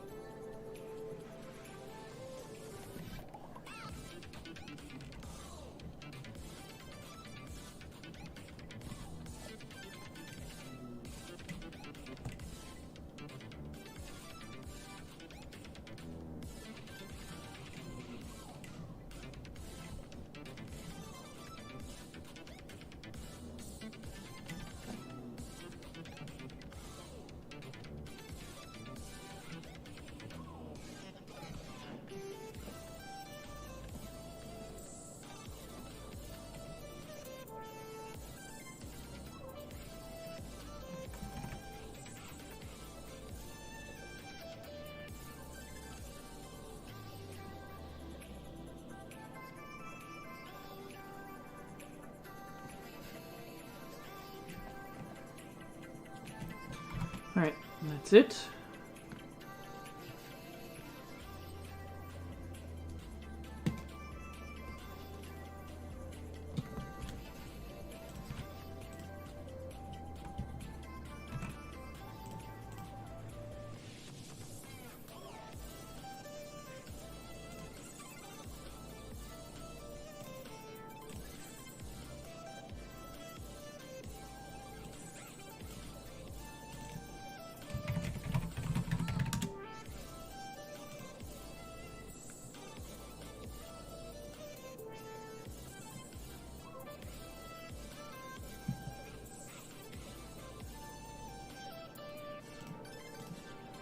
Okay, guess I need to make this white area a little bit bigger.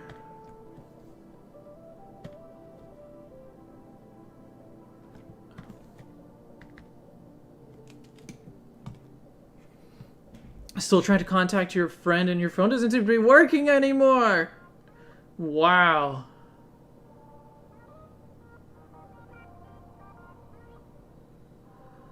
You like the way some Pokemon go outside the frame? That looks cool. Thank you.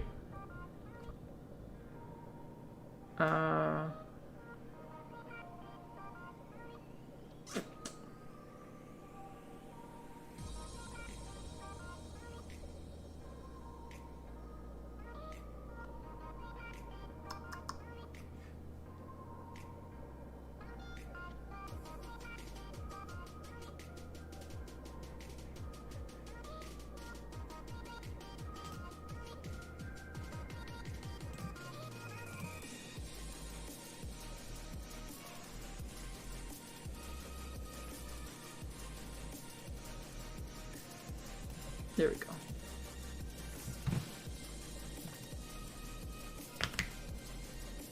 Doing a system restart. Wow. What a day for you, man.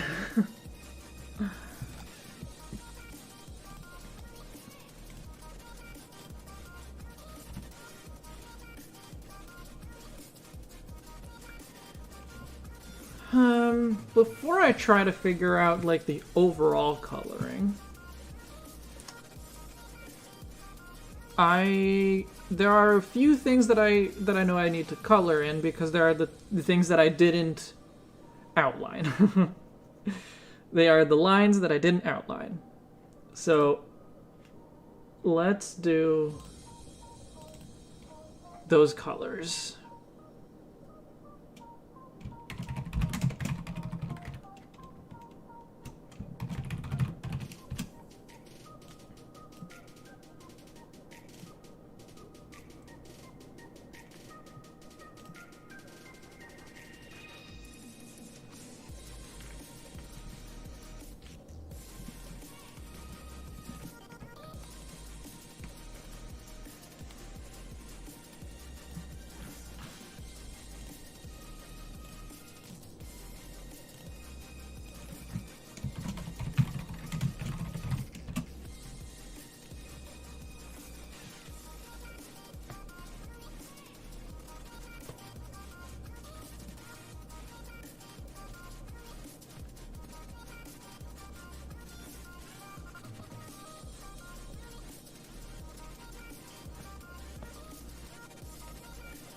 there's a good chance I will adjust these colors later, but for now.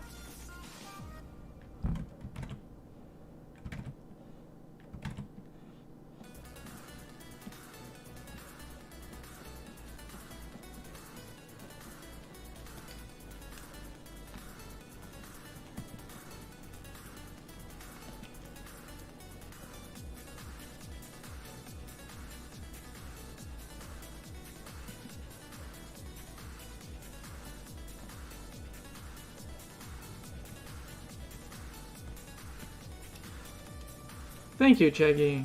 I'm very happy with how it's turning out.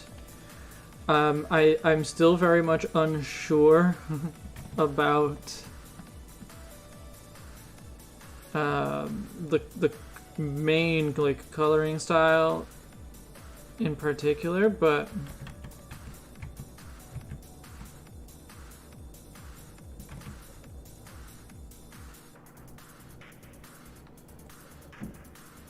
I'm confident enough that I will figure it out. That I will get it to a point that I am happy with it. What I'm not completely confident about is that I will do it within a reasonable time frame for this stream.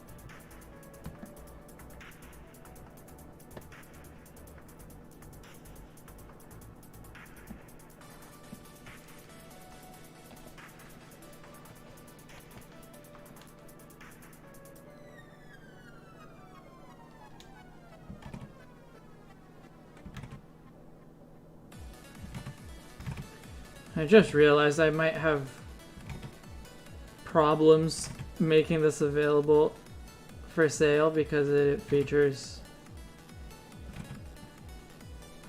Pokemon characters.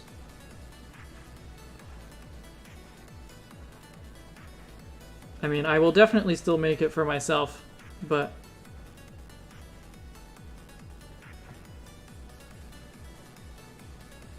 Duskull is single eye. Well, I mean, it has two eye holes, right? But it does have a single glowing orb.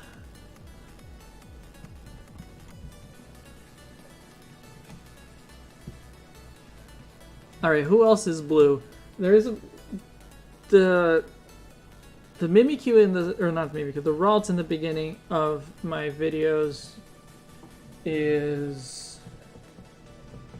a normal Ralts, but I'll make it a blue Ralts.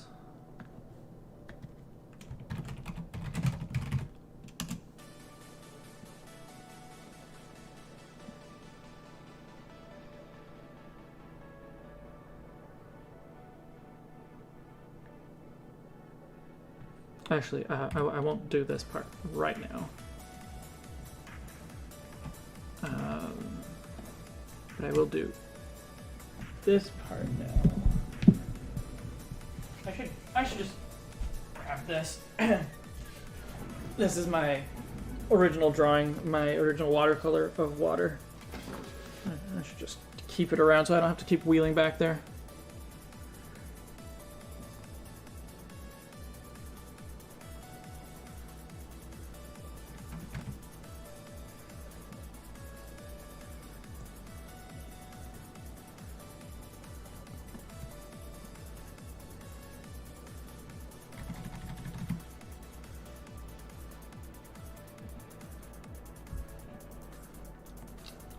I once saw a design of a single-eyed animal in the sub of Speculative Evolution. What kind of animal was it?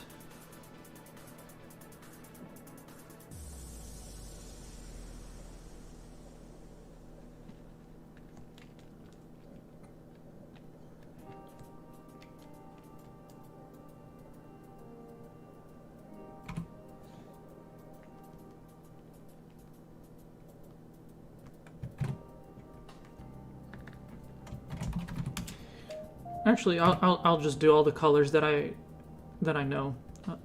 Everything I know what I'm going to do, I'll just do it now. It's fine.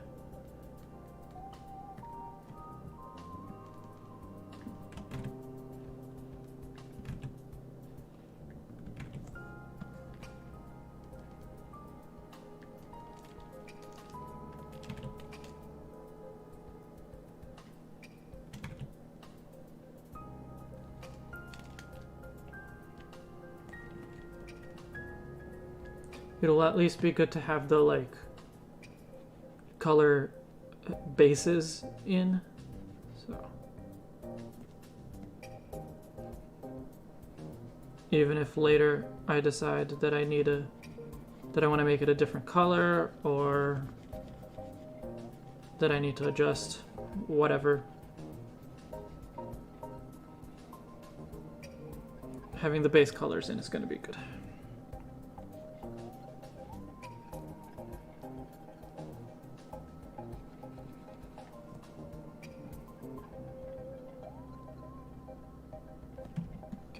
All for you, so that means I will do your hair.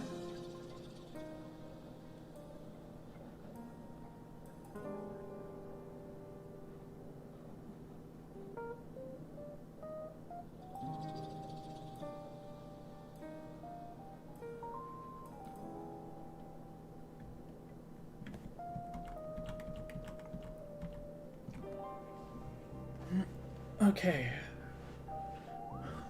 I guess I had the Zeus toga as blue. I might as well do that.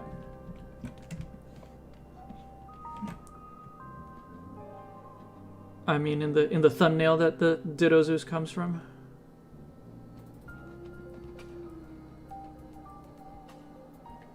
It was blue.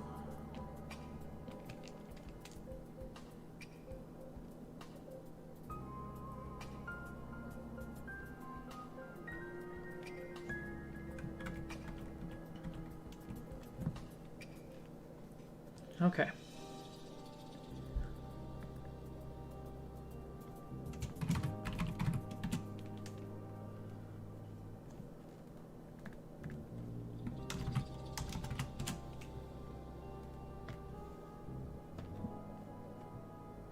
Let's do a yellow for a lot of eyes. A lot of the eyes here are yellow.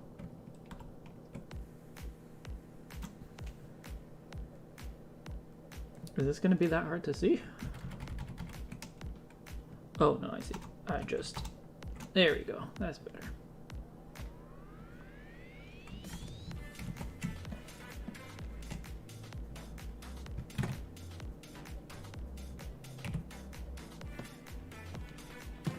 Oh. It's that old Photoshop problem where it just becomes unresponsive. It just won't. It won't let me scroll the canvas and stuff. Well, I saved. Usually I just have to close the file and open it again. Oh, but I do need to.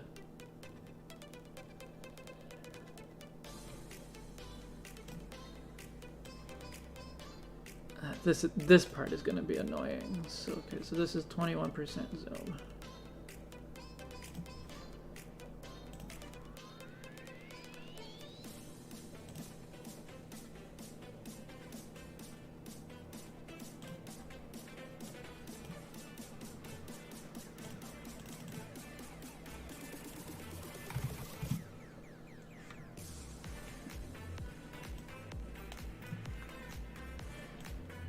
The annoying part is that now it won't be positioned exactly the way it was before. But I can get it very close. So it looked like a theropod dinosaur or a ceratopsian. Don't know. That's how you remember it. The eye was like in an axis, and it could rotate to see either side of the animal. All right.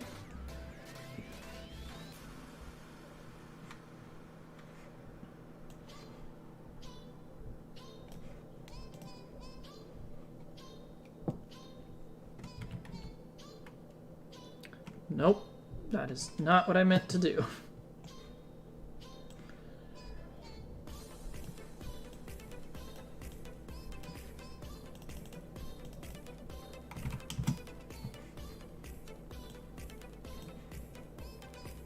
Back to looking normal, back to looking normal. Okay.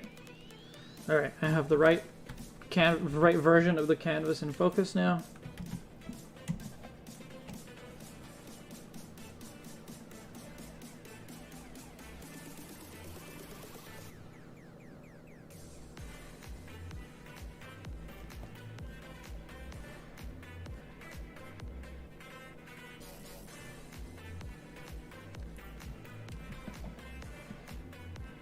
Shiny Ralt's head spike is...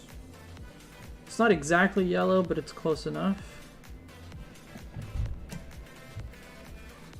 I guess I should probably make Mimikyu yellow. I'll probably have to shave it, or shade it later, but...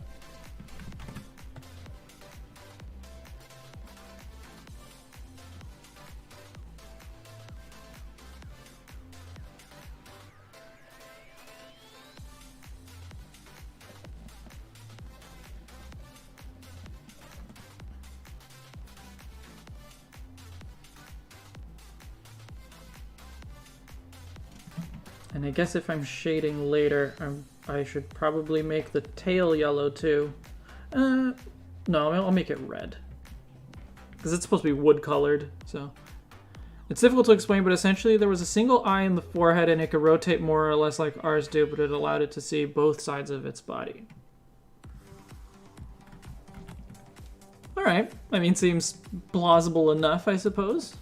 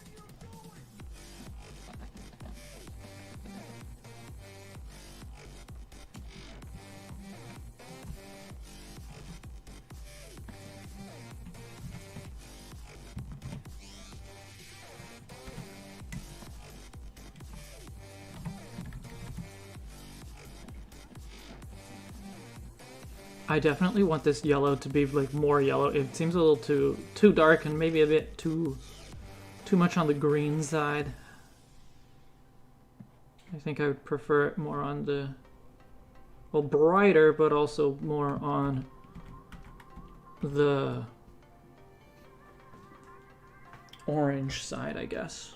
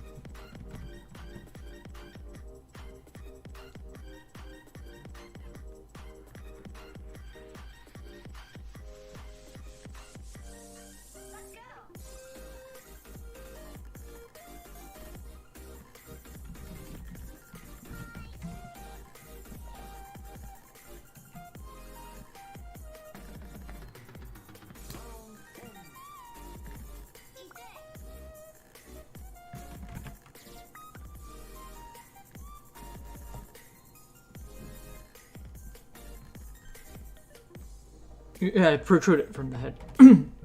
I got that. Sorry. What other colors do I need? I need a red.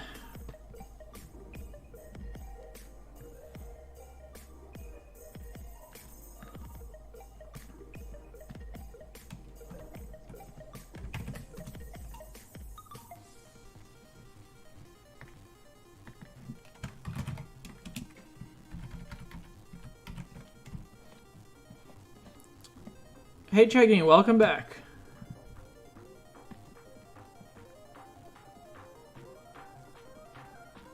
I'm laying down some basic colors to shade on top of afterwards.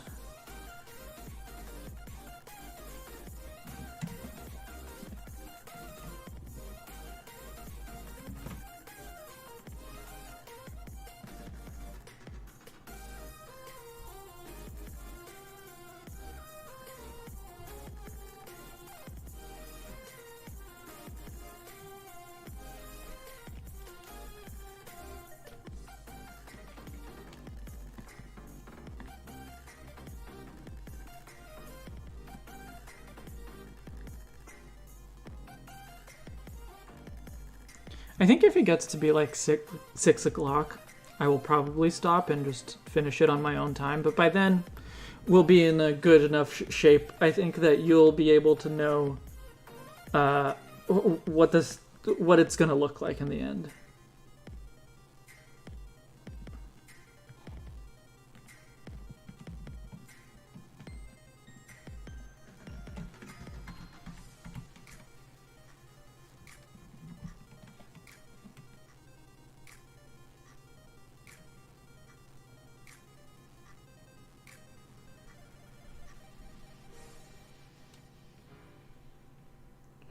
Where else do I need red? Oh, I need red on Gengar, but I need to look up exactly what parts of Gengar. I need to pull up an image of Gengar, of the new 51 Gengar to see.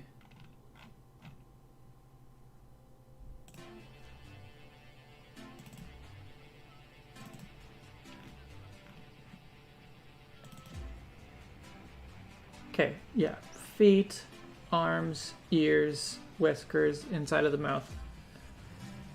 Tip of the tail, and the little clouds. Oh, I just...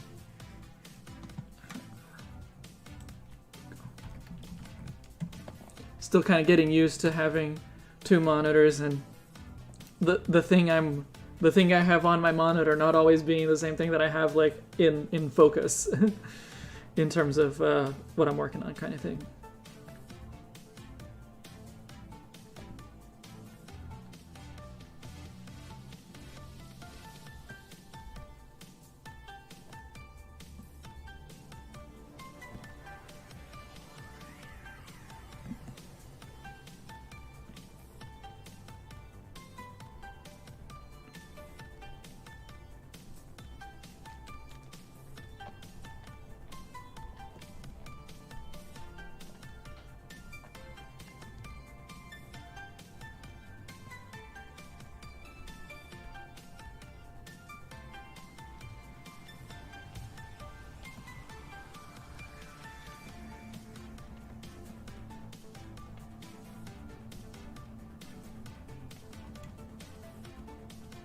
Why not have two pupils in the same eye? At least it seems more plausible than involving two eyes at that stage.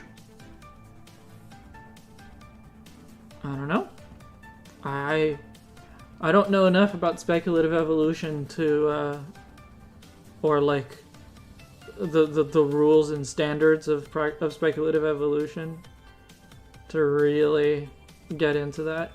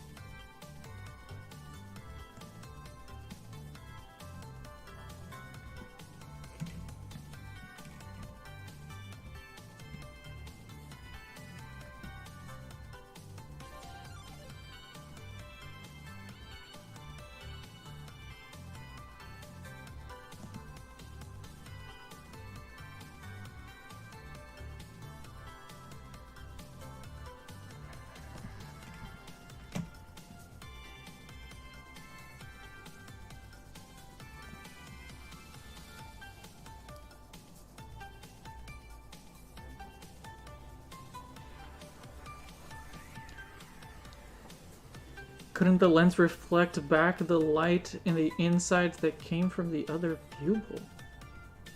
Could it? Light is fast, the delay would not matter. It probably will lack quality of vision because most light will bounce to the opposite side.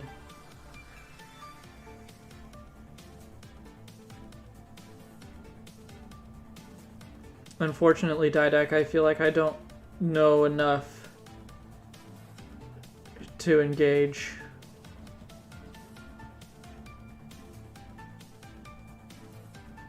Oh, your friend sent back your picture. That's cool. That's great. At least you have something from your drawing.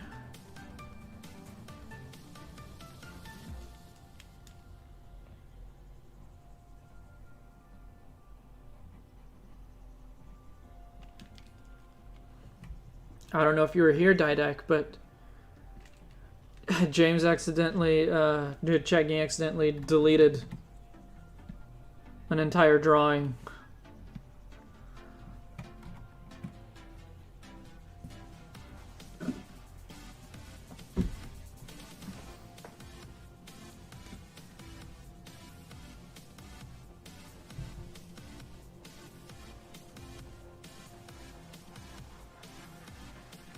Didac was talking about a single-eyed animal that he'd seen on a speculative evolution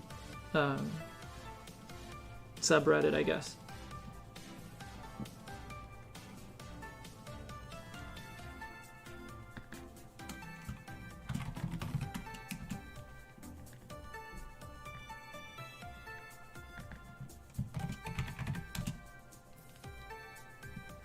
Well, since I know what color some of these other things are going to be as well, even the black ones, like I know some of these things are going to be black, I might as well color them black.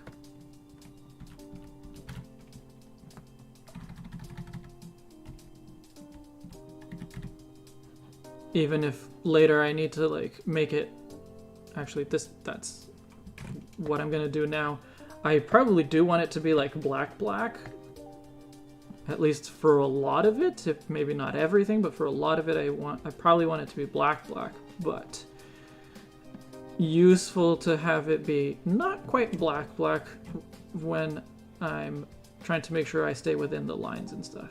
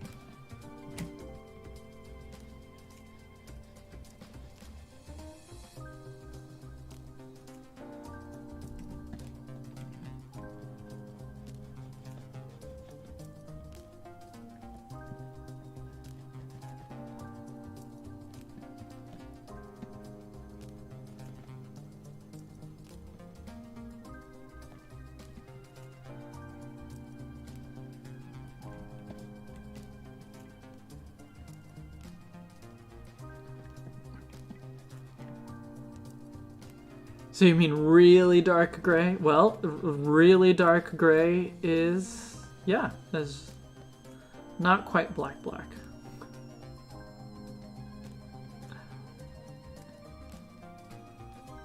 I'm like Batman. I only work in black. And sometimes really dark gray.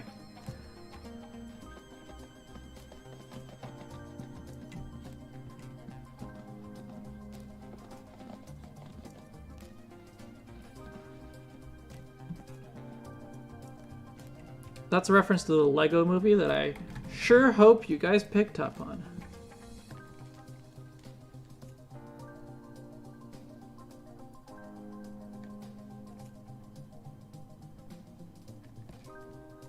I don't know how many. I don't know if any of you have seen the Lego movie, but it is one of my favorites.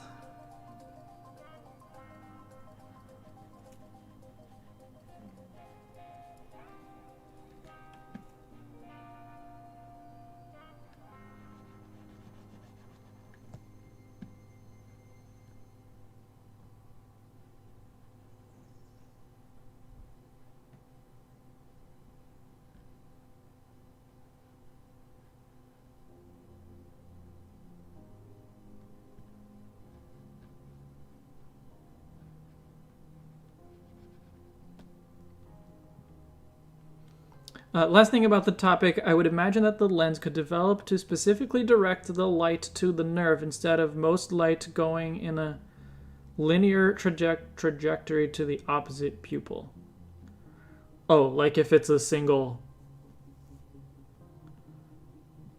if it's a single eye with two pupils.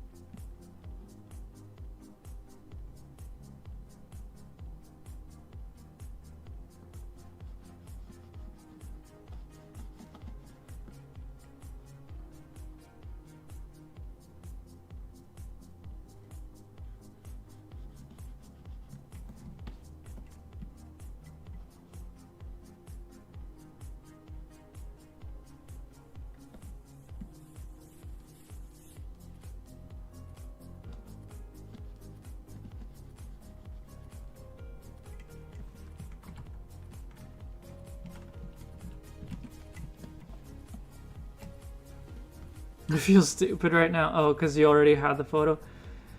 Well, it happens.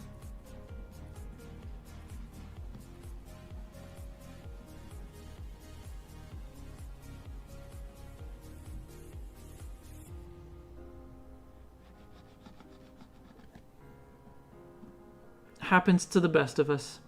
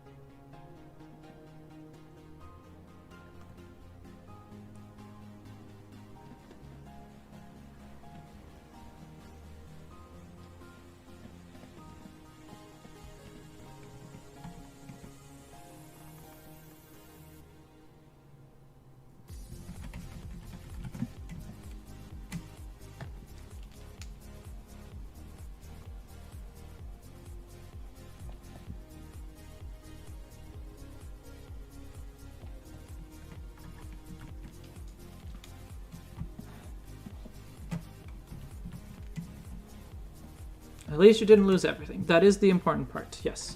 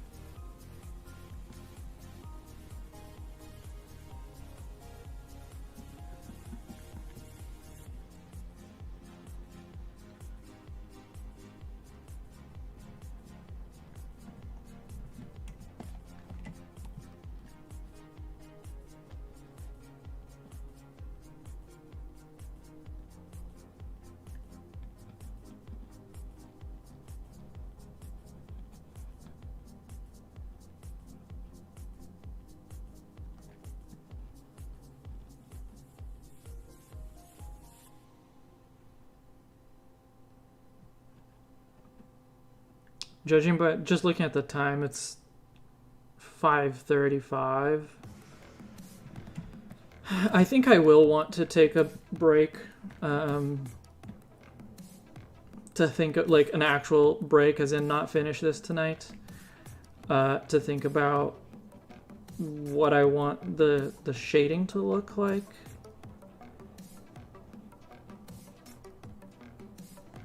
I will finish doing the like base colors of the part, at least of the parts that I know. So basically the characters, like I know what the characters are supposed to, or what colors the characters are supposed to be. But I don't know yet what colors I need to make the background. Like the background is really the most important part that I don't know what to do with yet.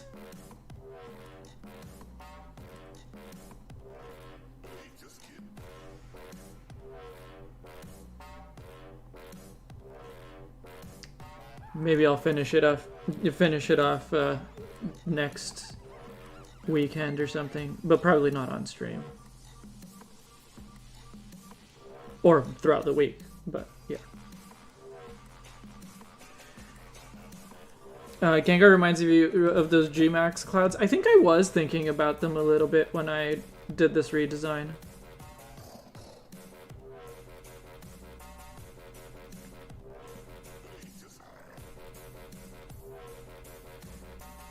Or, like, maybe not so much of the clouds, but I was definitely thinking of the Dynamax Glow. In particular on Gigantamax Gengar. So, like, not the clouds so much as the glow that's, like, coming from the ground.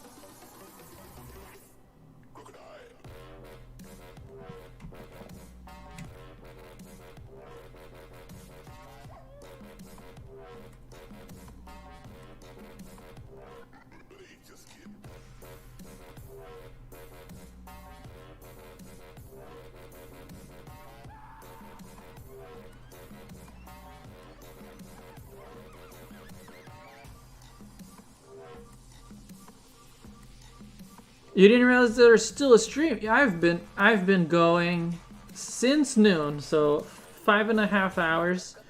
I'm near the end of my energy for today, and also just of me like knowing what I'm doing. But hi, Sharon. How's it looking? What do you think?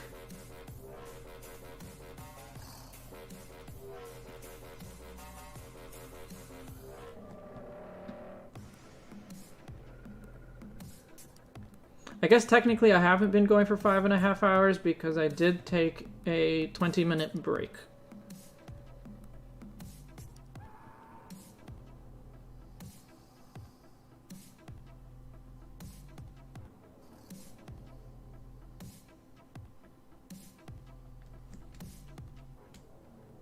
You need to digest it. Hold on. All right.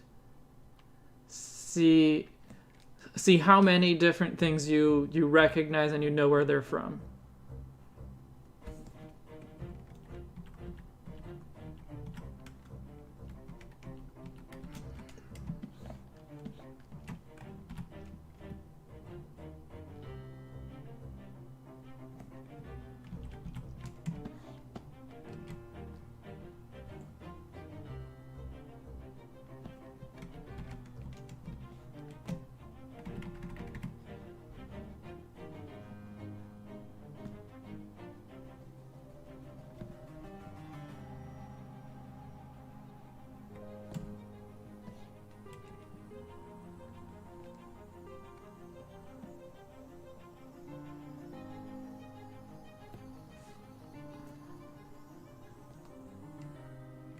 Why are Ralts's horns yellow? I mean, I just went off of memory, but doesn't shiny Ralts have yellow spikes? The regular one, I can see right there. Green and pink. Which I haven't quite decided if I'm going to make it a shiny one or not. I decided to go with shiny for now. but unless I'm mistaken, the one in the channel intro is a regular colored one, so I might make it a regular colored one in the end. But the other thing is that I also don't have anywhere else to put a green.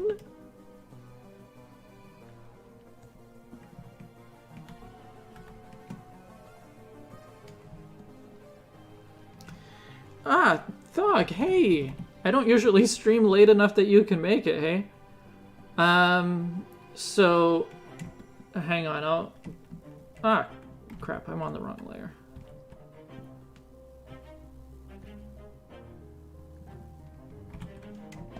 Hang on, I gotta figure out what I put on the wrong layer here.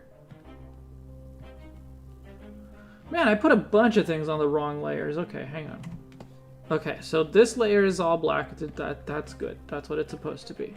You are all blue. Good. Okay. This is not all yellow. There's a lot of black that is supposed to be on a different layer.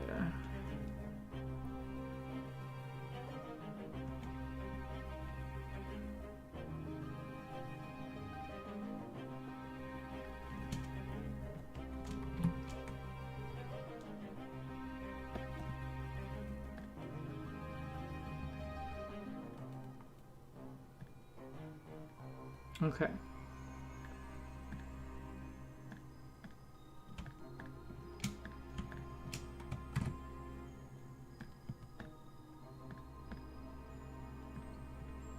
Okay, and I have this, some red on the wrong layer as well.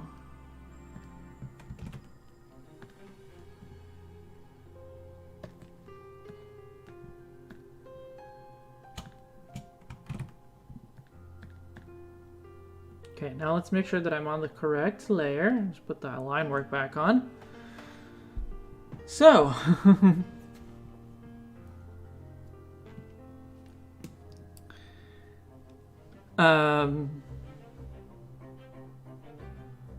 on, I don't think they are pink or red on shiny Ralts. Pretty sure they are yellow.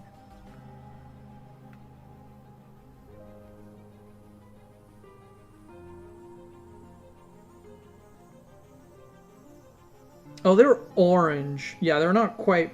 They're not pink, but they're not quite yellow either. But, yeah, I mean, it's the same reason I put the red on Mimikyu's tail is because it's the closest one.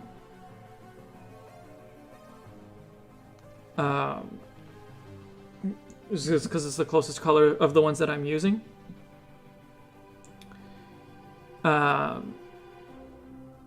So I can use the red to shade. I did look it up. I was just looking at it. I can use the red to shade the yellow, but yeah, I knew that it wasn't quite that color. But anyway. So. To answer Thog's question, an ex-libris bookplate is traditionally it was like a stamp or an illustration like on card or something, like a print on a card that you would paste on the inside of your books to identify them as yours. Nowadays, they are often stickers, and so I have some examples here. Something like this. So it's an illustrated thing. Come on, focus camera. There you go. So it's an illustrated thing. Then you paste this on usually the inside front cover of your book, and it identifies it as your book. And so they often have the phrase ex-libris, which is where my name comes from, and it's Latin, and it basically means from the library of, and so there's usually a space like here at the bottom for you to write your name. And so it identifies the book as being from the library of you.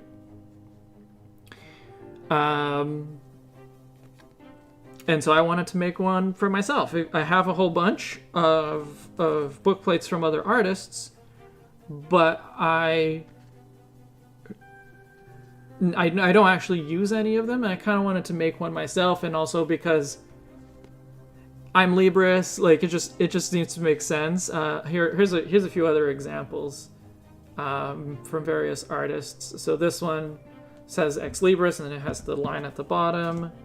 But this one doesn't say ex-libris; it says this book belongs to, but same purpose.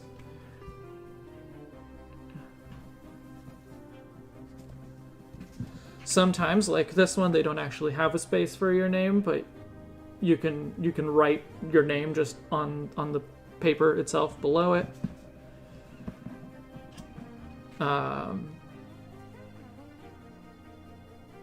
Camera focus.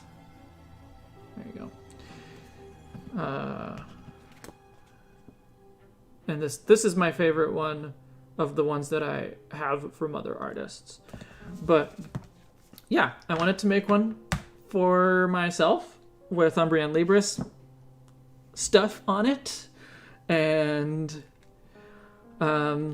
yeah, and I decided to just write ex-libris because it means both from the library of, and then you'd be able to write your name underneath that. But it also means from Libris, 'cause it's me. Anyway, that's the idea.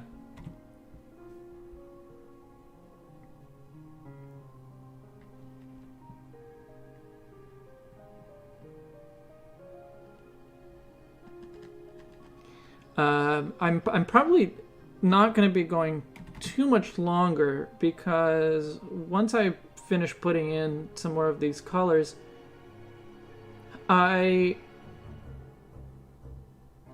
haven't quite decided what the best approach is going to be for shading and coloring, in particular the background, because I want to keep it mostly like black and white, and probably just these three colors that are already on there, the yellow, the blue, and the red. But I'm going to have to think about how exactly I want it to look.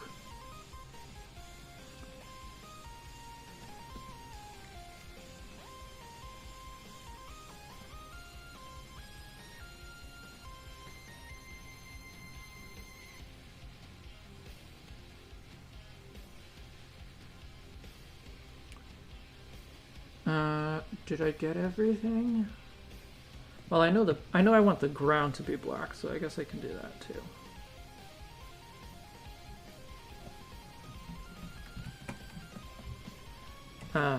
I'm doing this dark gray right now instead of a black because I need to be able to see where the lines are.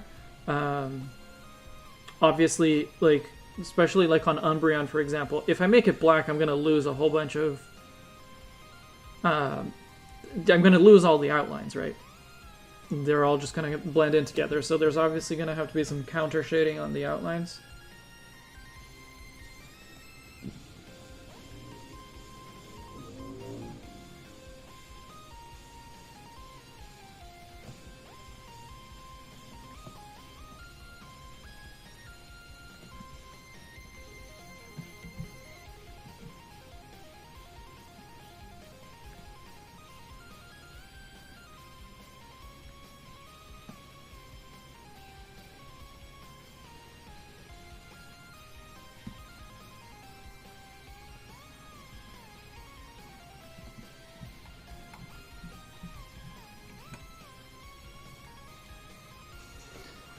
Yeah, I'm very happy with the direction this is going, for sure. Oh, and I should point out that there's going to be some light rays coming out from Arceus there. There we go.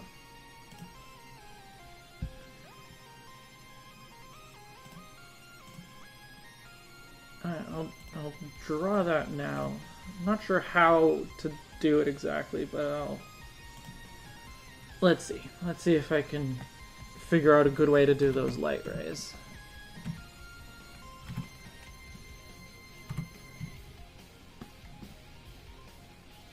Actually, before that, let me adjust the yellow, because like I said, I'm not super happy with this particular yellow.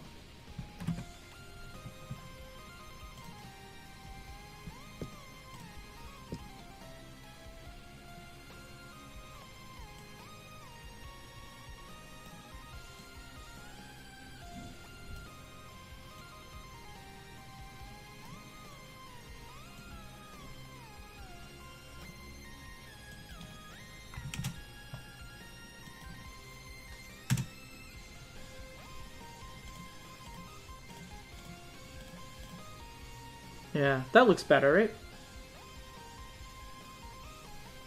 Is the ditto just gonna be white? I'm probably gonna shade, like use the red to shade the ditto so that it's like it's white, but it has pink shadows. Because I think it's too the pink is too pink to be a ditto's color. Or like the red is too red to be Ditto's color. But yeah, I think I'm gonna have to like experiment a little bit.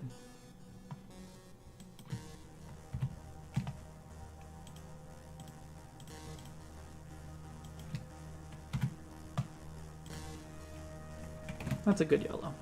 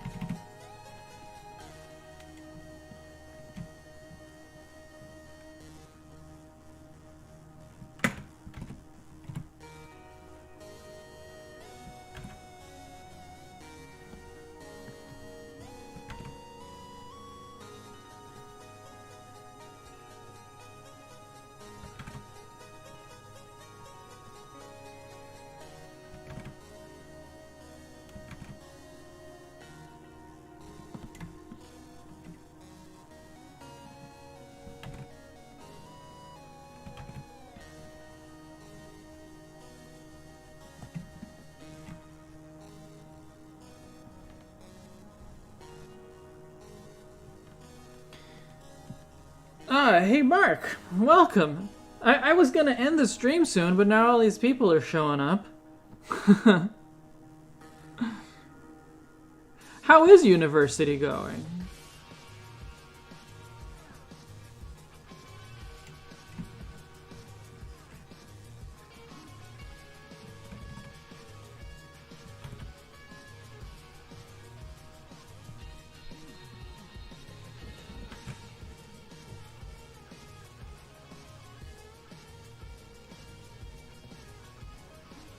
Ruined you my plans. Yeah. What else is new?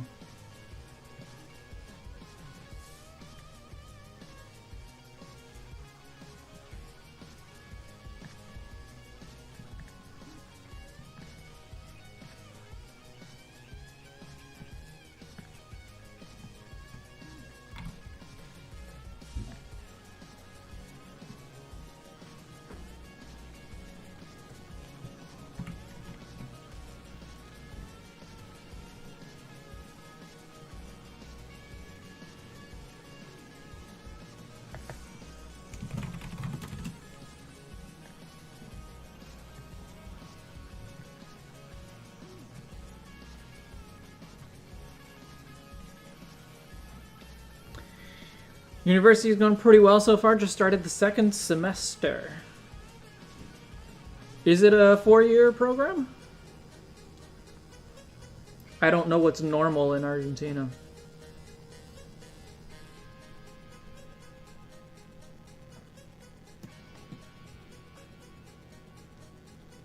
Low-key freaking out because I have confirmation that the Villeneuve is currently less than 400 kilometers from you. 400 kilometers, and that's enough to get you to freak out?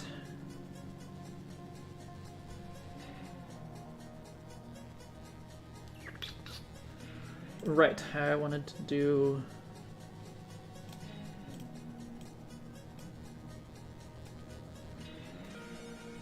I'm gonna put eye shines on a couple of these people and stuff.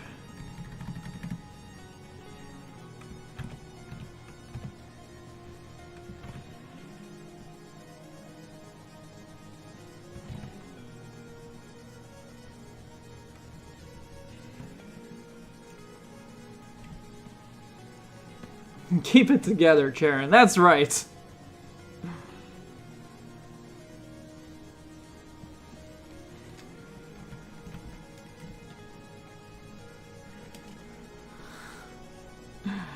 Tell me that Charon is in the chat without telling me that Charon is in the chat.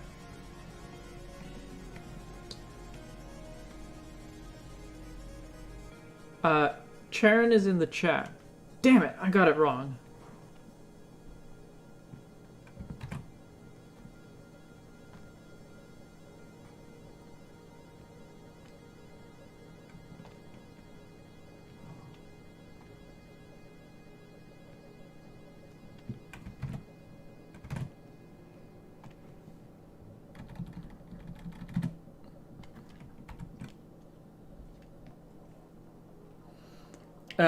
Well, it's more because of why he's here. It's because Venice Film Festival is happening next week. Woo! Go Venice Film Festival, I guess.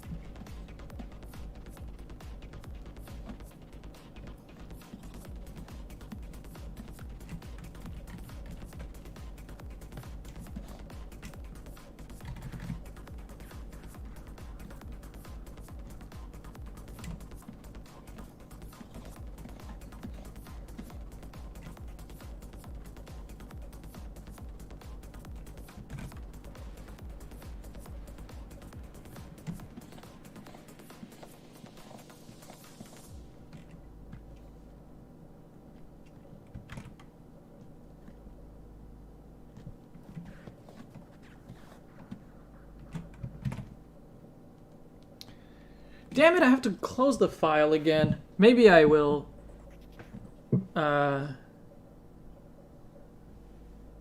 Maybe I will end the stream here, because I have that thing happen again where Photoshop won't let me scroll and stuff. So I'd have to close the file anyway. So yeah. I haven't decided how I want this to look. I think I want the... I think I want the clouds to be black and the sky white. And then, like, maybe the mountains can be blue and the trees can be black as well. And obviously there's going to be a lot of counter shading on the outlines to make sure things continue to stand out afterwards. Black clouds are edgy, yes.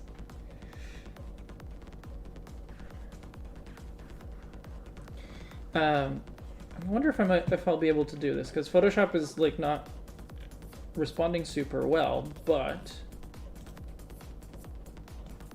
maybe some things I'm still able to do. So here's what it looks like if I make it perfectly black.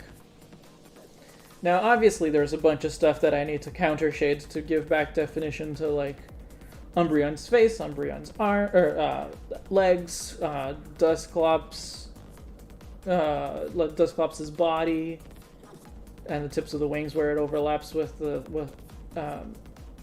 frame. Same with a couple of the unknown overlapping with the flame. So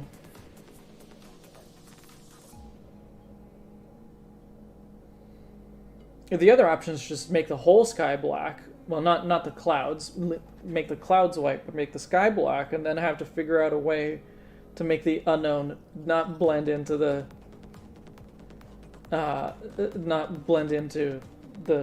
sky. You think the dark gray looked a lot better? Like it looks fine, but I really like the high contrast of just white and black and like a couple of colors. And so I think that's the way that I want to go. Didact, you're starting university at a distance, like not in-person classes. It was not your original idea. You're 21. Are you just starting university now, or were you in university before? As far as the black here, I will experiment with it still. Just gonna go ahead and stop recording. I'm gonna experiment with it still, but I think I am gonna stick with black. It'll just be a matter of figuring out what it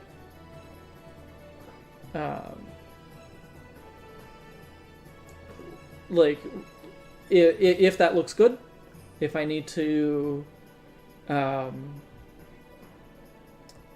how, like, if the counter shading that I do on the outlines, if that's going to be enough for it or not. Yeah, I'm going to experiment it. Maybe give it a texture. I could give it like a paper texture. But yeah, I think that's some stuff I'm going to have to figure out off stream because it's 6 o'clock. I'm getting tired. And because Photoshop is being mean to me, I'm going to have to close the file anyway. So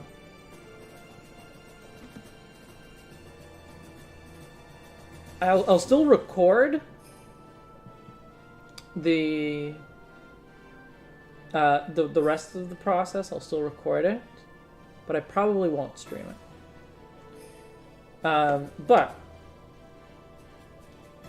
I'm thank you guys for hanging out with me this whole time. Well, some of you this whole time. And I will see you on Wednesday. I flipped a coin and I decided that I'm going to play Pokken Tournament next.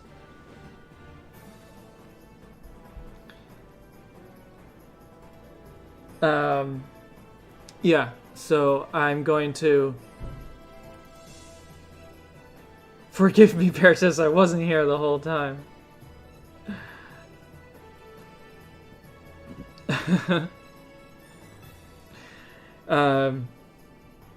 Yeah. Yeah, so Pokken Tournament on Wednesday. Just gonna start that. We'll see how far I take it, because I played the Wii U demo when that first came out, and I liked it, but I didn't like it enough to buy it, and so we'll see. I did buy it this time, so maybe I'll play it all the way through. What else? Yeah, there should be a video next Friday, and there's going to be a Tin Tower Talks coming soon, which is pretty exciting. I'm looking forward to it. You got through the tutorial section sometime 2 years ago. Alright. Thank you guys for hanging out with me again, and I will see you on Wednesday. Bye, everyone.